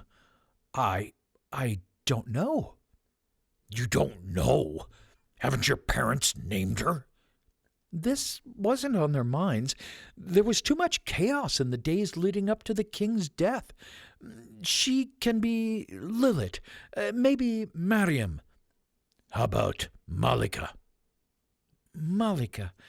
I will have to think about it. "Sleep on it. We should get back to bed." As he stretched his arms, Arda noticed a damp patch on his ribs. "Balak, you're bleeding. Remove your clothing," she demanded, and started to rummage through her satchel. She pulled out a bowl and some bandages, then ground together some leaves and water and heated the mixture on the embers of the fire. Balak began to remove his top, but it was stuck to the wound. "Oh, yeah," he groaned as he peeled his top away. "It's easier if you lie down," Arda told him. Without protesting, Balak obeyed. The mud was cold on his back, and its grit scrubbed against his skin. Arda spread the mixture over the wound and saw that the stitches had started to pull apart. She grabbed her needle and thread. "Stop." "Stay still. It's going to get worse before it gets better." "Fine," he barked through gritted teeth. Arda examined Balak's wound. It was purple, and at the top, where the wound was splitting the stitches, it was inflamed and red. Arda put a couple stitches in his wound, and Balak jumped with the first insertion of the needle. Yellow seeped from the wound, and Arda cleaned it with water before she wrapped it back up in a bandage. "We'll have to keep an eye on it." "It feels better." "That's because the infection has come out. Hopefully, that's all of it." "What are those?" Arda traced the scars over the markings on the right side of Balak's chest. "Just a bad scar." "Who did it to you?" "No one." "You did it to yourself?" Balak didn't reply. "You tried to cover the markings, didn't you? I've seen those before."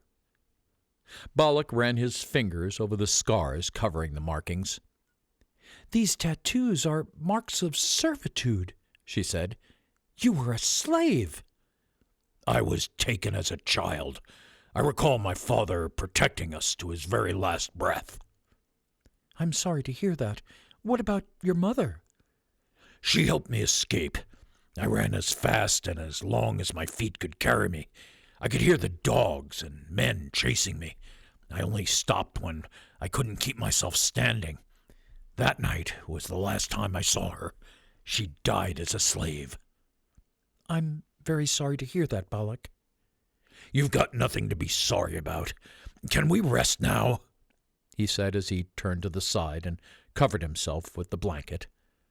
Sure, Balak. Chapter 12. From Ashes. A strange howl in the distance disturbed Balak's rest. He sat up and listened for a while, but all was silent. He cast his eyes from side to side, but it was early, and first light had not yet broken. 4 auburn leaves spun by his bare feet, which poked out of the bottom of his furs. A twittering and scuffling in the nearby brush startled him, and he almost jumped to his feet. But he paused and felt for his wound. As his fingers pushed over his ribs, he felt no pain. The wound was dry. Balak pulled up his tunic and examined the wound, but it was hard to see in such dim light. He could barely see where the wound was. He yawned and stretched his arms and moved his head from side to side. His shoulder made a loud cracking sound, but it felt good. Another light gust gently rattled his fur, but with it came a chill that crept down his spine. An orange glow in the center of the camp caught his eye. With haste he crawled quietly toward the fire and poked it with a stick before blowing and chucking on a handful of crisp leaves from a small pile on the ground beside him. The fire rapidly burned through the leaves, so he fed it with some small sticks and wood. He wrapped his furs around his shoulders and huddled closer to the fire. The child stirred, and Balak threw another blanket over her. She didn't wake, so Balak sat in silence, watching and tending to the fire. As the light pushed through the cloudy sky, he occasionally examined his ribs. If you keep poking and pulling at them, they'll get infected again, Arda warned. They've healed entirely.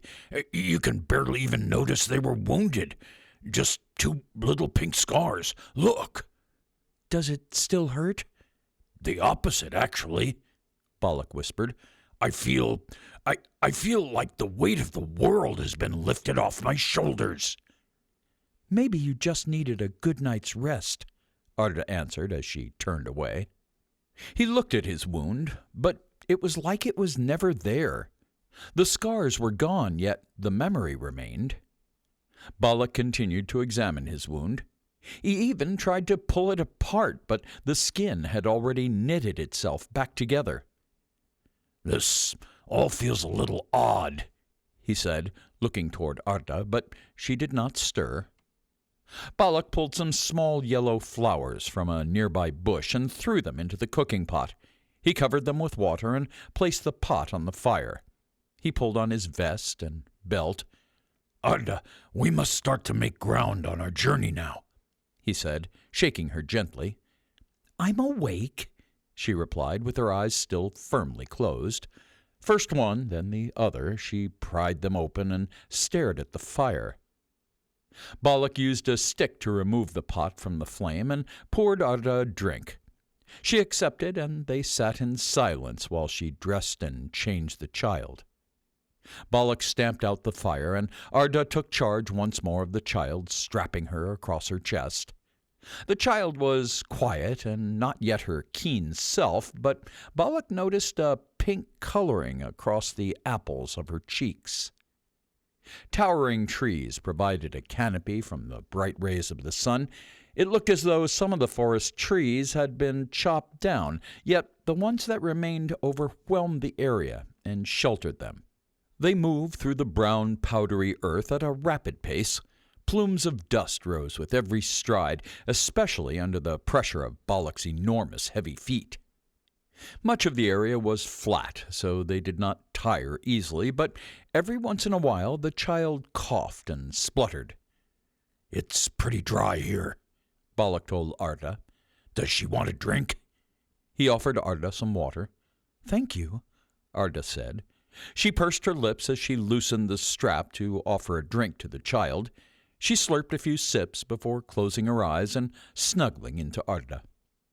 They walked farther, and the dust started to settle as the earth dampened. Balak crouched and touched the ground. I think we're headed toward water. They walked a little farther, but when Balak saw animals heading in the opposite direction, he stopped suddenly. Something isn't right, he whispered to Arda. What do you mean? Quiet. Listen. Arda shook her head. The two stood in silence and listened. The vibrations turned into a shake, and the dust from the ground rose again, forming little clouds. A noise caught their attention, and a man appeared through the trees and started running toward them with his sword drawn. He was making a kind of roaring sound as he sprinted closer. 1, 2, 5, no, 10, maybe 20, Balak counted. Stay behind me. Get your spear ready. We might have to stand our ground. He pulled out his axe and widened his stance, bending his knees. He swung his weapon over his shoulder as the gang of men ran toward him. Arda watched as the men ran by Balak without engaging. His eyes narrowed as he looked from side to side and relaxed his grip. What could have sent them into such a frenzy? Arda asked. The ground was shaking harder, and a thunderous sound pounded toward them. The trees bounced vigorously and bent forward as something large bounded through them. Balak looked into the distance.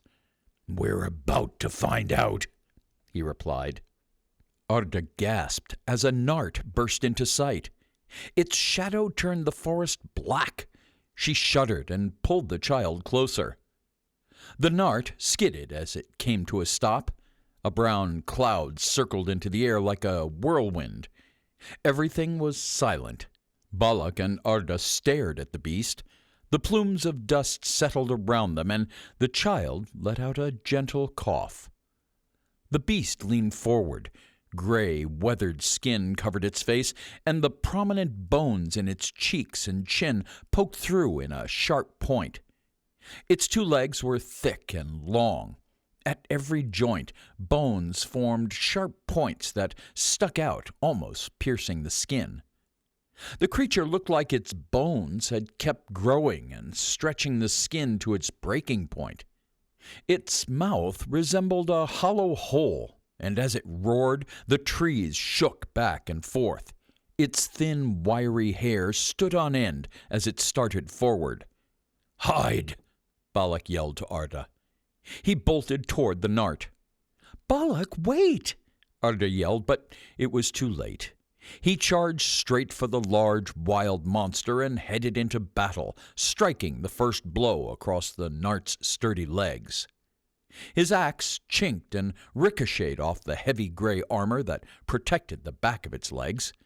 The sheer force of the impact threw Balak to the ground. The nart made shrieking sounds and writhed as it tried to stomp Balak with one of its large, heavy feet. Balak rolled from side to side. He was able to disorient the nart and quickly scramble to his feet.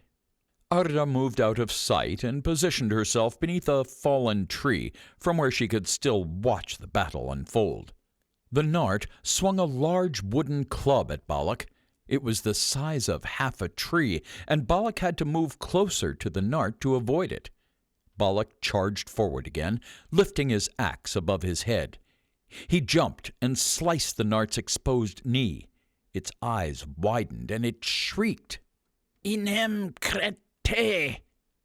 Dark red blood spilled from the nart's knee, and it hammered the ground next to Balak. Balak continued his attack, and this time with another swipe he grazed the back of the leg. The nart stumbled as its leg buckled. It landed on one knee with a thud, and Balak continued to dodge its attacks while striking at the creature's hefty limb. It twisted furiously, swiping at Balak, but he moved quickly, anticipating the nart's next strike. Balak jumped onto the nart's damaged leg and pummeled its other knee, slicing open an old wound and pushing his blade in deeper. The nart tried to get back to its feet, but its leg could not bear the weight. Balak hacked at its lower back through its torn leather tunic. He was unrelenting with every blow. In his frenzied attack, blood splashed across his face as he struck the Nart's spine, causing it to fall forward with an earth-shattering boom. Balak ran along the Nart's back and continued to slash furiously. Arda's eyes filled with anger, and she could take it no longer. She scrambled out of hiding and ran over to the Nart just as Balak raised his axe above its head. "Balak, stop!" she yelled.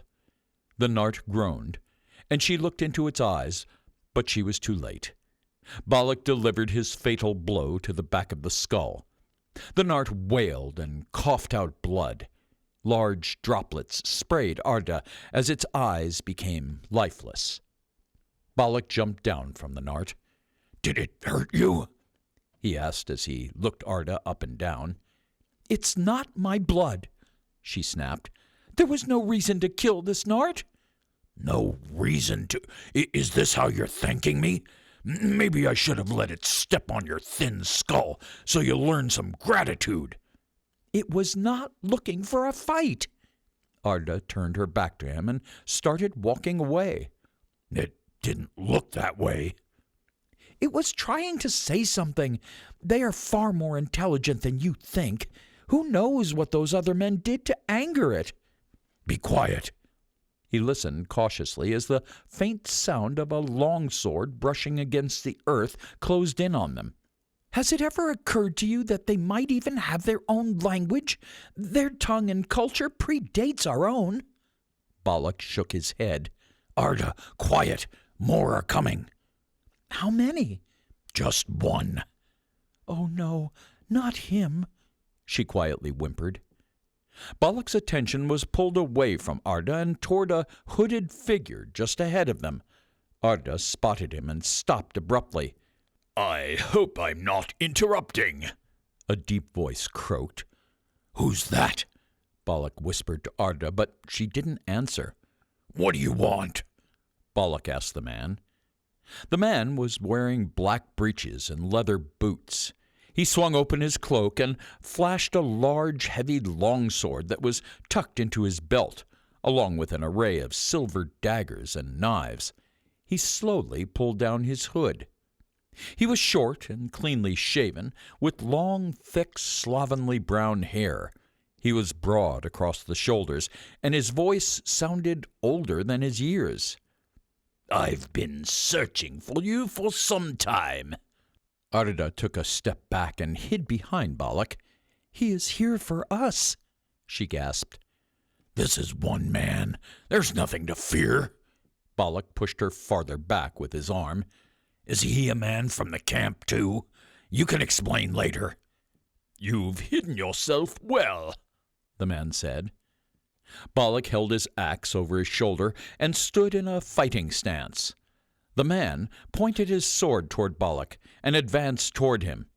His cloak slipped from his shoulders and fell to the ground. Arda hung back as Balak faced his enemy, ready to strike. He towered above the man, but wasn't about to underestimate him. After all, the Nart was much bigger than Balak, yet he defeated it. The man cocked his head and leered at Arda. After I've killed you, just know that I'll kill your little lady friend here, too. You wouldn't be the first to fail. You seem to underestimate me. I'm not like the others. Her head is real pretty. Shame it won't be attached for much longer. Allow me to prove you wrong. The man frowned and pressed his lips together. He was swift and handled his sword with ease, turning it easily as if it were a part of his hand. He poked his longsword toward Balak, and Balak jumped back, dodging its point. The man spun and moved toward Balak, who caught the blade with his axe. They used their strength to push against the force of their weapons, but in strength they appeared to be well matched. The man quickly spun in the other direction. He dropped to the ground and swiped his leg at Balak's feet. Balak anticipated this move and hopped over the swinging leg, but the assassin jolted forward to swap legs and swiped in the other direction. He sent Balak crashing to the ground. The assassin grinned. You are slow, old man. Age has made you sloppy. Balak growled and rolled backward. He swung his axe as he pushed himself to his feet, forcing the assassin to move backward. The assassin bent his knees and drew his sword up to his shoulder. I told you that you underestimated me, he taunted. Don't worry, I'll have fun with the girl before I dispose of her. He smiled at Balak and tilted his head. Would you shut the fuck up? Balak screamed. Balak threw his axe against the assassin's sword, hard. The weapons locked together and both fighters pushed. The assassin again broke the stalemate, but this time he spun away from Balak before charging back in. He swiped his blade across Balak's chest, slicing across his tunic. The fabric instantly became soaked in blood, and Balak groaned. The assassin dove in and drove the butt of his longsword into Balak's head, forcing him to stumble. The assassin increased the speed of his attacks and ascended on Balak, punching his clenched fist into Balak's jaw before slicing across his stomach with the longsword. Balak stayed on his feet but was noticeably weakened. The assassin looked Balak right in the eye and smirked. You are no match for me, old man. You belong in your grave, left to rot. Balak jabbed his axe forward and struck a blow to the assassin's gut. The man doubled over and took a few steps away from Balak. They dueled again, circling each other, sword and axe clashing. They matched each other's blows, but the assassin moved faster and struck harder. He drove his foot into Balak's knee, and there was a loud crack. Arr! Balak snarled, losing his balance. The assassin thumped the side of his head, and Balak stumbled to the ground. He crawled on all fours and pushed himself up to his knees, but the assassin was on him, pounding him in the eye with a right hook. He jumped back and swiped at his arm with his sword, and Balak dropped his axe as he toppled forward on his face. Arda cried out. The assassin looked at her and smiled. He deserves this, he told her as he held his sword at his side, ready to swing for Balak's neck. Arda clutched her spear and ran toward him. The assassin dropped Balak and grabbed Arda's spear under his arm. Her feet lifted into the air before she let go and flopped to the ground. He whacked the spear down and hit Arda in the nose. She squeaked as blood dripped onto her lip. Balak swung a fist into the assassin's side, causing him to drop the spear. He doubled over, winded. Run, Arda. Go and take the child, he yelled. Not without you. You have to leave. Keep the child safe. Go now. I'll hold him off. Arda grabbed her spear and disappeared into the forest with the child. The stranger was angry, and he rose to his feet. They started battling again, but Balak grew weary. The assassin battered the back of Balak's head again and again. Arda watched from behind a nearby boulder. The child began to squirm and cry. Arda looked down at the child. I'm not going to let anything happen to you. She closed her eyes and clasped her staff. The assassin rose and stood over Balak, wielding his sword above his neck, waiting to strike. Balak looked up at the sun. Its beautiful rays beamed down on his face and warmed him in his final moments. He took a deep breath as the assassin lifted his sword and prepared to strike. Balak was ready to meet his end when suddenly a huge fireball blew the assassin backward into the forest. Balak scrambled to his feet. Who did that? As he looked around, Arda stood with her feet sunk into the ground and her hands tightly wrapped around her spear. She slowly lifted her head, her eyes glowing, and a single drop of blood running out of her left nostril. She rushed toward Balak. Balak, get up! We have to go! We have to go now! She helped him up. How did you— Now is not the time. We have to go, Arda instructed. Balak's arm was wrapped around Arda's shoulders, and he was stumbling, slow on his feet. You were a mage all along? He pushed her away and fell. Stop being so damn stubborn and let me help you. Quickly, an orange glow followed them through the forest, and the smoke was getting thicker. Look, I don't know how long we have. The assassin could already be after us, she told him. Get off me! Fuck off! He pushed her away. Get up! Come on! She grabbed his arm and yanked. Balak went along until they arrived at the edge of the stream. Great! A waterfall! We're trapped! Balak sighed before resting on the grass for a moment. The fire is getting closer. Can you swim? She asked him. Balak clutched his ribs with his right arm and peered over the edge. Are you mad? We wouldn't survive, he protested. We have no choice. Arda walked to the water's edge and watched it disappear in the distance. She followed along the stream. The fast-flowing water got louder. There was a rustling in the trees, and she could see the figure of the assassin moving toward them. Balak, I am sorry, she said. For lying to me about being a mage? Well, that too, but mostly for this, she said as she pushed Balak's chest, knocking him off the cliff and into the waterfall.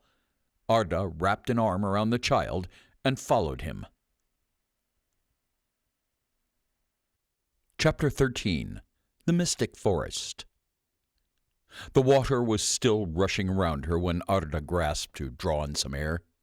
She took a deep breath before she looked around to find Balak and the child. She saw them on the shore to her left. She forced herself toward them. Balak! Arda screamed as she extended her arm to him. Balak grabbed her arm and lifted her out of the water. Thank you, Her words were cut off as Balak pushed her back under the water. She struggled for a few seconds before he lifted her so she could breathe. Give me one fucking reason why I shouldn't do the assassin a favor and kill you myself. You wouldn't be here if I didn't intervene, she gasped. You pushed me to my death, he roared. I was trying to save you, you dumb brute. He pushed her back under the water, this time for a little longer. Arda tried to feel the surface and grabbed a small rock. As soon as Balak lifted her back up again, she hit him across the face with all the force she could muster, sending him far enough away and allowing her to climb out of the stream. They both lay on the ground, trying to gather their strength, before Balak broke the silence. How do I know you aren't using me to help you? Am I even here of my own volition? You wish to leave? Then go. Who is he, anyway? Balak questioned Arda as he got up and extended his hand to her. I don't know. I just saw him looking for me in the hollow, she replied as she grabbed Balak's hand. Looking for you? What could he want with you? I don't know. You should have told me. If I did, you would never have agreed. There is more that you are not telling me. Who are you really, Arda? What's going on? Why would the— Balak looked at the child and went silent. So the troops, the child, did you steal her? What? No, I wouldn't even— Then whose is she? Arda lowered her head. The king's. She's the king's child and has the rightful claim to the throne. Is she yours? Arda looked at the ground. Arda, is the child yours? She gently lifted her head, tears rushing through her eyes. The answer Balak was seeking was written all over her face. Don't make me say it, she begged. For a split second, Balak's arms lifted to give Arda a comforting hug, but his anger got the better of him. He passed her by and coldly left her to weep alone. Arda took the child from the sling and sobbed while she dried and changed her. "I'll honor my word," he said. "We'll still travel to the Iron Gates, and I will protect you and the child. But once we're there, our arrangement is over." Arda continued sobbing. "And one more thing. There is no more us anymore. There is just you and I." So where are we now? Arda asked as she washed the tears from her face. Balak looked around, unable to pinpoint their exact location. He hesitantly spoke. "The mystic forest." They followed the path for a while in silence, taking in their surroundings. Suddenly, Balak and Arda paused with their mouths agape. Beams of sunlight shone through the leaves and formed all different colors. It's gorgeous, Arda gasped. The leaves on the trees were bright green, and all the trees that bordered the forest were dusted in cobalt blue and turquoise. The dust shimmered in the sunlight and reflected off the pink swirls that hung from some branches. They walked closer, and Balak stopped. He held out his arm to stop Arda. "By the Maker," he whispered. He pointed his finger in the direction of the forest. "Look, over there." Arda could make out 2 brown eyes with sapphire pupils. She refocused her eyes and saw the shape of a sturdy creature with 4 legs. It was broad at the front and so vibrant. Its head was round, and it started to unfold its ears like the petals of a blooming flower. As they drew closer, they noticed another 2 creatures, then 2 more, then a whole pack. The creature unfolded several smaller petal shapes in oranges, blues, and greens. 2 sharp black horns were uncovered just above its long nose. Are those its ears? Arda asked. "I wouldn't know," Balak answered. It looks like some kind of bison, but its head, it's... "I know. Weird." I was going to say beautiful, she said. The animals moved quietly and slowly, but soon started to pick up their pace. A black and gray figure slinked through the grass before them, making a run toward the pack. A cat-like creature pounced from the long grass and took out the creature at the back of the pack. The bison-like creature bucked and wailed as it was clawed and torn apart by long, sharp teeth. And the rest of the pack ran until it could be seen no more. Arda looked away, and they pushed on, creeping through the trees, in awe of the forest's beauty. The blue and pink dust was not dry, but was fresh like morning dew. Orange and lilac buds bloomed, forming an archway entrance to the forest. As they passed underneath, they could smell the gentle aroma of sweet honey. Arda reached out and touched a bud with her delicate finger, which slipped right off its cold, smooth shape. Balak and Arda pushed deeper into the forest.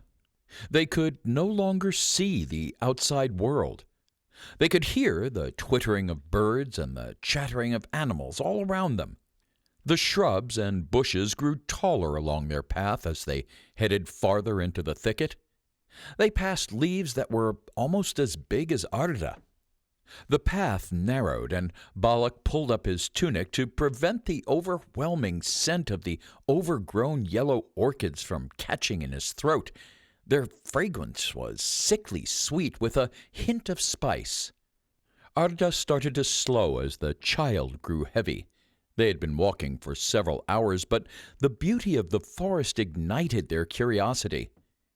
"We should stop and make camp," she told Balak. "I'm looking for a safe place. We have no idea what lurks here." They heard running water as the path started to open up, and there was a small patch of grass by a pool with a small waterfall. The water from the fall frothed white as it splashed into the bright blue pool. The grass was green, but the closer they got to the water, the bluer it became. "We'll set up camp by those trees," Balak instructed. He walked over and started to make a shelter with a blanket and some low-hanging tree branches. He then threw over some of the huge green leaves. "We should stay well hidden," he told Arda. She rolled out the fur blankets inside the shelter and set the baby down in her basket. Balak was just outside, building a fire. "I'll fetch some water for supper," she told him. He nodded. Arda bent down and scooped up some water in her cooking pot. It looked spotless and fresh. She was startled by two black eyes watching her from the opposite side of the pool. A creature stepped into the light and walked closer to the pool. It was a gray and white wolf-type creature.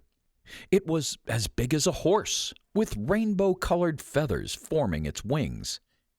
It sat cautiously and ruffled its white chest before leaning in for a sip. It lapped at the water, its round pupils fixated on Arda. She paused and watched as it pulled itself to its feet. It spread its colorful wings and shook them twice. It then folded them in and loped away with its head held high. Arda took the water to the fire.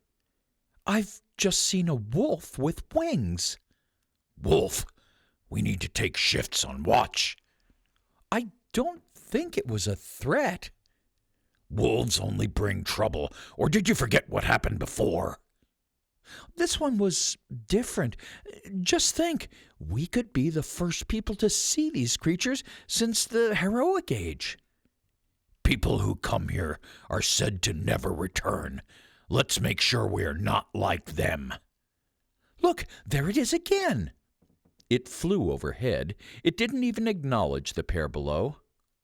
"That gives me an idea. I'll climb up that tree and see if I can work out what direction we need to walk in," Balak said. When he got to the top, he looked across the forest, but all he could see were treetops. He sighed. Arda put her pot on the fire Balak had built. She started to cook. "Do you know where we're going?" "Not really. I could not see the forest edge. I see why people got lost here," he sighed. "We should continue west." Arda changed the child and checked her satchel for food, but supplies were low, and all she had was some corn, bread, and plenty of milk for the child. The child twisted and moaned restlessly. "We need supplies soon," she told Balak. "This won't keep us for more than a couple of days." She sat and looked at her idyllic surroundings. She noticed a tangerine on the ground by her hand. "Look," she said to Balak as she began to peel it. "Maybe this is edible." But as she peeled off the last of the skin, it unraveled and grew legs. It rolled from its back and onto its front and then scurried away. She sighed. "I guess it's not a tangerine after all." Balak watched the creature run. "I guess not," he said. "You have been quieter than usual." Balak sat silently. "Do you plan to speak to me?" she asked. "Why don't you start by telling the truth?" "Where would you like me to start?" "Who else knows about the child?" "I don't know." "Well, somebody does and wants the baby dead." "Lavan had children. If they knew someone else could contend for the throne, they would want them to be gone." "What about your parents?" Arda took a deep breath before she found the words to answer the question. "I lied about that, too. I never knew my parents. I spent most of my life in the palace halls. The only friends I had were the servants and guards." "Then what do you seek to find in the iron gates?" "Not what, but who. The king's younger brother, Lord Anzor." "So you hope he will offer protection?" That's my hope. And what if he doesn't? Arda fell silent. I thought you were smarter than this, he said. What if you're heading right into a trap, except you will be taking all of us with you? I've dealt with men like Livon. Putting your fate in the hands of Lord Anzor is a mistake. If he is anything like his brother... He is nothing like his brother. Livon was a predator. You don't get to tell me what kind of man he was. I have seen his true face. She was interrupted by a roar that echoed through the forest and rattled the trees. They would hear the flapping of wings as birds took off overhead. "What was that?" she whispered. That was a warning. We aren't welcome here. The next day, Balak and Arda made an early start on their journey. They walked for some time through a dense part of the forest. They passed by a small pool and waterfall and were soon walking along a narrow path. "Look," Arda explained in excitement. "a camp. There must be people nearby." This looks oddly familiar, Balak growled as they pushed through the tall shrubs and bushes. They soon arrived back at their previous campsite. Shit! We've been walking in circles. "Balak, I think you should consider that we might need a different approach." Magic? "Well, yeah. You should at least consider it." Never, Balak told her. But after they circled back into their old camp for the third time, he became frustrated. "How do you suppose we find our way through this forest?" Arda asked. Balak paused for a moment. Fine, he snarled. Arda screwed the spearhead back onto her staff, covering the crystal. So, you had it hid in plain sight. Clever. Arda nodded. "Thanks. Zia thought so, too." He knew about you? Mages can sense the presence of another mage. It's like we gravitate toward each other. I felt there was something different about him and Kamala. What's so special about his camel? That was his sister. Right. So, how does this thing work? How does what work? Magic. Well, to be honest, even I don't know how to explain it. Try me. You speak the spell, make a few moves, and things happen. So, I recite a spell and lightly wave my arms in the air? I gave you a simplified version. It's a lot more complicated than that. Go on. Well, learning magic is like learning a whole new language. You have to pronounce the words with extreme accuracy. It's like you're trying to summon forces outside the visible spectrum, outside of our world. The books refer to it as the Irkala. One wrong word or move, and instead of summoning a fireball, your entire body could explode. Are all spells that powerful? Perhaps that power is better left alone. Not all spells are used for battles. Some spells are used for healing. It does take a lot of self-control in the field, but with enough practice and work, anyone can be a mage, even you. If magic is so good, maybe you should have put the child to sleep at least once. It could have saved us on a few occasions. Surprisingly, magic does not affect her. How so? I think it has something to do with her being of blue blood, a royal. She can't be cursed? No, sadly, she can't be healed either. And what's the crystal for? Does it make you stronger? Balak asked. Not exactly. It gives me more room for error. It's pretty useless to the more experienced mages, but it's essential to someone like me. She handed the crystal to Balak to get a better look. Looks like any other rock to me. How can you tell the difference?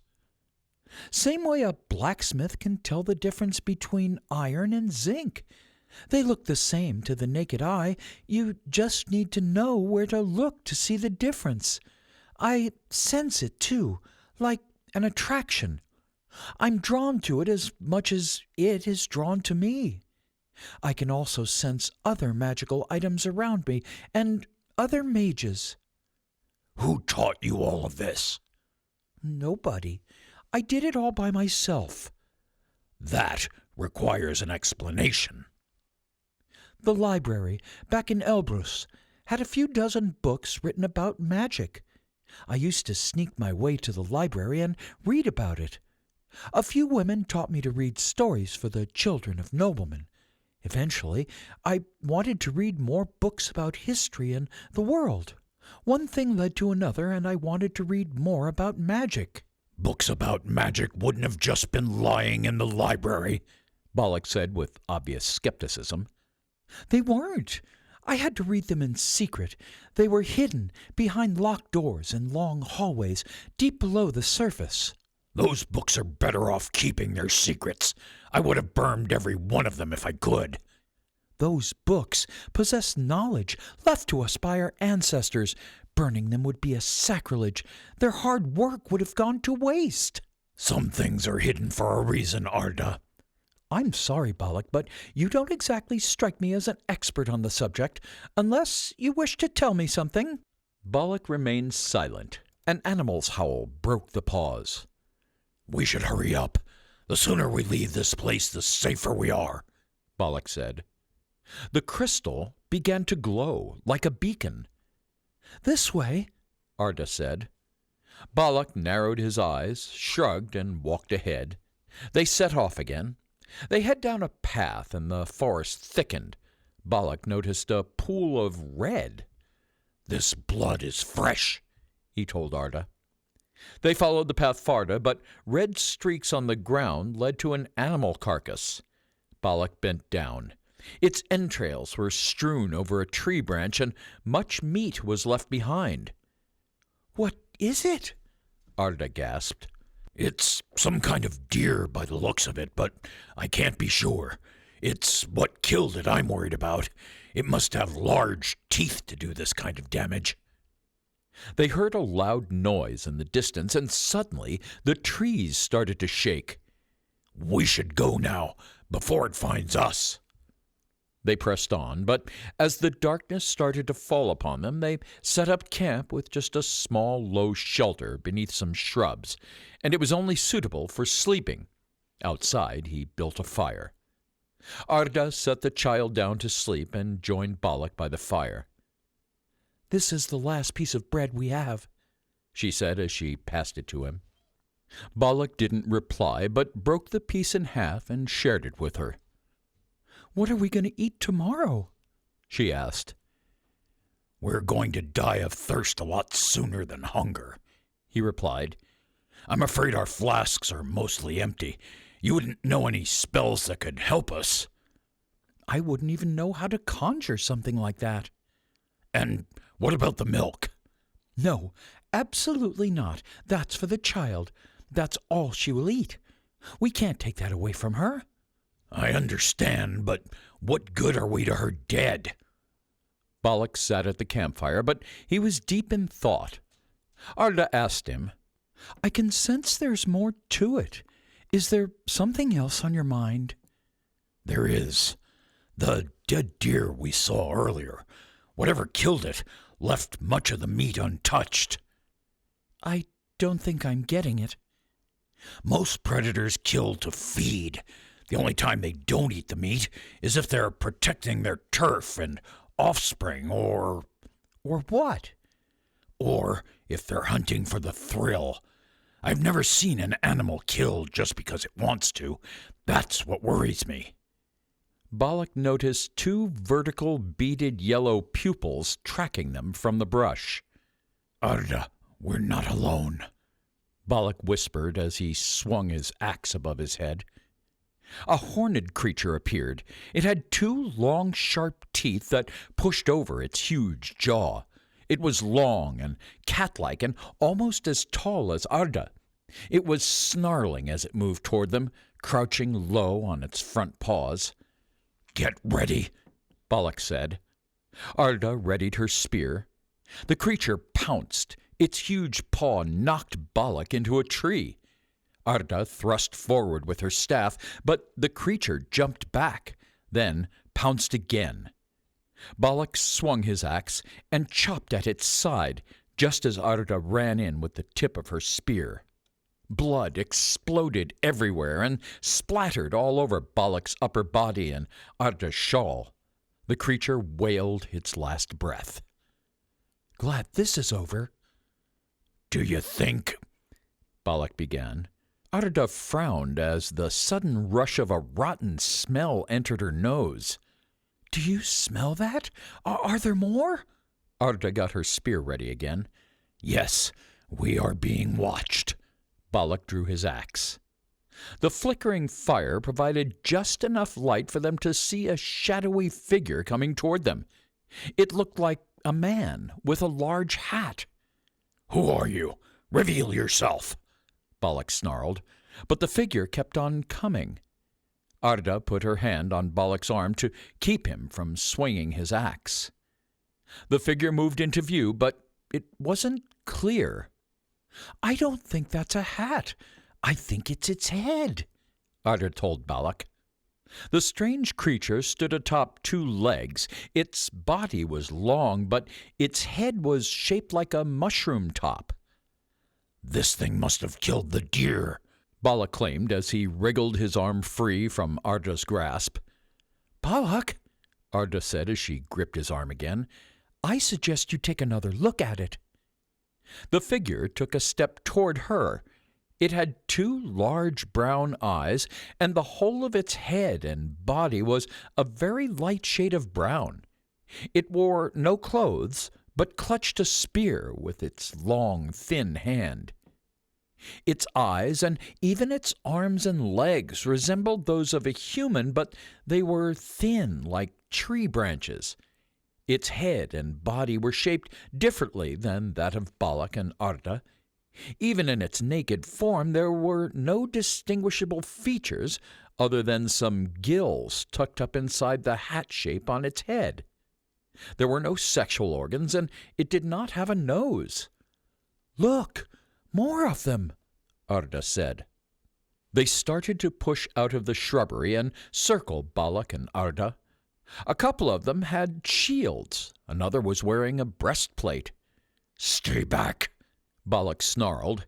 He jabbed his axe toward them, but a creature with a shield stepped closer. "Balak, put down your weapon. I don't think these creatures are threatening," Arda ordered. Balak lowered his weapon, and Arda crouched down. "I'm Arda. Don't worry, we won't hurt you," she told it, and held out her hand. More creatures appeared, and the one by Arda grabbed her hand and began pulling her. "Wait," Arda said. "Balak, they want us to go with them." "Arda, I don't think—" "Balak, we have to go. You have to trust me." Arda strapped the child to her and held out her hand. The creature guided her along the path, and some of the others guided Balak by pointing him in the right direction. They headed under a giant tree, and the ground began to soften beneath them. It was cool and damp. "This is fresh soil," Balak noted. To their left they saw smaller spawns of the mushroom-shaped heads peeping from under the ground. All of them looked similar in shape, but their tops were very different. Some were larger than others, and they had different colors and shapes. Some of the creatures were thick and short, while others were tall and thin. Balak noticed that one of the creatures had a brown patch on its hat.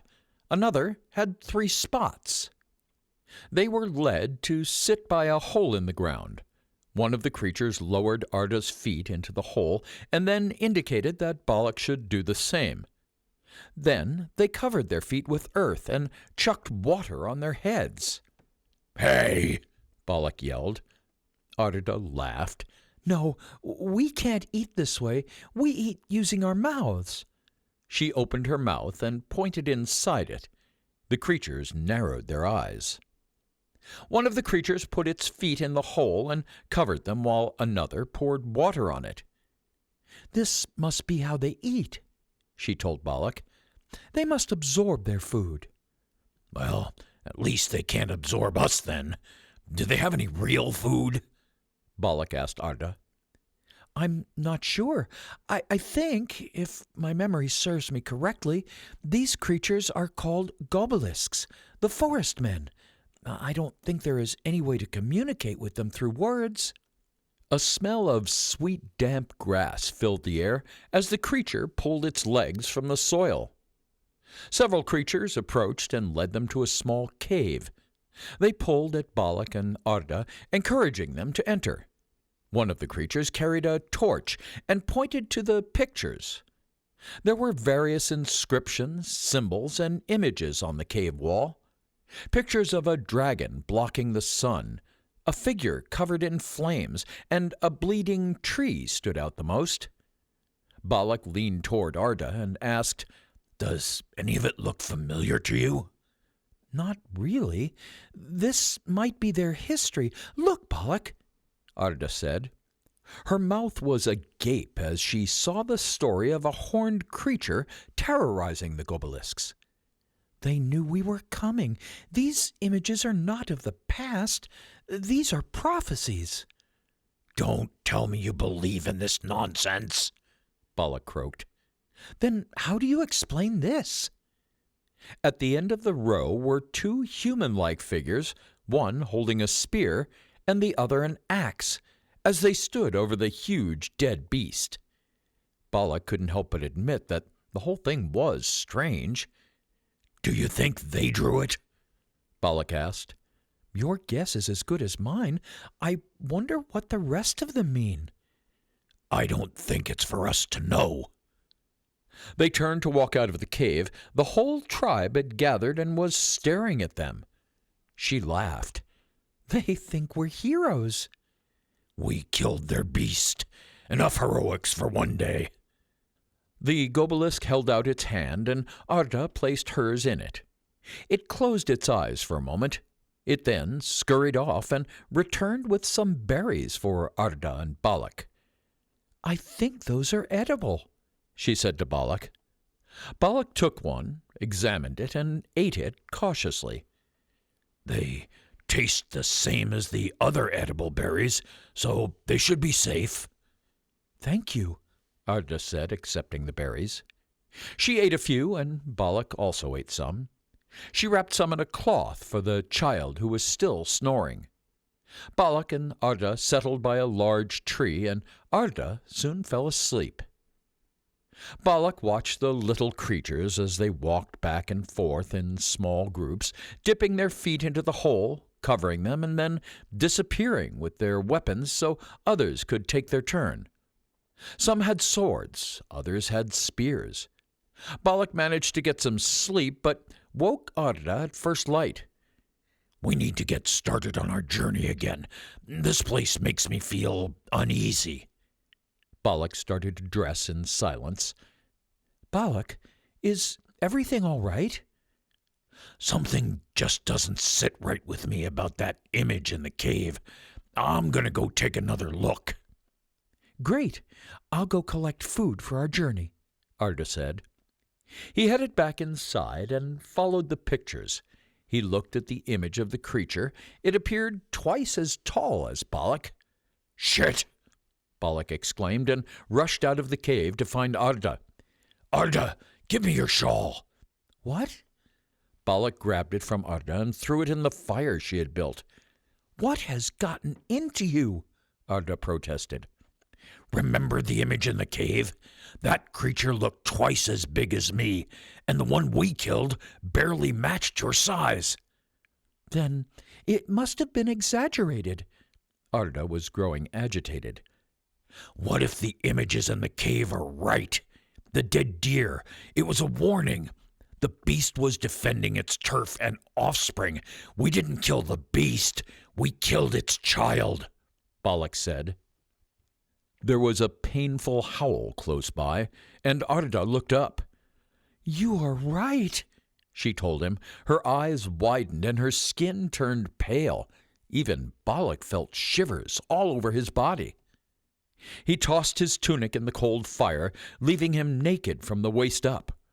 Arda quickly grabbed a spare shawl from her satchel, then strapped the child to her chest and grabbed her bag. "We have to warn them." Balak growled at the Gobelisks, mimicking the beast, but they simply looked at him with blank stares. "They are afraid of you," Arda said. "They can't understand you." "This is pointless, Arda. We have no time for this," Balak stated. "I have an idea." Arda grabbed her spear, closed her eyes, and started to utter some strange words. Balak looked around uncomfortably. "You'd better take a deep breath," she warned him. A strange mist shot from her staff and filled the air. It smelled stale and mossy. The Gobelisks stopped in their tracks and started to run around, gathering their young and their weapons. They waved to Balak and Arda, who followed them, and all began running. The roars got closer, but the Gobelisks led Balak and Arda up a tree and onto a hidden platform. The massive horned creature entered the village below. They could not see the beast, but they could feel its weight by the shake of the earth and its loud roar. The beast dug up their soil and thrashed around in their village before turning and heading away, deeper into the forest. The Gobelisks led Balak and Arda back down, and all looked around their village. One held Arda's hand. "If they hadn't tried to hide us, they might never have been found," Balak said. "Or maybe they would have and wouldn't have had the warning," Arda replied. For some time Balak and Arda followed the creatures through a part of the forest they had never seen before. The trees were dark brown and gray, and they were twisted. Some even looked like they had faces. "We need to get back on our own path and work out where we are," Balak said to Arda, but the creature with the large brown spot on its hat kept waving for them to follow. Arda looked around cautiously. She could see a pale dusting of blue and pink swirls glistening in the sun in front of them. "Balak, I think... Look!" Balak looked at the blue mist and pink swirls at the forest's edge. The Gobelisks stopped and pointed the way. Arda crouched down. "Thank you," she said, and gently bowed her head. They all bowed their heads to Balak and Arda before disappearing out of sight. Arda burst into a small chuckle. Balak looked at her, confused. "What's so funny?" he asked. "This is the second time we were saved by mushrooms." "Yeah, I guess this is kind of funny. So, you still believe in prophecies?" Balak asked. Arda stood in silence. "That's fine, girl. We all make mistakes. Now, lead us out of this place." "Us? I thought there wouldn't be us anymore." She grinned at him. Balak had no reply. "There's that smell again," Balak groaned. "No, this one is different." There was a sugary citrus smell, and the line of Gobelisks fled back into the forest. Chapter 14. In the Grip. A yellow beam flickered through the leaves as the forest canopy thinned. Balak narrowed his eyes. The sun was high in the sky, and no matter which direction he turned, its rays blasted against his eyelids. Balak shivered and pulled his cloak onto his shoulders. He breathed heavily, and a puff of white steam formed a cloud escaping from his mouth and rising into the air. He rubbed his hands together and sighed. He stretched out a finger and pointed west. Arda followed the direction of his arm with her eyes, and she noticed the peaks of a gray structure in the distance. "It seems our journey's almost at an end," she indicated, curling her lips to one side. Only open fields of green and gold stood between the travelers and their destination. There were no trees or mountains to hide in now. They were unprotected, exposed. Arda's teeth began to chatter uncontrollably. "We should make it before nightfall," Balak started walking over the crisp green grass and toward their destination. Let's hope we have enough time. The assassin could soon be hot on our trail. We should move fast, Balak agreed. Arda shuffled her feet and pushed through the icy blades of grass. She pulled her hood over her ears and draped the furs she'd been using as a blanket for the duration of their journey over her shoulders. She screwed up her nose. The furs smelled moist, as if they'd been soaked and unable to dry. Regardless, she tied the ribbon around her neck and tugged it across her front to keep the child warm. They walked for several hours across open fields without seeing a soul. At last, they approached some fields of crops and a small compound of goats and chickens. They passed a small farmhouse, and Arda exchanged some coin for some bread and a small piece of white cheese. The farmer's wife invited them in for a warm drink and some soup. Balak thanked her, but refused. We have a long journey ahead, he told her. Arda thanked the farmer and his wife for their kindness. The two set off again across the open fields. I want to cover as much ground as possible, he told Arda. Looks like a storm is brewing. As they continued to travel, the day became overcast. Dark clouds filled the sky. A few large, icy droplets splashed on Balak's cheek, and a few minutes later there were more. Although the rainfall was sparse, the drops were harsh and heavy, causing a tingling sensation on his skin. The chilly breeze grew in strength and pushed against them as they walked toward the dreary structure. Arda's cheeks were pink, and she was breathing heavily. There's a path that leads us down to the iron gates just up here, Balak gasped. Good. That was all Arda could muster. Her feet felt heavy and raw. She turned her head to the left and peered over her shoulder. They'd walked for kilometers, and even the farmhouse was nowhere in sight now. It was almost sundown when they reached the shelter of a few trees and bushes at the top of an incline. Arda skipped forward with a smile, but it soon faded as Balak grabbed her arm with a tight grip. Her eyes judged his face, and she followed his line of sight. We are too late. It's surrounded, she gasped. How are we going to get inside?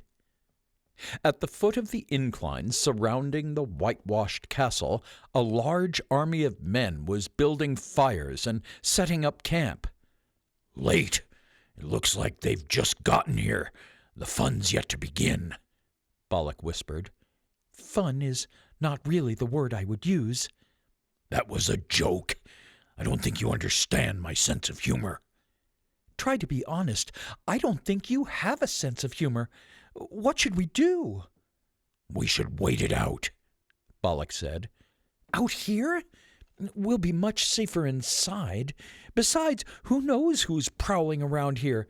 This is about to be a battleground, and we certainly don't want to be caught in the crossfire. And yet the Iron Gates castle is said to be impenetrable, Arda protested. And what if that assassin catches up with us again? There's no question that we will be safer inside. The only questions we should be asking right now are how and when to get inside. The two fell silent, and rain began to drop heavily. It lashed the ground in front of them and the leaves above their heads. They crouched down and squeezed between some bushes as thunder rolled through the sky above them, displaying the occasional flicker of blue. Arda sat under the protection of a large bush to feed the child milk, and then changed her. Balak sat beside her. She pulled out the bread and cheese and offered Balak half. He shoveled it into his mouth before she had even broken her bread. She tipped the dregs of her water flask into her mouth before eating her portion. The bread was dry now and quite crisp to bite. The cheese was strong and bitter, but she quite liked it, as it reminded her of being home in the castle. Balak drank some water from his flask before offering it to Arda. Thank you. She gulped down the water to wash down the dry bread. Balak rose to his feet. Any idea if there's another way in, other than through the gates, I mean?" he asked. No, not that I know of. "Stay here and rest. I'll scope it out." The light was fading fast. Most of the sun was gone, and what remained was glowing a dull orange. Balak hurried out of sight, just below the crest of the incline. He scanned the castle's surroundings, but the invading army was everywhere, erecting tents and constructing siege ladders, towers, battering rams, and trebuchets. Balak scrambled closer, remaining out of sight. Soldiers stood guard at every point, next to large green tents. Balak slowly climbed up the incline, trying to stay out of sight. Getting back was much trickier, but he hurriedly returned to Arda as fast as he possibly could.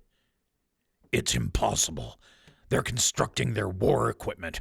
I don't like this, Arda. I don't want to be there when the trebuchets start firing," he told her. Balak, we must try. Is the only way in through the front gates? "Yes, but how do you expect to make it through the enemy camp alive? We'll be slaughtered," Balak snapped. If you can get us there, I know Lord Anzor will help us. In fact, people will call him King Anzor the Noble. "And did he give himself that nickname?" No, I don't know. So is sitting here waiting to be picked off by either a bounty hunter or a soldier any better? Besides, I heard they serve the best ale in all of Tartarus. "Yeah, the one that makes you go blind, yeah, so I've been told. Fine," Balak scowled. Arda grinned, relishing the small victory. The thick, impenetrable walls were a safe bet, but Balak was not convinced they could get inside without being noticed.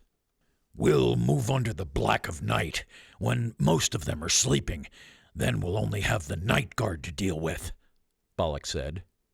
Arda settled down and took her rest. Balak sipped water and watched the camp.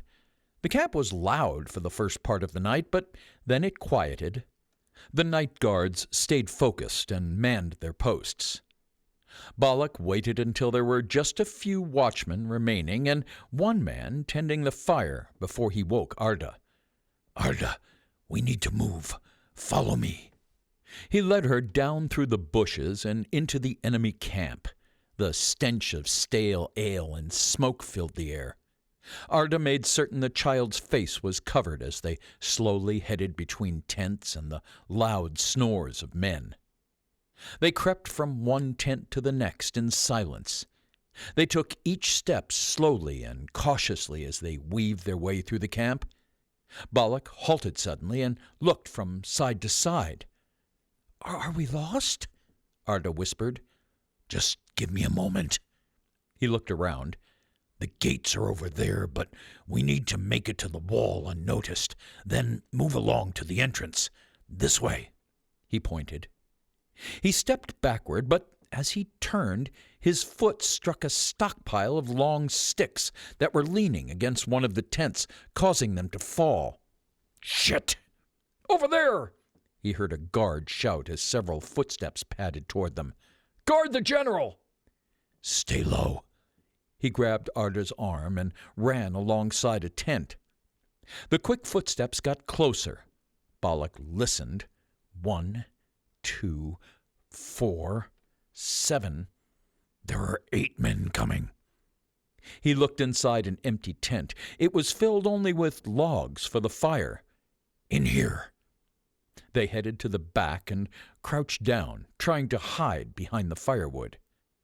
"Something ran over there. There was a shadow. Assassin, I think," he heard one of the men yell. "Check in there," commanded another. A soldier entered the tent and looked around. Balak was poised with his axe, ready to strike. The soldier spotted Balak first. Then he looked across to Arda. He was young, and his sword hand shook. He took a step backward rather than forward. His eyes widened, but he did not raise the alarm. Arda waved at Balak to lower his axe. "Stand down," she whispered. The pale soldier stared at her, and she smiled. She looked down and realized the child was exposed.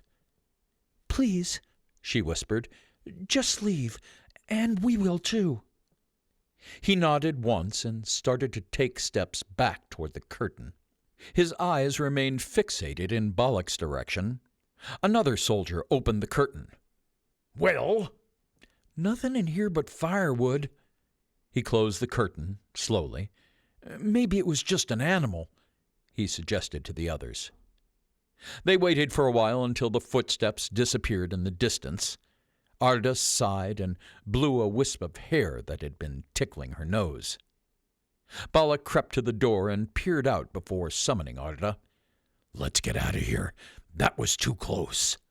Balak and Arda stayed slow and silent as they headed for the wall.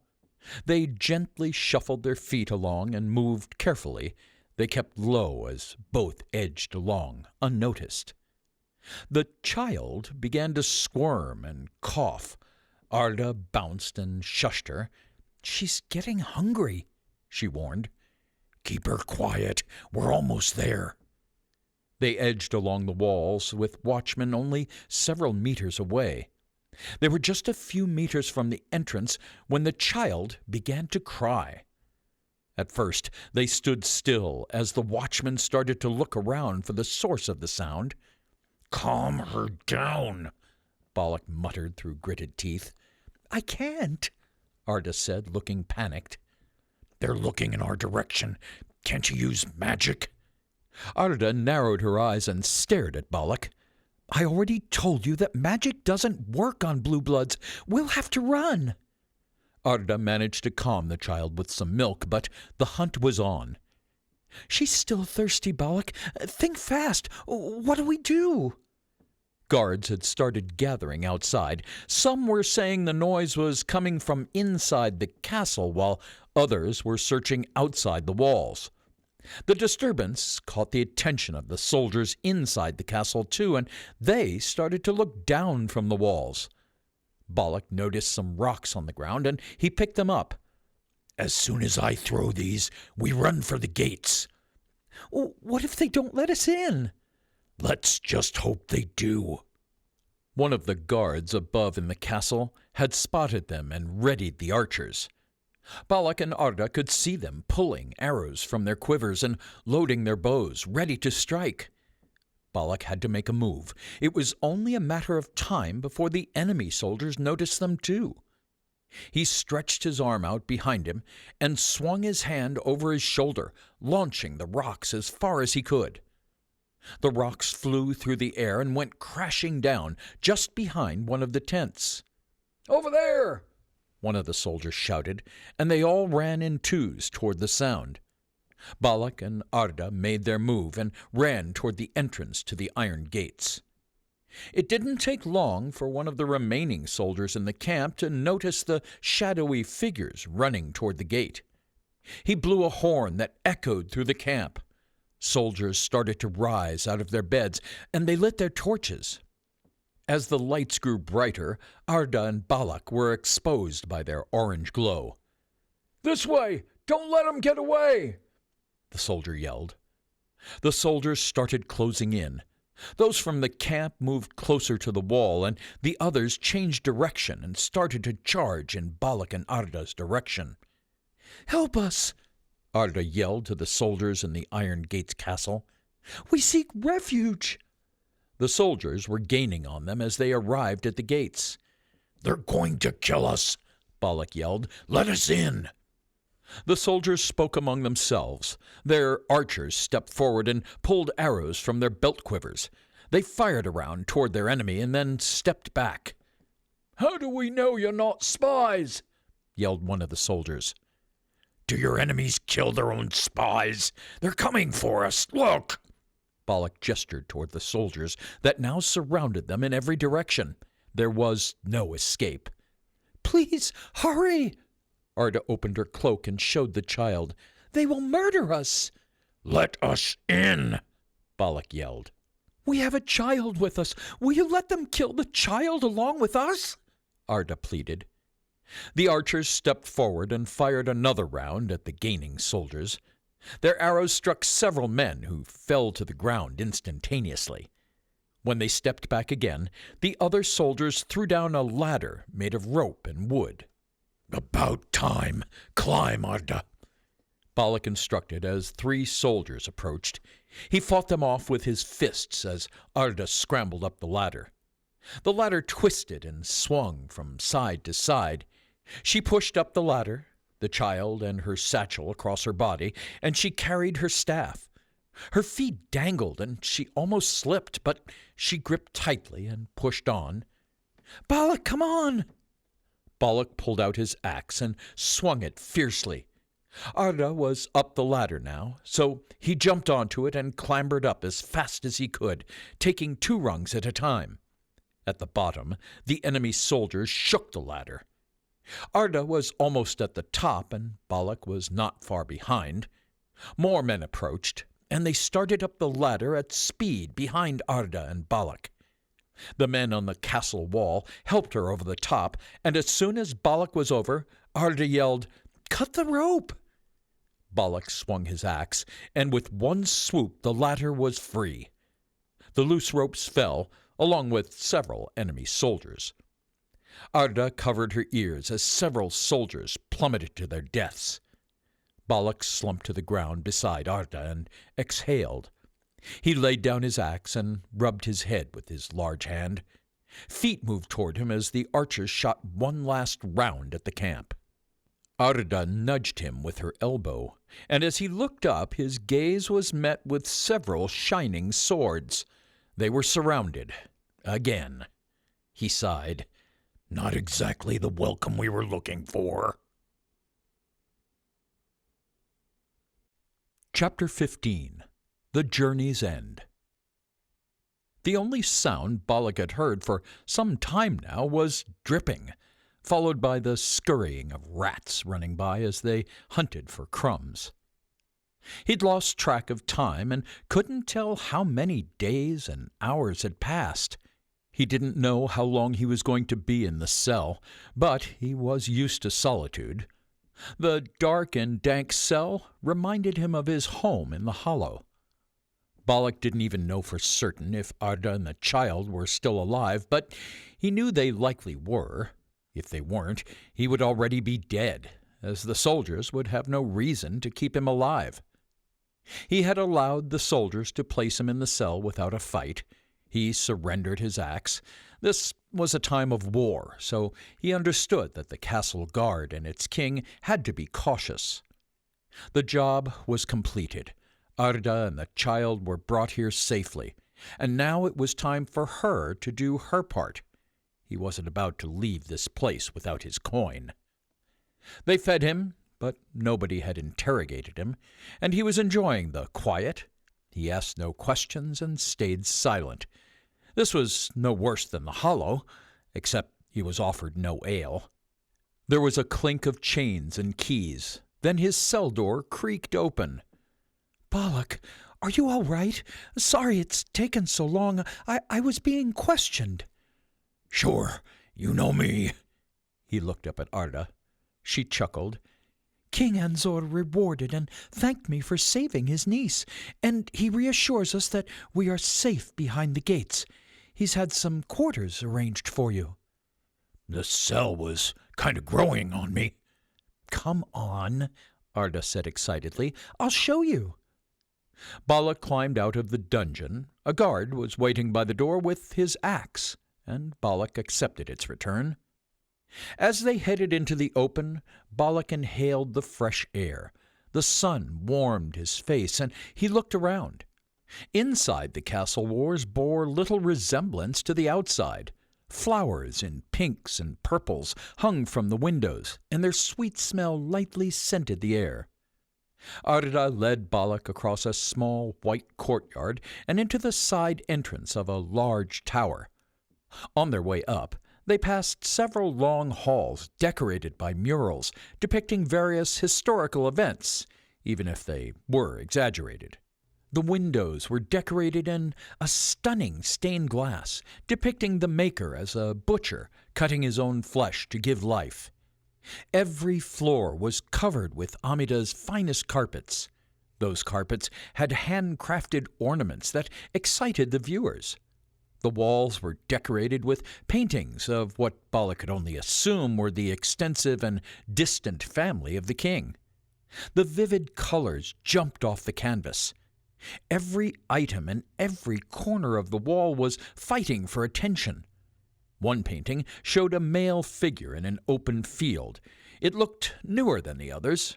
The man wore a luxurious fur coat, a purple cape, and a single glove on his right hand. To the left of him was a line of men with raised, fingerless hands. In the distance behind him stood the Iron Gates castle. "That's Lord Anzor," Arda informed Balak after she noticed him staring at the painting. "Hurry up," she insisted, pulling Balak away from it. They climbed the tight clockwise stairs higher and higher until finally Arda twisted the metal handle of a large oak door and threw it open.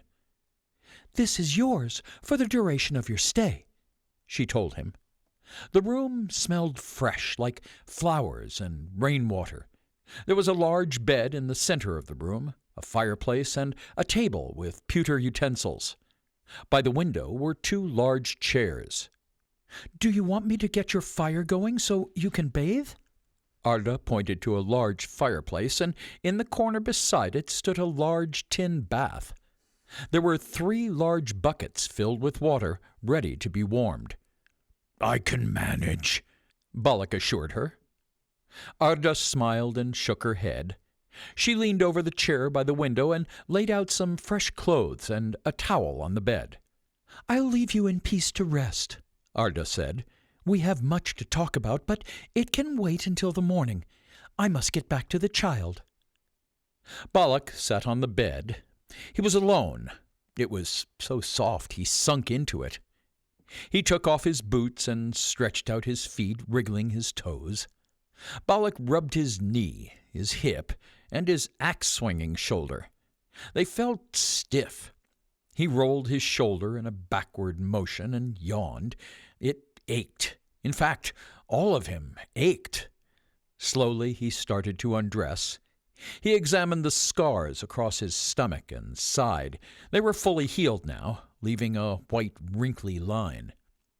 It had been a long time since Balak had bathed properly. His legs had many scrapes that were covered only by dirt. He climbed into the tub and tipped back his head. His beard dipped into the water and lengthened. He dipped it in further, and it stretched almost down to his stomach. The water turned a gray color that darkened after he washed. His skin started to look shriveled, and he decided it was time to climb out. After his soak in the tub, Balak grabbed his dagger and trimmed the tatty hairs at the bottom of his beard. He poured himself some ale and watched out the window for a while, sipping both jugs. He could see the enemy soldiers camped outside. They all sat around the fire, plotting their next move, but all was quiet inside and out, for now. Inside the walls, the people continued to live as normal. Children played in the street, mothers washed their clothes, and men walked to and from work. As night set in, he attempted to lie on his large, soft bed, but he could not rest. He sunk into the mattress, then tossed and turned before submitting to the comfort of the hard, freezing floor. He lay on his side and pulled over his blanket. When Balak awoke, Arda was already in his chamber. She was sitting on a chair by the window with the child, who was smiling at him. Arda looked clean and wore an ashen blue dress. Her hair was smooth and tied up, but much shorter than it used to be. "I trust you slept well?" Arda asked. "Once I got out of that ridiculous bed, I did," he told her as he pulled himself to his feet. "What's wrong with the bed?" "It's too soft. That thing almost swallowed me whole." "You must be starving. I made you some katabs." Arda handed Balak a cloth parcel and a small dish of yogurt with green herbs. "They turned out so nice, they're almost too gorgeous to eat." It sure looks good, Balak agreed as he unwrapped the parcel. He looked at it for a second, pausing. His stomach growled, and he grabbed the food and shoveled it into his mouth. Balak's thoughts turned to Georgi. He and his friend had frequently enjoyed kitabs together in the hollow. He had forgotten how wonderful the warm dough felt on that first bite. All that's missing is the ale. Arda laughed. Well, I'm here with the coin I promised you. She beamed as she pointed to 2 large coin bags on the table. You saved our lives more than once. You did what I asked of you, and we are eternally grateful. We wouldn't have made it without you. Thank you. I don't believe that to be true. You have grit, Arda. Your heart is in the right place. I think you would have made it here with or without me. Honestly? Honestly, even though you're a pain in the arse at times, he said, patting her shoulder. The 2 laughed, and Arda placed her hand on Balak's. The child looked up at him, and he gently nudged her cheek. And don't you be causing any more trouble. The child smiled and flapped her arms excitedly. Where will you go? Arda asked him. I'm not certain. Don't go back to the hollow, she pleaded. You don't need to go back there, I mean. I don't know yet, he croaked. A somber silence fell over the 2 of them. The city inside the wall was a busy place, and children played right below Balak's window. Their laughter filled his room as they ran back and forth up the alley. Arda was the first to interrupt the silence. Balak, I'm sorry I lied to you. He stared at her. She was looking him in the eye with sincerity. About the magic and the purpose of my journey, for putting you in peril, everything. If you had told me the truth at the beginning, you know I wouldn't have agreed to help. Arda nodded. We will never forget what you did for us. You are welcome to visit if you ever find yourself this way. That's very generous of you, Balak said as he bowed his head. Now, back to the important stuff. Balak changed the subject. Where's that tavern people keep talking about? Well, let me show you around first. Arda stood and headed for the door. Just outside were 2 guards holding large kite-shaped shields and wearing kettle helmets. Balak grabbed some handfuls of coin and followed Arda. He placed the rest underneath a chair and draped his cloak over the chair to keep it out of sight. He followed Arda down the stairs and into the courtyard. She pointed out the taverns, the blacksmiths, and the market. The castle was spotless and not at all dreary on the inside. There was a smoky metal smell as they walked by the market. Everywhere they went, the guards followed. What was it exactly you said you did back in Elbrus? Balak asked. I didn't. I was a washer. He looked behind them and noticed the 2 guards continuing to follow them. Do these guys follow you everywhere? Only when I have the child. They need to ensure she's protected. Somehow, being followed around makes me feel less safe. How come? Seems a little excessive. Surround yourself with guards and you can be spotted in any place. Maybe it is a little over the top. I'll have a word. So, what does the future hold for you and the child? He asked Arda as they walked slowly through the dusty streets.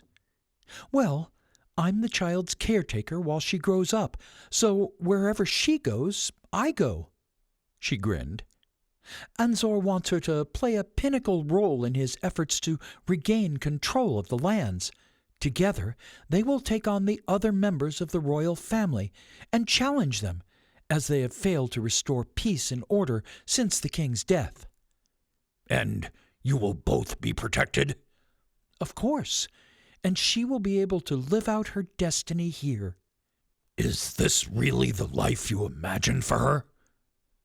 Through her veins run royal blood. She will be raised amongst her equals, educated and lawful people. This is her destiny. I don't have much to say in the matter. Arda sighed. You say that, but you don't mean it. Arda was silent. They headed into the market, and Balak made his way around, looking at different clothing. After he left Arda's company, he headed to the blacksmith and had them enhance his axe. The blacksmith had a dozen metal loops hanging at his station. He offered to make Balak a whole new axe, but he refused. Just sharpen it as best you can, Balak told him. The blacksmith was highly skilled, and Balak watched him work as he heated the iron, shaped it, and dipped it into water. The double-headed axe looked almost new by the time he had finished, so Balak also had a sword and a small dagger made. To hold his weaponry, he bought a luxurious carrying belt fit for a king's knight. He also bought new chainmail. Balak had everything he needed for his journey, but he was still unsure of his destination. The siege gave him time to think. He wasn't about to go anywhere until that was over. Each night he slept on the cold floor. He preferred his archaic clothes, and carrying his new weapons made him feel uneasy. Maybe he would go back to his humble life in the hollow and squander his coin. Arda was Balak's only companion for the days that followed, walking with him to the stables to feed the horses and to the tavern to taste the ale he had heard so much about. Being a skeptic, Balak savored the taste, but on his first sip he stated, "I already feel tomorrow's headache." Everyone cheered. The more Arda made Balak out to be a hero, the more ale he drank. "Keep it down about the hero part," he said before ordering more ale. The listeners chattered and sipped their drinks. Arda told Balak, "The world needs more people like you, Balak, the kind of hero—" "I'm not a fucking hero," Balak exclaimed. "Look at me. Look at these hands that strangled men to their very last breath. Look at this scar. I got it because a man tried to stab me in my sleep. I strangled him to death and watched his eyes pop out of their sockets. I don't even remember half the wounds I have on me. I'm not a hero, Arda. I am the terror of Tartaurus." The whole place went silent, and people were staring at Balak. Arda didn't say a word and slowly got up and left the bar. "What the fuck are you all looking at?" Balak asked the crowd. They promptly returned to their business. He looked at the tavern owner and told him to pour another drink. "I think you've had enough for one night, brother," the man protested. "Do as you're fucking told, and don't make me ask twice," Balak told the man, slamming the table with his clenched fist. The night was getting dark when Balak was left alone in the tavern, trying to drink himself to death for the first time in a long while. He stumbled back to his quarters, and a man approached him and started shaking. He grabbed Balak's shirt. "Help me!" he cried before collapsing on the floor. Balak yanked his leg free and walked on, but then a woman stumbled in front of him and collapsed. Blood splattered from her mouth as she writhed in pain.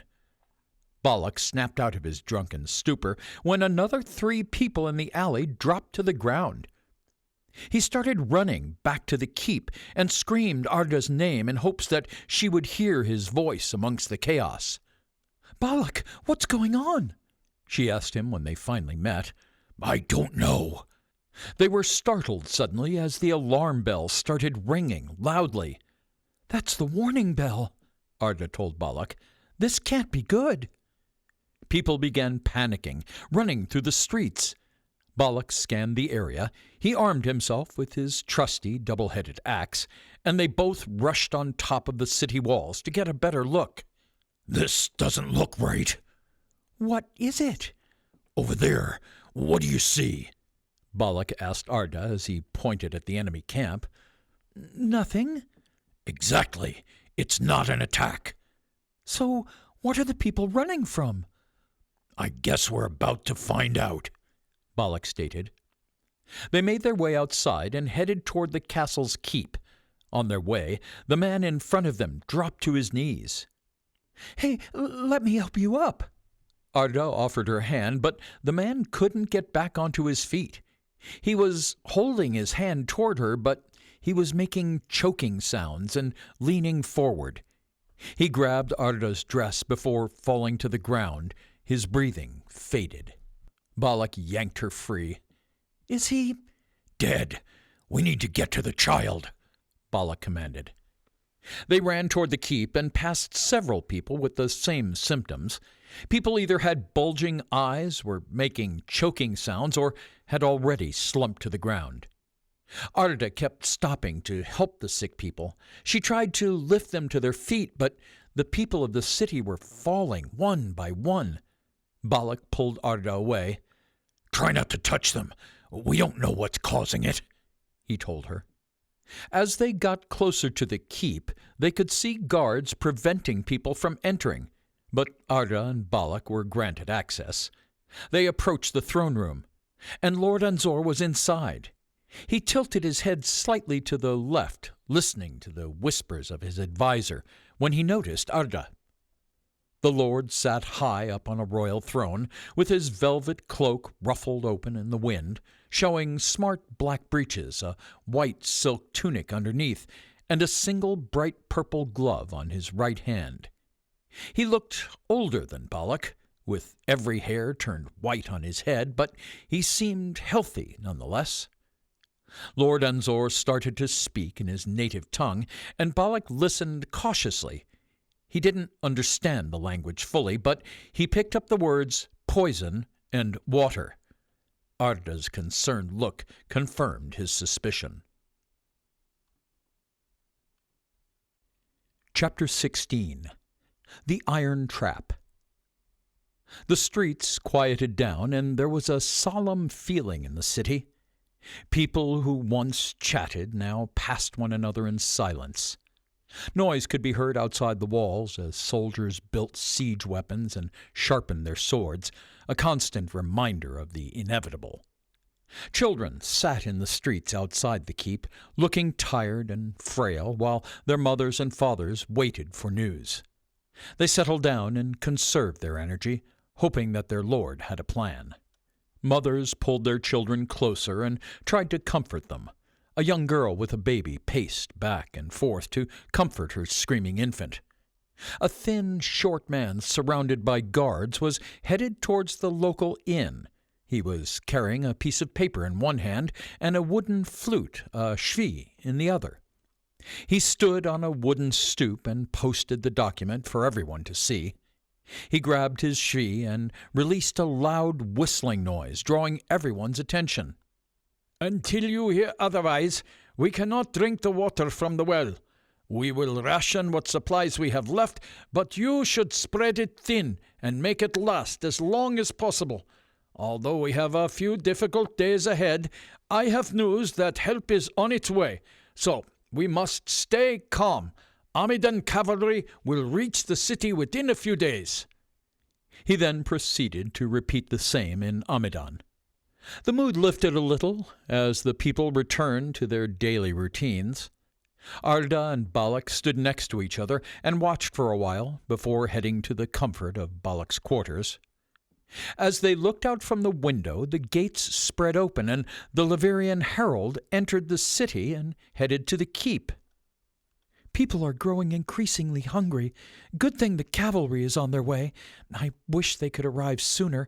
Time is not on our side, Arda said. On the contrary.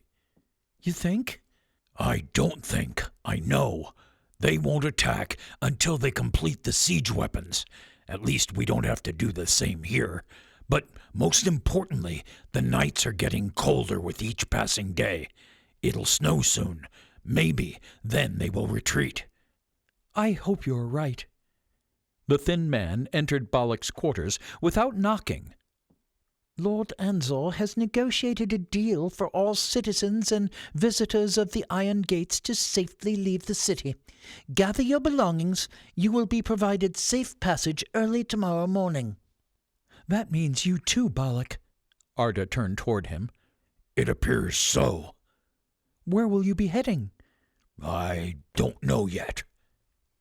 The guard swiftly entered Balak's room, headed towards Arda and bent his knee. "My lady," he began, "I am honored to be escorting you to Shirak." The old capital? But why? "Orders of Lord Anzor. We will be leaving first thing in the morning. Please, follow me. We need to pack your belongings." Balak tried not to make eye contact with Arda as she headed toward the door with the guard. Arda, wait. He startled her.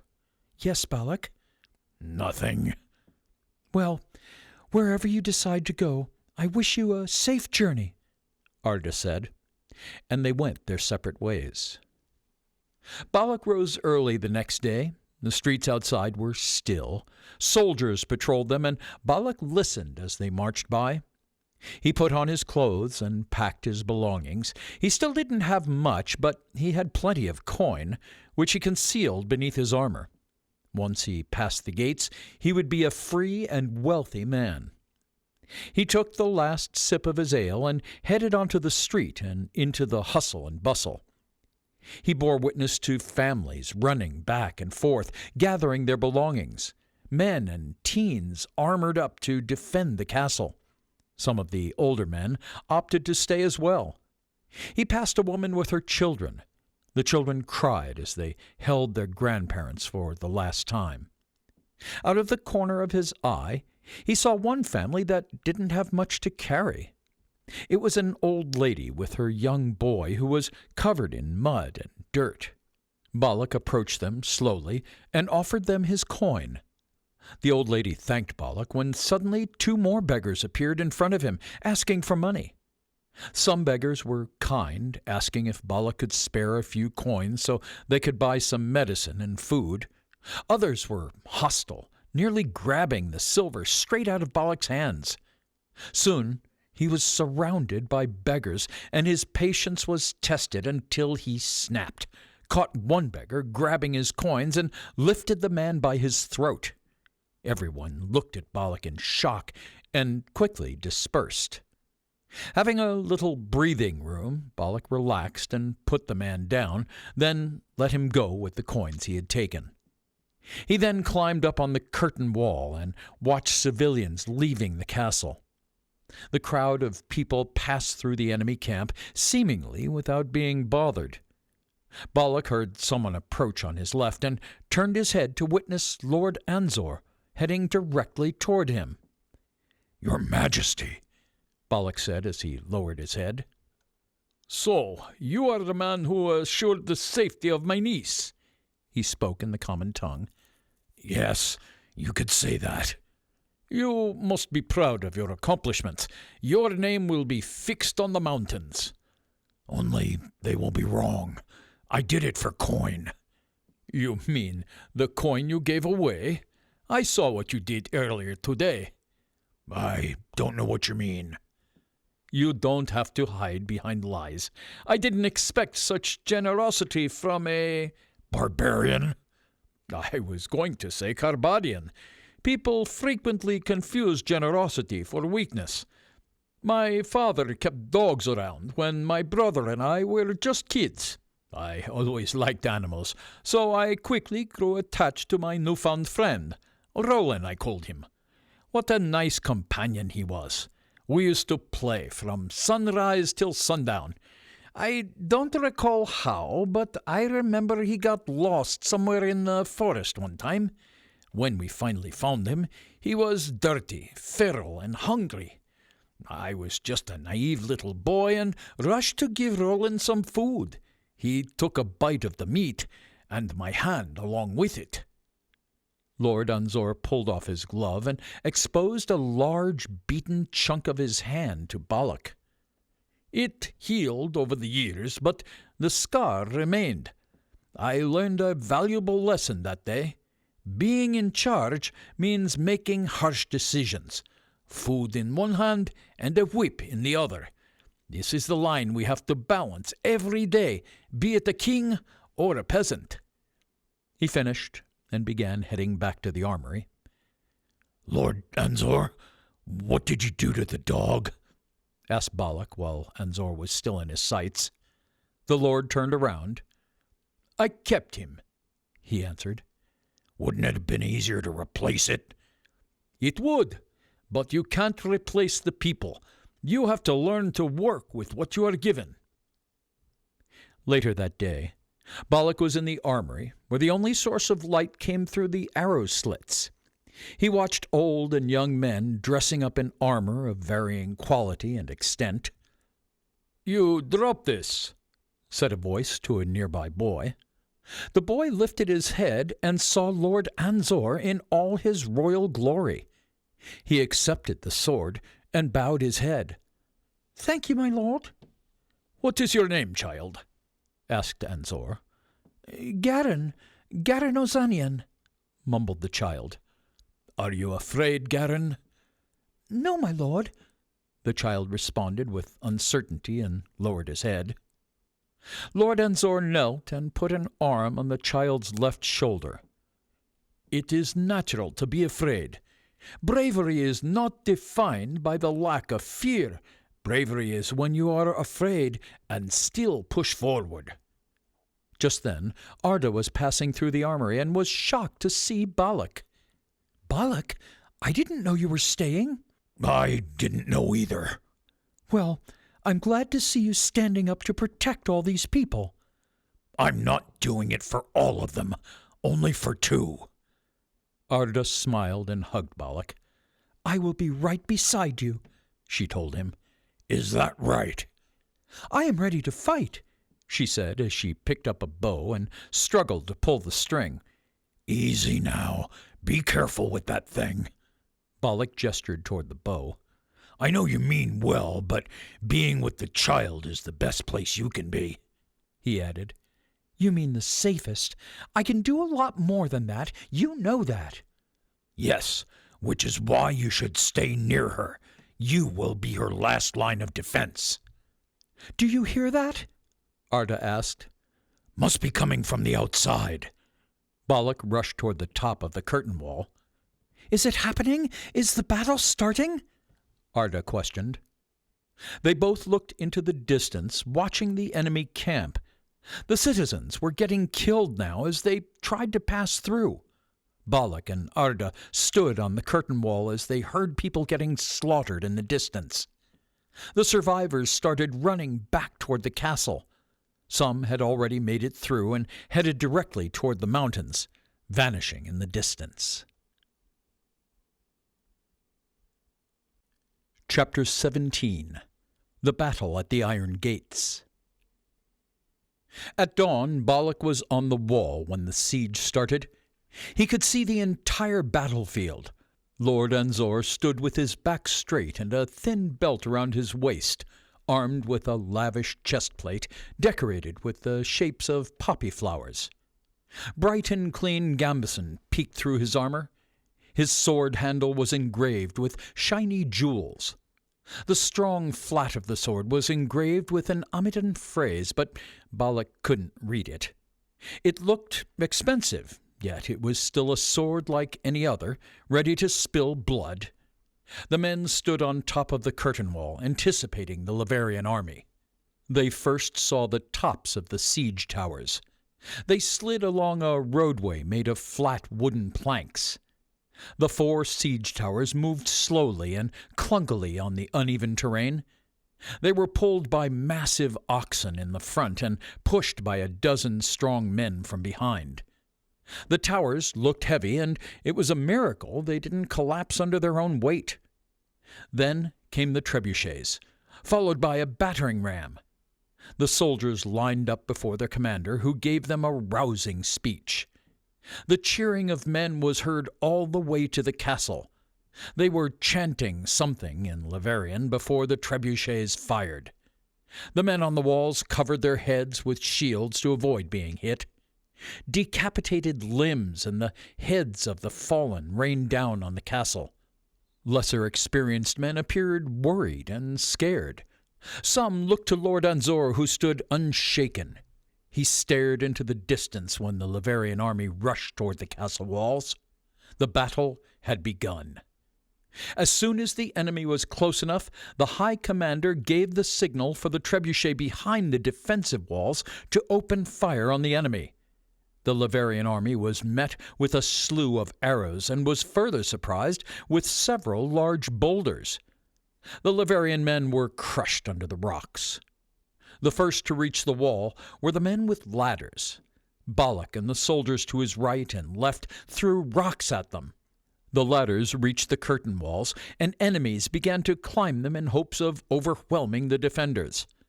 Balak managed to throw off the ladders, dropping countless men with them to the ground. A few arrows whizzed by him, and one scratched his left cheek. The castle was centuries old, and it was built without a talus. The siege towers were still an effective tactical tool that needed to be destroyed. "Stop the towers!" the High Commander shouted. "Archers, shoot the oxen!" The commander raised his sword and signaled when to fire. Archers stood atop of the enemy siege towers and fired back at the soldiers on the wall. The bloodied oxen writhed on the ground, and the first siege tower stopped in its tracks. Balak watched as the second tower began to roll down the hill before hitting a rocky surface and collapsing, killing or injuring anyone on top of it. A large boulder flew over his head, hitting the side of the keep and falling to the ground, crushing the men who were under it. Arda was on the third floor of the keep, and she could feel the place vibrate. Not knowing what was happening outside made her anxious. She paced the room, thinking of how she could contribute. She tried to peek out of the room, but the guards asked her to stay inside. Arda then saw a small gap between the rocks. Men were attempting to lift an enemy boulder that had hit the keep earlier. The soldiers tried to carry it to the castle's trebuchet and use it as a projectile, but their efforts were futile. Arda grabbed her spear and began to summon a spell. Her eyes glowed as she mimicked lifting the rock. She felt as though she were lifting it herself. The men couldn't believe it, but the rock felt lighter. They were able to carry it to the trebuchet and launch it over the defensive wall at the enemy. Arda fell to her knees when the rock was finally near the trebuchet. She looked at her shaking hands. Her muscles hurt like fire. She wrapped her arms around her lower back. She felt exhausted. Her skin turned pale, and she had the sudden urge to vomit. Meanwhile, Balak caught a glimpse of the battering ram rolling into the battlefield. Several men manned each side, and they began rolling it toward the gates. It was enormous. "Aim for the battering ram," the head commander called to his archers. "Set it ablaze!" Archers and arbalests lit their arrows and aimed for the battering ram, but their attack had very little effect. Apart from a few arrows piercing its roof, it maintained its momentum. The ram had been dampened, making it more resistant to fire from the archers. The walls shook as the ram hit the gates, but it did not break through. "Give those filthy pigs a warm bath," the head commander ordered. Boiling hot oil rushed through the murder holes at the top of the gatehouse. The men below screamed as they were coated in hot oil, and when the archers followed with arrow fire, the screams turned to shrieks and squeals.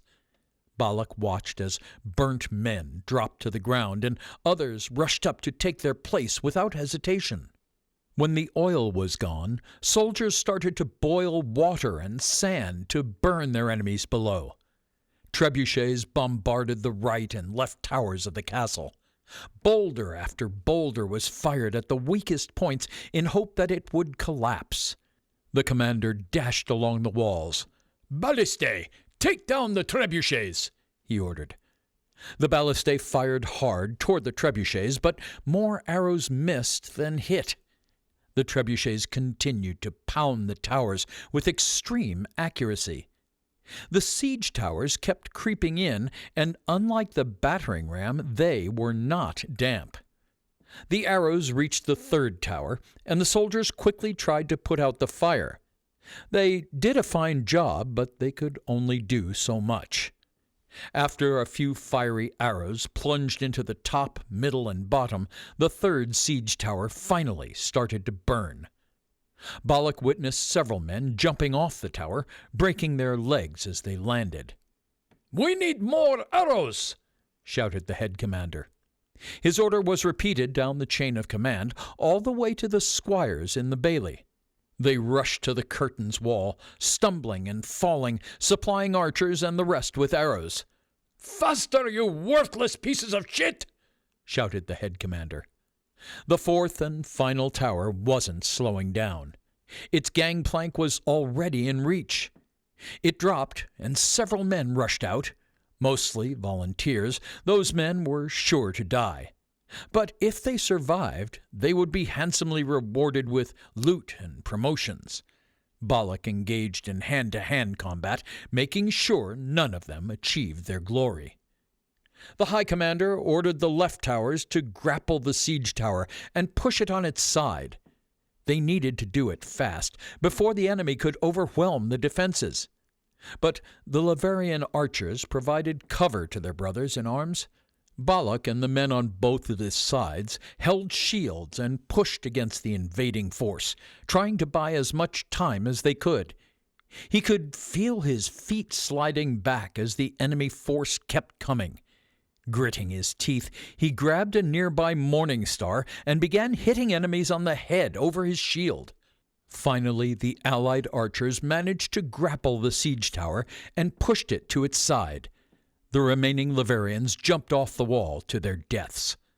The battle lasted long into the evening as the enemy's numbers began to dwindle. Balak could hear the soldiers cheer as the battle ended. He took a deep sigh of relief and leaned on the defensive wall. He saw a few men break into tears of joy, hugging each other and taunting the remaining Laverians who stood in the distance. But suddenly the castle shook, and the left tower crumbled, collapsing into itself, crashing to the ground and crushing the men on the bottom. A thick dust settled over the city, and silence fell on the land. There was a roar, and out of the woods a portion of the Laverian army that had been hidden in the forest charged toward the castle. The Amidon soldiers looked defeated. The High Commander looked at Anzor. "My lord!" Anzor's men were tired. They had fought since first daylight, but the battle wasn't over yet. Anzor unbuckled his elegant sword and walked down the stairs. "That's it. We're all doomed," said one of the soldiers. "You most certainly will be if you stay here, or you can follow me and finish the battle. They want war. Let's give it to them. Come, let's secure our place in history." Lord Anzor rallied his men and led them toward the battlefield. "You heard the Lord. Don't drop your shields and swords just yet, ladies. Let's show these Laverian scum a warm Amida greeting," the head commander said. "My hands are sore," pleaded a soldier leaning against the castle walls, barely lifting his shield. "You can rest when you're dead," shouted the High Commander. "Now go out there and fight," he continued as he threw the man forward. Movement started as the dust cleared and the enemy appeared and started to spill into the city. Amidon's soldiers met Laverian soldiers, and they all clashed at the new opening. Balak rushed from the wall and into the battle. Body after body piled up as both swords and fists clashed. This was an advantage to the iron gates. Its fortified design bought them time while they waited for reinforcements. The bodies formed a wall, which made it difficult for the enemy to get into the castle, although not impossible. Balak was in the mix of the slaughter. His face was covered in spatters of blood. He killed soldier after soldier, going through them with his axe. He was pushed from behind mid-sprint and fell to the ground. He was still alive, but he could feel bodies piling up on his back. They were getting heavier and heavier, and he struggled to breathe. He was getting crushed under the weight when he finally noticed a small opening. He could hear cheering and footsteps pushing in the opposite direction as the Allied army arrived, so he pushed towards it and climbed through. He could see a sea of horsemen riding toward the battle, and for a few minutes he thought the battle could be won.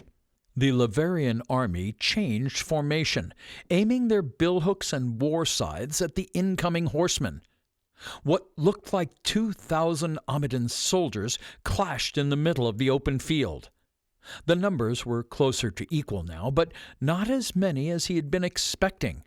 However, the enemy was drawn in the other direction, and even though they were unlikely to overcome the huge Laverian army, it was the chance the civilians needed to escape, as fewer enemies entered the inner bailey.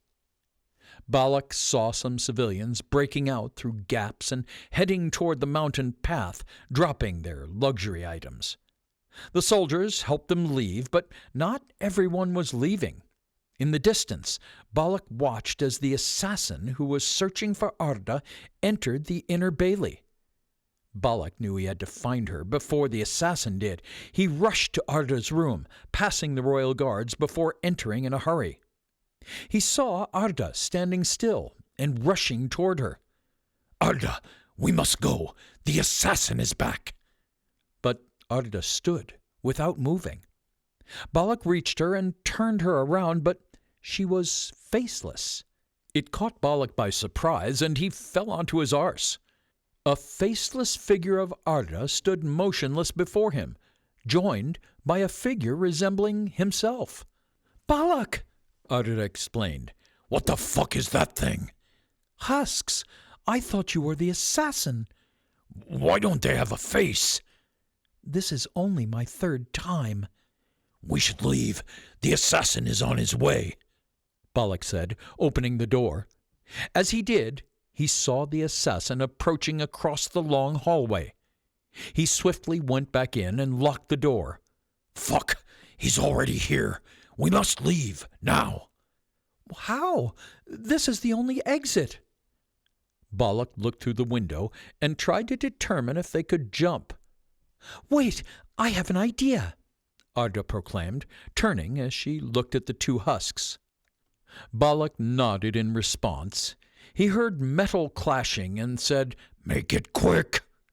He stood and watched as Arda conjured a spell and the two husks passed through the wall. Balak grew impatient as the sounds grew louder, but he said nothing. He knew that Arda needed to concentrate. Her eyes began to glow, and she stood still in complete silence, holding the child. Balak heard the assassin easily disarming the guards behind the door. He stood ready to protect her and the child when the sounds stopped. The footsteps dissolved in the distance. Arda blinked, and her eyes returned to normal again. "It worked." "Great. This will keep him occupied for a while." "Wait!" she exclaimed. "I still have to control them." Her eyes began to glow again, and she went back into a trance. "Fine," Balak groaned. Balak strapped the child to his chest, covered Arda's eyes, and lifted her. He carried her down the keep. He carefully snuck in the shadows to avoid being seen. Balak heard screams echoing in the hallway. Finally, he made it to the outer walls when Arda snapped out of her trance. She was gasping for air and grabbing her stomach. "What's wrong?" Balak tried to calm Arda down. "He stabbed me. I was bleeding," she panted. "Where is he?" Over Balak's shoulder, Arda watched the top of the keep's tower. Balak looked in the same direction, and they saw the assassins staring at them, empty-handed. "We should move," Balak suggested. They vanished into the crowd and pushed their way through the narrow path. Arda was shaking from the cold. Balak pulled his black furs over her maroon cloak and fastened them. As they made it to higher ground, Balak glanced back at the iron gates. The gates stood strong, but the walls crumbled. The enemy had made it past the walls, and black smoke billowed from the outer bailey and the keep. The screams continued to echo as fire rampaged through the castle. They witnessed civilians, unarmed, being struck down with swords. Women were thrown to the ground, and soldiers climbed on top of them. The murdering and pillaging continued even when men and women offered their surrender. No life was spared. Shrieks and blood-curdling screams echoed through the valley. "Let's go, Arda. There's nothing we can do now," Balak said.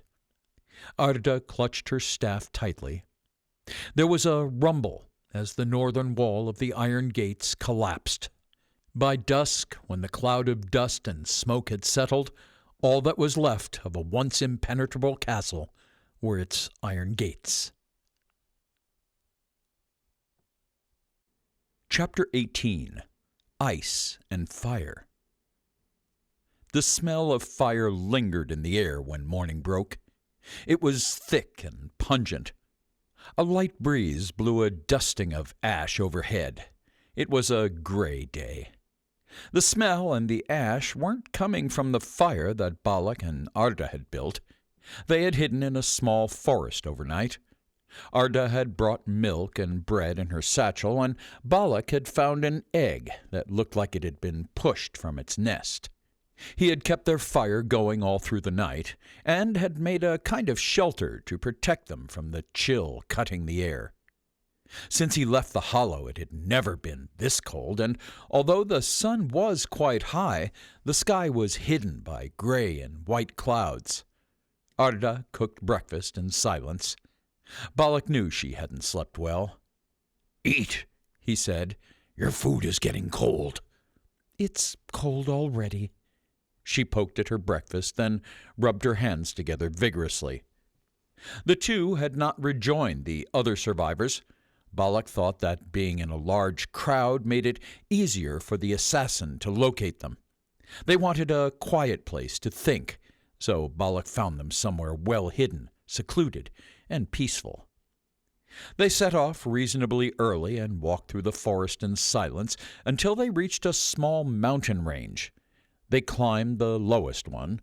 Balak had never seen a range of mountains so green before. Their white, icy peaks added to their beauty. It was freezing, and the higher they got, the colder it felt. When they had climbed around 2/3 of the way up, the path led them over the mountains. They could see for kilometers, and Arda was pleased she didn't have to carry on to the peak.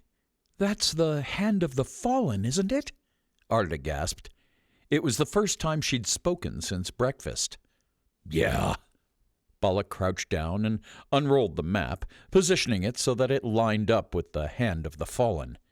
He studied it to get his bearings once more. "It's bigger than I imagined. Makes you feel how small we are," Arda continued.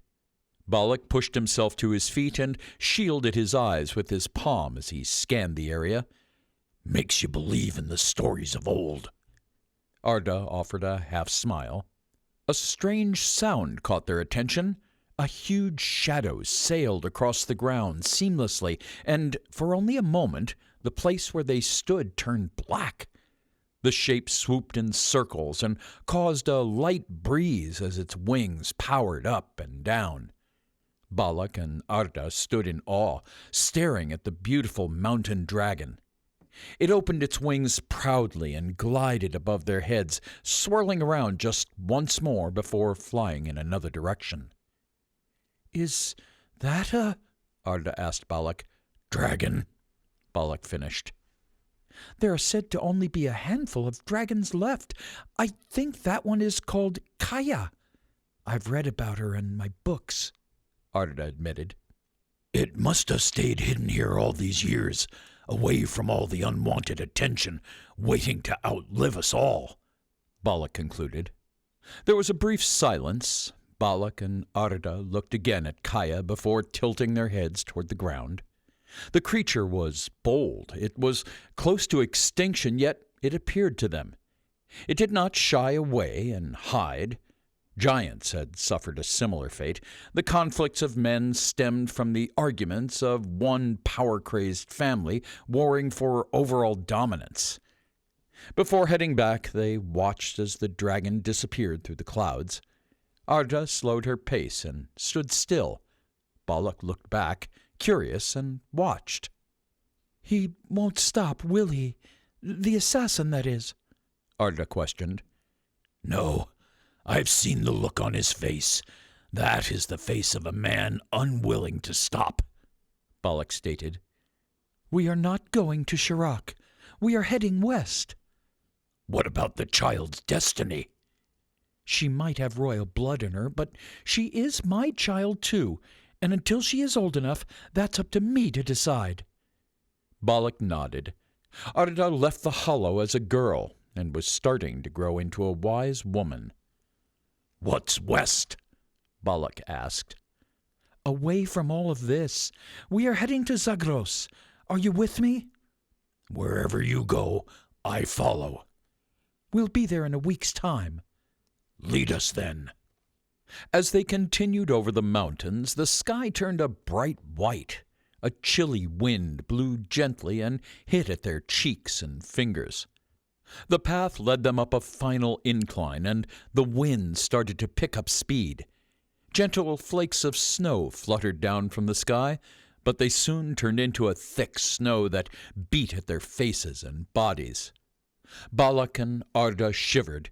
They could not get warm. Their pace slowed as they waded through the snow, and the child began to shiver and whimper. At one point, Arda was almost up to her knees. She used her staff to push through. The two soldiered on, and as they headed down from the mountains, they were shielded from the snow, and the temperature rose a little, but very slowly. At the final lookout post before they left the mountains, Balak pointed out the crimson point to Arda. They were almost there. They were talking as they approached the foot of the mountain. "The crimson point is not far away. We should keep going," Balak said, but Arda stopped suddenly in her tracks. She looked behind them and noticed a murky figure approaching them fast. Balak growled, "Not this guy again. We need to move, fast." The forceful winds were slowing them down, and the figure was gaining on them. Then Balak turned around and stood still. Arda called out for him. "Balak, what are you doing?" "Keep going. I'll slow him down." Arda started walking closer to Balak. "He will kill you," she said. "Arda, stop! What are you doing?" "You can't stop him, at least not on your own. If we fight together, we have a better chance of defeating him." Balak's face expressed grave concern, but upon thinking further about it, he nodded. "Don't hold back," he said. "I won't." Arda quickly unstrapped the sleeping child, left her in her basket, and placed her by a tree. They stood and waited for the assassin to approach. He looked tired, but continued trudging through the snow. Once he was close enough, Arda readied herself with her spear, and Balak yanked his double-headed axe from his belt. They marched toward the assassin. Balak swung first, but the assassin was fast and anticipated his strike. He ducked and rolled toward Balak, elbowing him in the face. He struck Balak's wrist, disarming him. Balak threw his fist, and it crashed into the assassin's face. He dropped his sword, and the blow sent him flying backward. He landed next to Arda. He slapped her face hard, knocking her to the ground. "Stay down, girl," he warned. Arda spun her spear and swiped at his legs.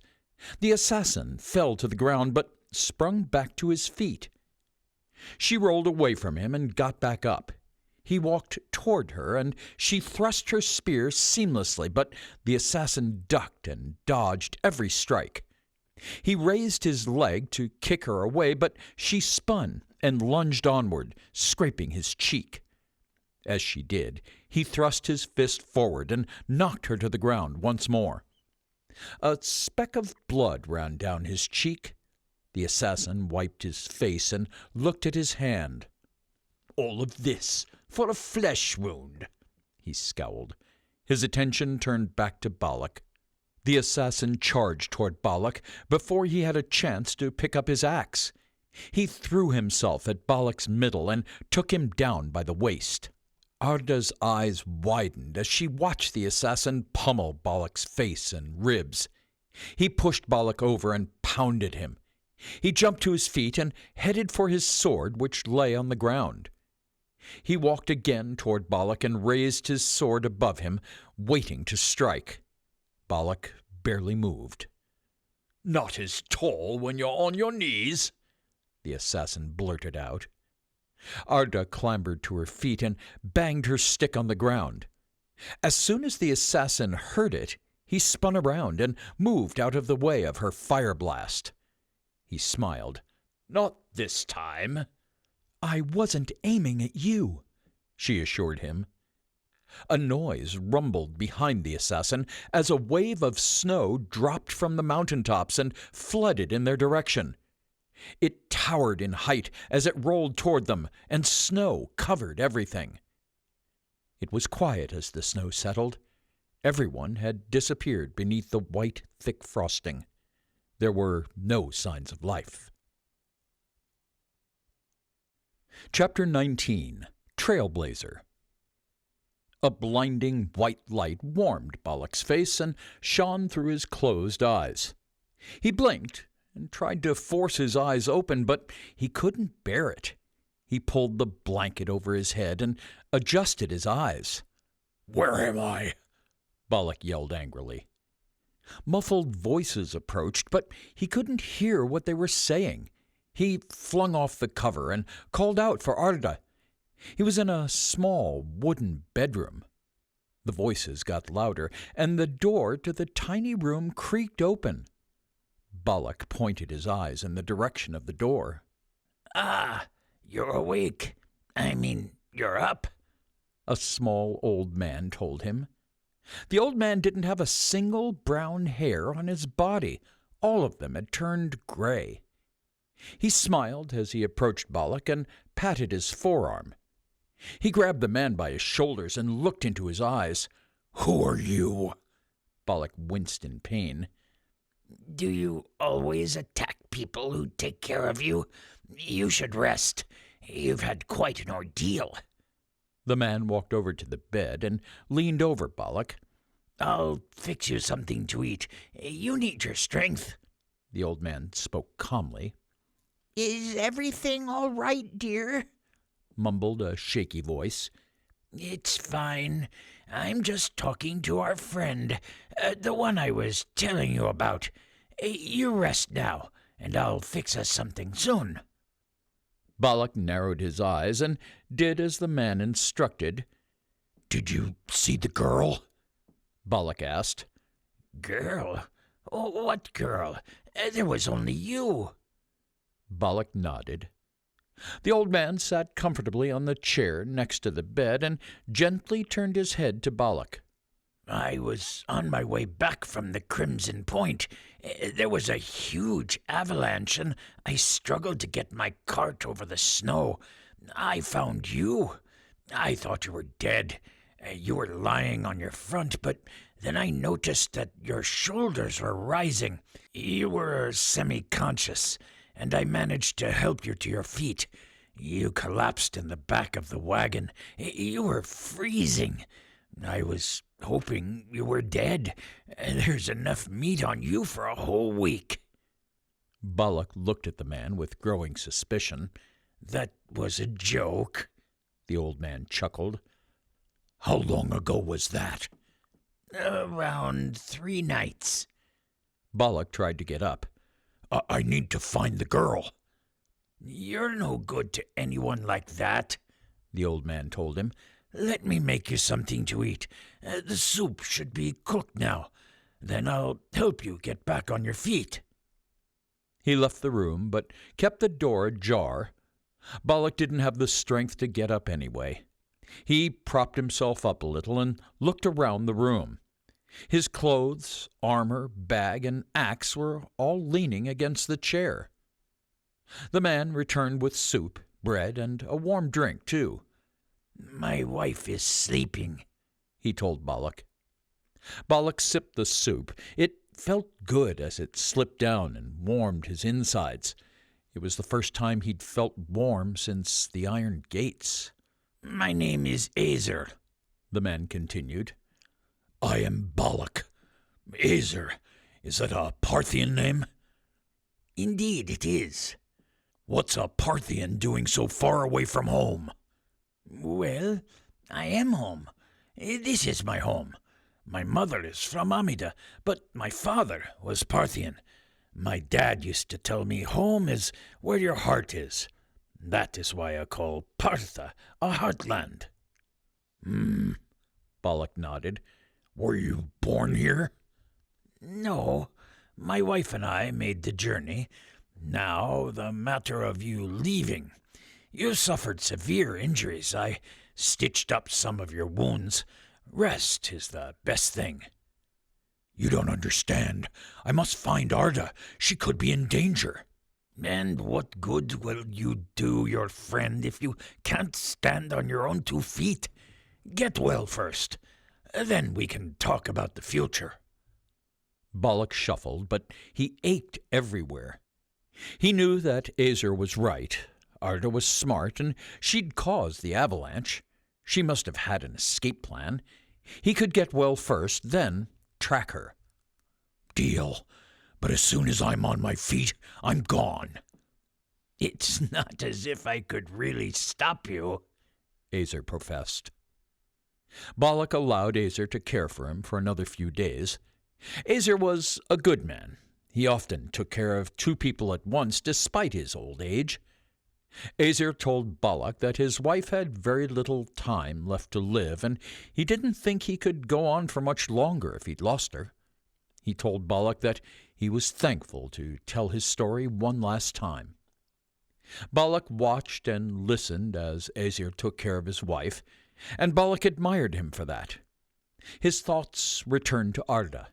He'd promised to get her and the child safely to their destination. It was late, and he had to go. Balak forced himself out of bed. His ribs ached as he wrapped the bandage around his torso. He pulled on his chains and his clothes and started to gather all his things. "Leaving us already?" Azer asked as Balak crept through the front door. Balak was startled. "I didn't expect you to be awake." "Would you go to bed if you didn't know if you would wake up the next day?" Balak replied with silence. Azer chuckled to himself. "Didn't think so. I can't stop you from leaving, but perhaps you could have a smoke with me first." Azer sat at the fireplace, lit up the pipe, and extended it to Balak. "I can do that much." Balak accepted the pipe. "You built this place?" "I sure did. Built it for me and my wife." "And the kids?" "No kids. We met too late in life to entertain the idea. We only have each other now." "For now. But what will you do when she's gone?" "I often ask myself the exact same question." "And?" Azer took a long pause. "Are you religious, Balak?" "Not exactly." "You don't worship the flame or the maker?" "No." "Is that so? I would think a man of your age must believe in something." Balak sat silently. "None of us are religious until we face death," Azer said. "Death comes to us all. Why fear it?" "It's not my death that scares me. When I go to bed, I fear waking when my wife has passed. I fear missing her last breath. I want her to know that she won't be alone when the day comes." Balak lowered his head, but Azer continued. "I wish I could have spent more time with her. I'd been too busy chasing ghosts and might have never found what I was looking for. I suggest you avoid my mistake." The last sentence caught Balak's attention. "What makes you say that?" "I know the look. I wore the same look on my own face. I once sought the person who wronged me. For years, the rage fueled me, giving me the strength to keep going, but I was wrong. It was eating at me on the inside, chipping away at my earthly time, and I was just too stubborn to see it. How did you do it? How did you stop yourself after giving so much of yourself? Balak asked with curiosity. It wasn't easy.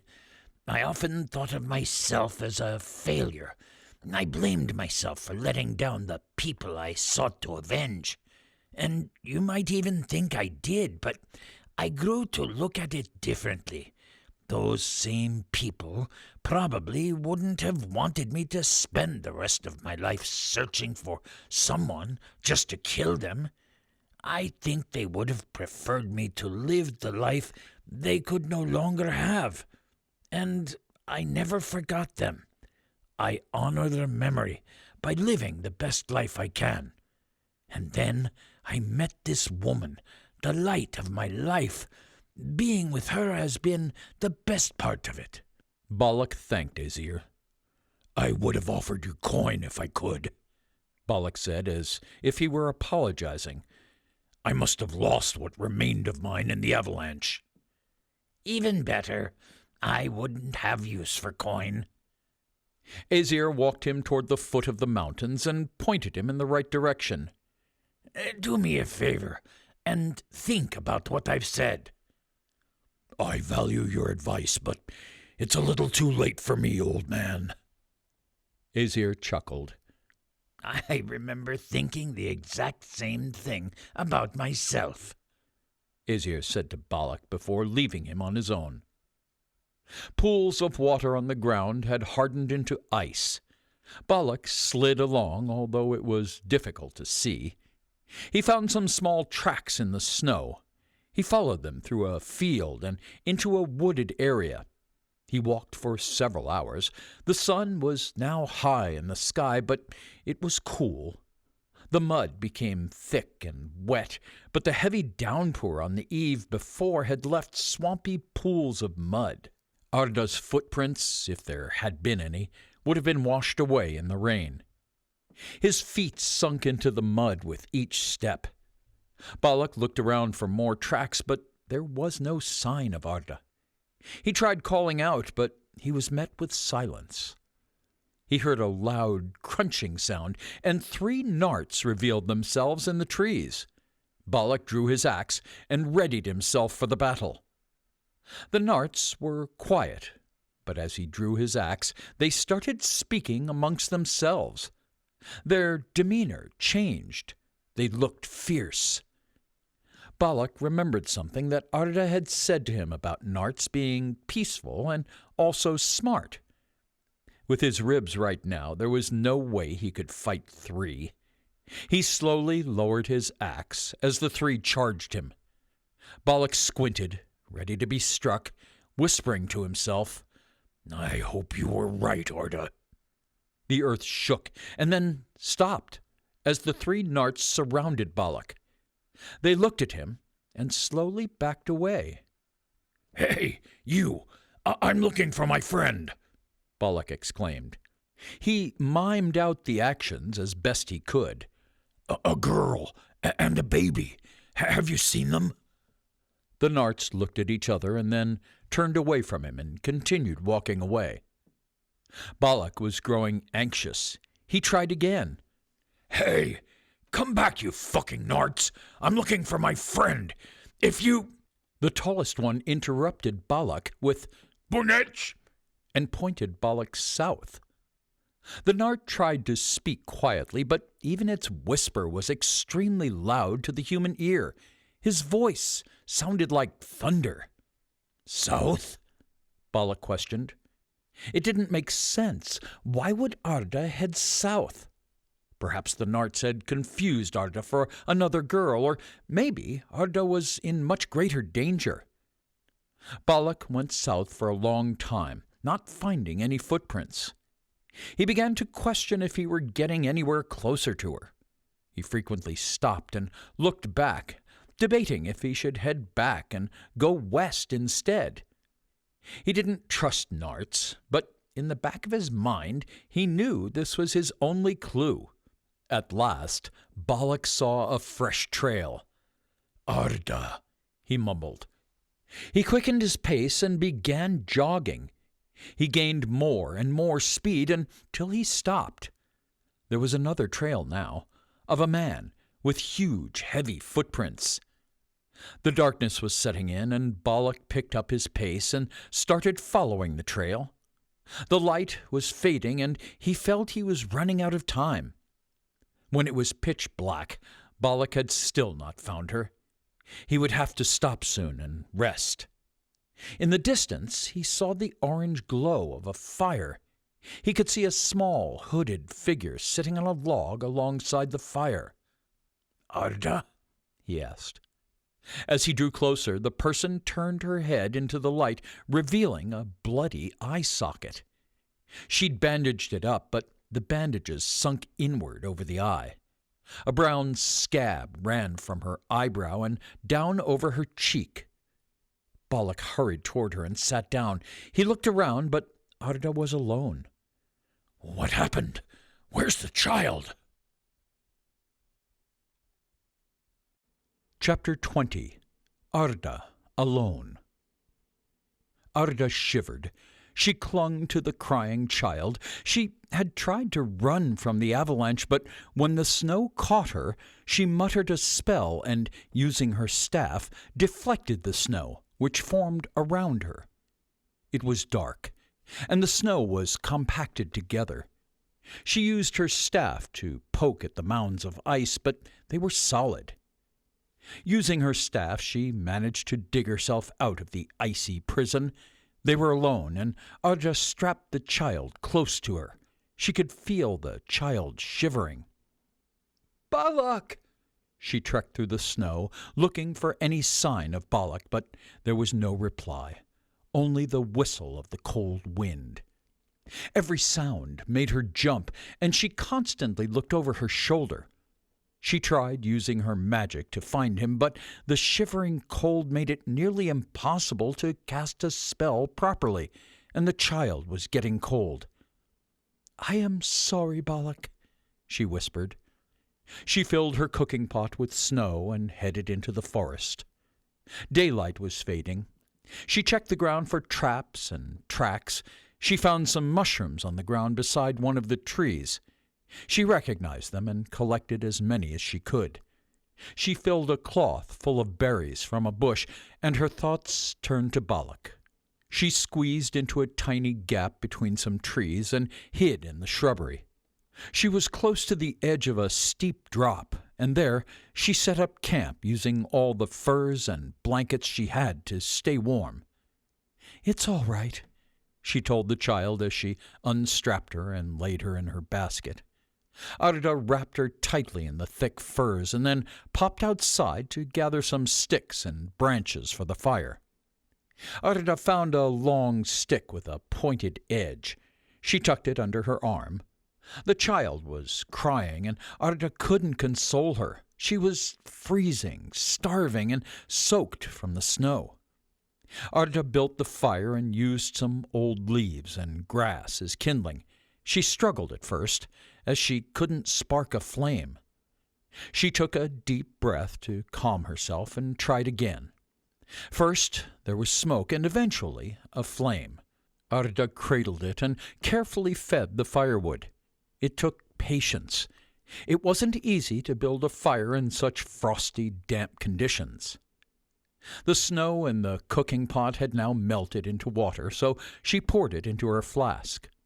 She warmed a little milk in the pot while she changed the child. Once the milk was ready, the child was content. Next, Arda squashed and heated some of the berries and fed them to her. Arda wrapped the child back up once she'd eaten, and she was soon asleep.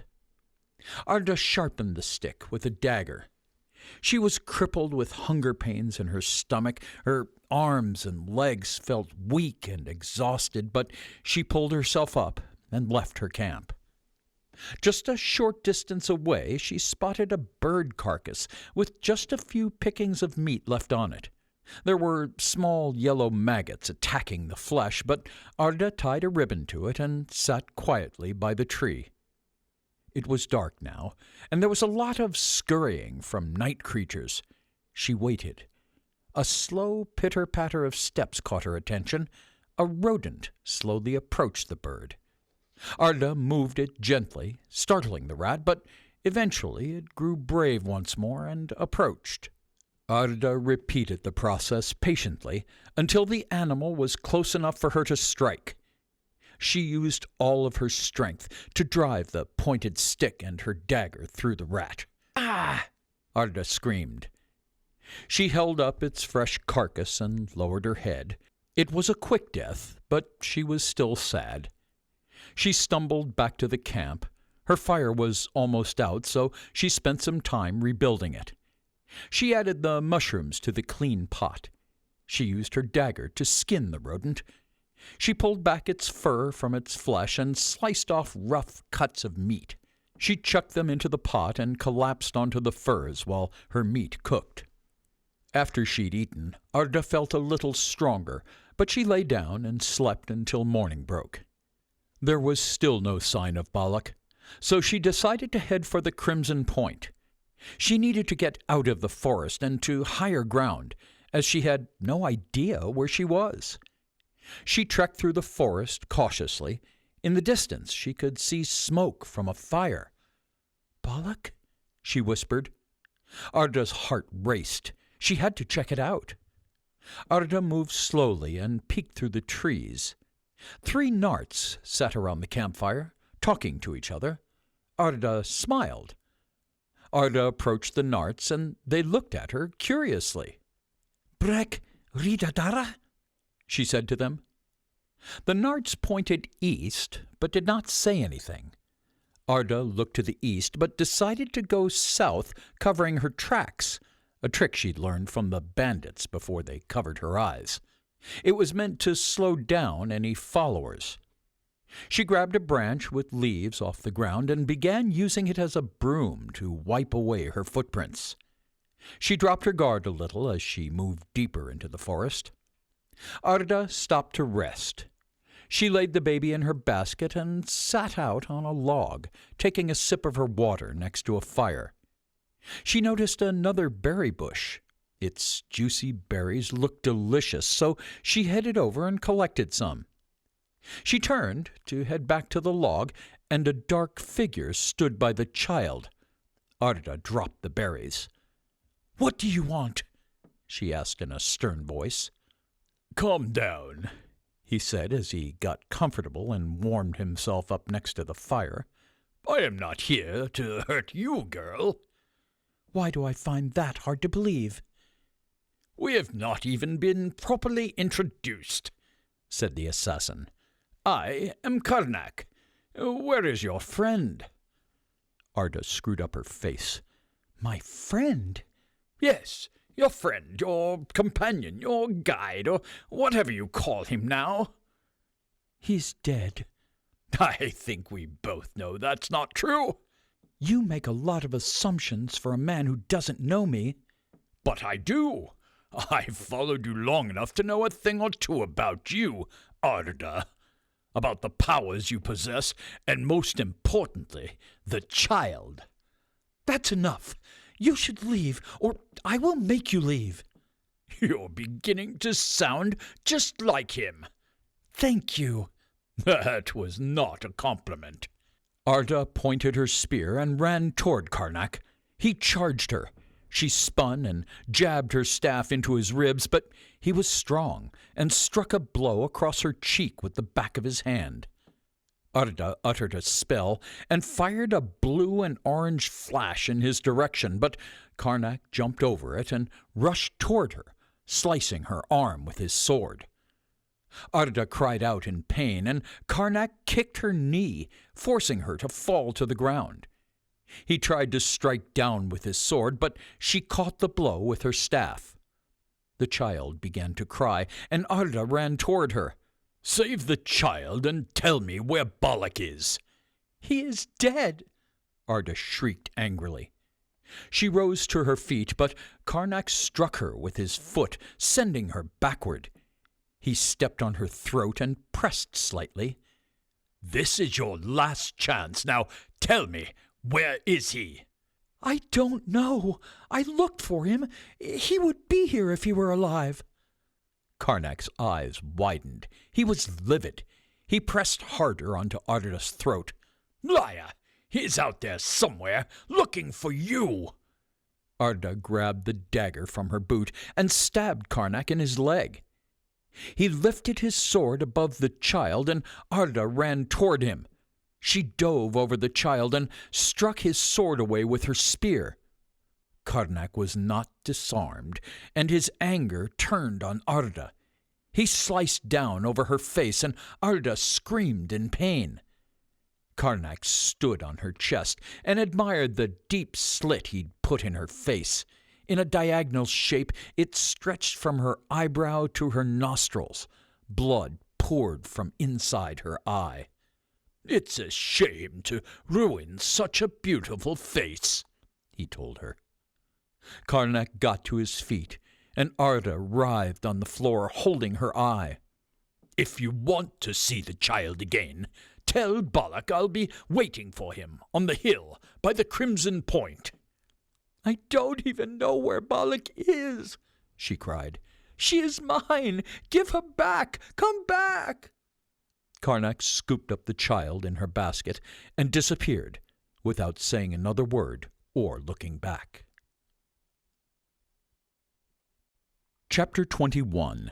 Old Wounds, New Beginnings. Balak and Arda sat by a campfire. Arda had started it, and Balak had built it up while listening to her story. She wailed for the child, and she seemed unconcerned with her own injuries. How does he know your name? Who is Karnak, and why is he determined to kill you? Arda asked. "After I escaped slavery, I made a promise to my mother to one day return and free her and kill the man who wronged us. I found a sword that promised to lead me to him. I took it, and with it the name, the Terror of Tartaurus. When I arrived at his home, I found his grown son and his family. After he fed me, he promised to take me to his father, only the man was already dead. All that remained was his father's grave. He explained that my mother was burned with the rest of the slaves. I was so distraught, and I lost control." Balak, what did you do? Arda asked, afraid of hearing the answer she already knew. The images of that night flashed in Balak's mind. The voices of the family echoed in his head. The feeling of the blood warmed his skin, and the smell of the burnt flesh filled his senses. Balak could no longer hold back the tears. He didn't want Arda to notice and kept his head low. That was when he felt a warm hug on his left. He hugged Arda back and cried like a child in the embrace of his mother. You said you found a sword? "More like it found me," Balak began. "I could hear it speak in my head, promising to make me strong enough and help me find the man. It craved blood and grew in strength with every slaying, feeding on the blood of my enemies." Is that why you hate magic? "It brings out the worst in you, and now it has a new master." The Dark Blade. I've heard stories about it. You think Karnak has the sword? "I knew it looked familiar the moment I saw it. He must have picked it up in the same night I left it. If I get the chance to separate him from the sword, he might listen." And what if magic has nothing to do with it? "That's what I fear the most, that it wasn't the sword, but my own anger. I'll face Karnak and bring the child back." I will help you. I don't want to lose you and will be at your side. Balak turned to Arda and held her shoulders. "This is personal, Arda. I must face him alone."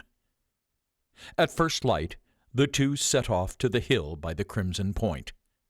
Arda climbed with Balak to the top of the hill. Are you sure about this?" she asked him. Balak half smiled at his friend. They headed up the hill. It was a blustery day, and Karnak was waiting for them at the top. They approached him. The basket with the baby was an equal distance between them. Arda rushed to pick the child up and swiftly returned to Balak. They exchanged glances as Balak took a deep breath and stepped toward Karnak. He stood there like a mountain, but Balak knew he was like a volcano, waiting to burst. "I know how you feel. You are—" he began. "Stop!" Karnak interrupted. "You don't get to speak. You don't get to make speeches. I have waited for this moment all my life. I have dedicated my life to finding the man who wronged me, and watching you take your last breath will finally end my suffering. A man who slaughtered an innocent family will get what he deserves. Steal. And what of the lives you have taken? You are guilty in their eyes, as I am in yours. Admittedly, I've killed countless men just to get to you, Balak, but their blood is on your hands. All of this is the result of your wrongdoing. You started it, and I am here to put it to an end. This is what justice looks like." "It stopped being justice a long time ago. You're here to get revenge. We have spilled enough blood between us. It's time to put the past to rest. Leave, and have the life your parents wanted you to have." "You think I would just walk away after I invested so much of my life to it? Pretend like the last couple of decades never happened? How dare you even ask a man something like this? To put it all behind me? To forget what you did to me?" "No, I'm not asking you to forget, but to forgive." "Forgive? So you can save your lousy life?" "Not mine. Yours." There was a brief silence, then Karnak unleashed a furious laugh. "I think your mind is withering with your age," he said. Balak ignored the comment and continued. "I have seen the end of the path you are on.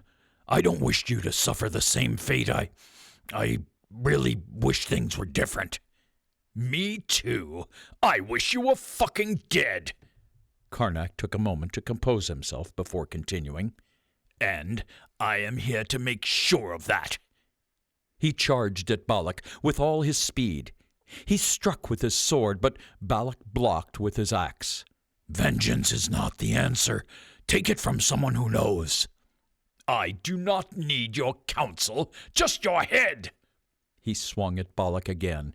He was in a frenzied rage, swiping his sword in every direction. He swung in a downward motion, and Balak stepped back.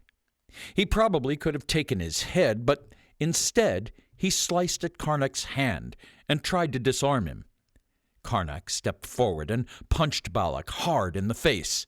He spun and kicked him, throwing Balak backwards. "Revenge will not change the past, nor will it give the future you seek. Take it from someone who walked the same path," Balak implored. Balak purposely aimed at Karnak's left shoulder in hopes of damaging his dominant hand. He repeatedly made small cuts, planning to get Karnak to drop the weapon. For what seemed like hours, Balak was cautious to avoid Karnak's attacks. Both men grew tired. Karnak was younger and had a lot of strength. Finally, though, the sword grew too heavy for the young man's wounded arm. He dropped it and fell to his knees to catch his breath. He looked at Balak with boiling rage, spittle flying from his mouth. "Go ahead, kill me, just like you killed my parents." "No." Balak dropped his axe. "I will not kill you." "Pick that up and fight!" Karnak roared. He was livid. When Balak did not do as he was asked, Karnak yelled, "Fine!" Then he jumped on Balak and started punching him in the face and ribs. Balak's wounds split open, but Karnak kept on beating down on him. Balak saw Arda. She was fighting the urge to rush to his aid. Balak slowly raised his hand and stopped Arda from intervening. Karnak thumped Balak in the ribs and penetrated his vital organs. Balak gasped. He turned pale and started to breathe heavily. His wounds were spilling blood, and he lay still. Karnak buried his head in his hands, his eyes filled with tears, but he kept on beating Balak. He beat him until Balak's face was fully covered in blood. I hate you! I hate you! He screamed at Balak's bloodied face. His arms kept beating on Balak, but each hit grew weaker and weaker until he stopped. He fell on the ground in the fetal position and wept. He let out a loud, excruciating cry that he had held on to for years. Even Karnak felt his throat hurt from the scream until he stopped. At that moment, a flash of realization came across Karnak's face. He slowly got up, looked at Arda with the child, then at Balak. He spat on Balak before uttering, "Only because I forgive you doesn't mean I have to like you," Karnak told him. He grabbed the sword and walked away, leaving bloody footsteps behind. He swung the sword and threw it off the cliff's edge before disappearing out of sight. Just after Karnak left, Arda rushed to Balak's side with the child. "Balak, oh no! Let me help you!" She tried to stop the bleeding with her hands, but there were too many wounds. "It's no good," she said as the blood gushed from his injuries. "I can heal you." She reached for her staff, but Balak grabbed her hand. "No, Arda, you must go. Alone," Balak croaked. "My time has come. It's time for me to go." "No, Balak, we can still make it, together." "No, Arda, just you. It was never my journey to finish." Arda put her head on Balak, and he held her for a moment. But I can heal you. You don't have to die." She whispered the words, fighting the urge to cry. "I know you can, but I don't want you to. I'm ready to go. I kept my promise. You're safe now." "Balak, I'm sorry." "Don't be. I am going to see my parents again." Balak looked into the distance and half smiled. Arda followed his eyes to see what he was looking at, but there was nothing there. The child started crying again, and it startled Balak. "Take good care of her," he said, and at that his breathing slowed. Arda couldn't hold her tears in any longer, and they started to roll down her face. With that, Balak slipped away. After grieving for a while, Arda vanished into the distance with the child. Epilogue. A young girl stares over the ocean from the beauty of Zagros. Her hair waves lightly in the wind as she looks at the massive ships arriving at the port. The sun glistens on the water's surface, and the ocean itself dips up and down. Behind her, a white stone city gateway, high up in the mountains, exposes itself. Its marble pillars are engraved into the side of the cliff. To the left of the city are farmers' fields and many people plowing.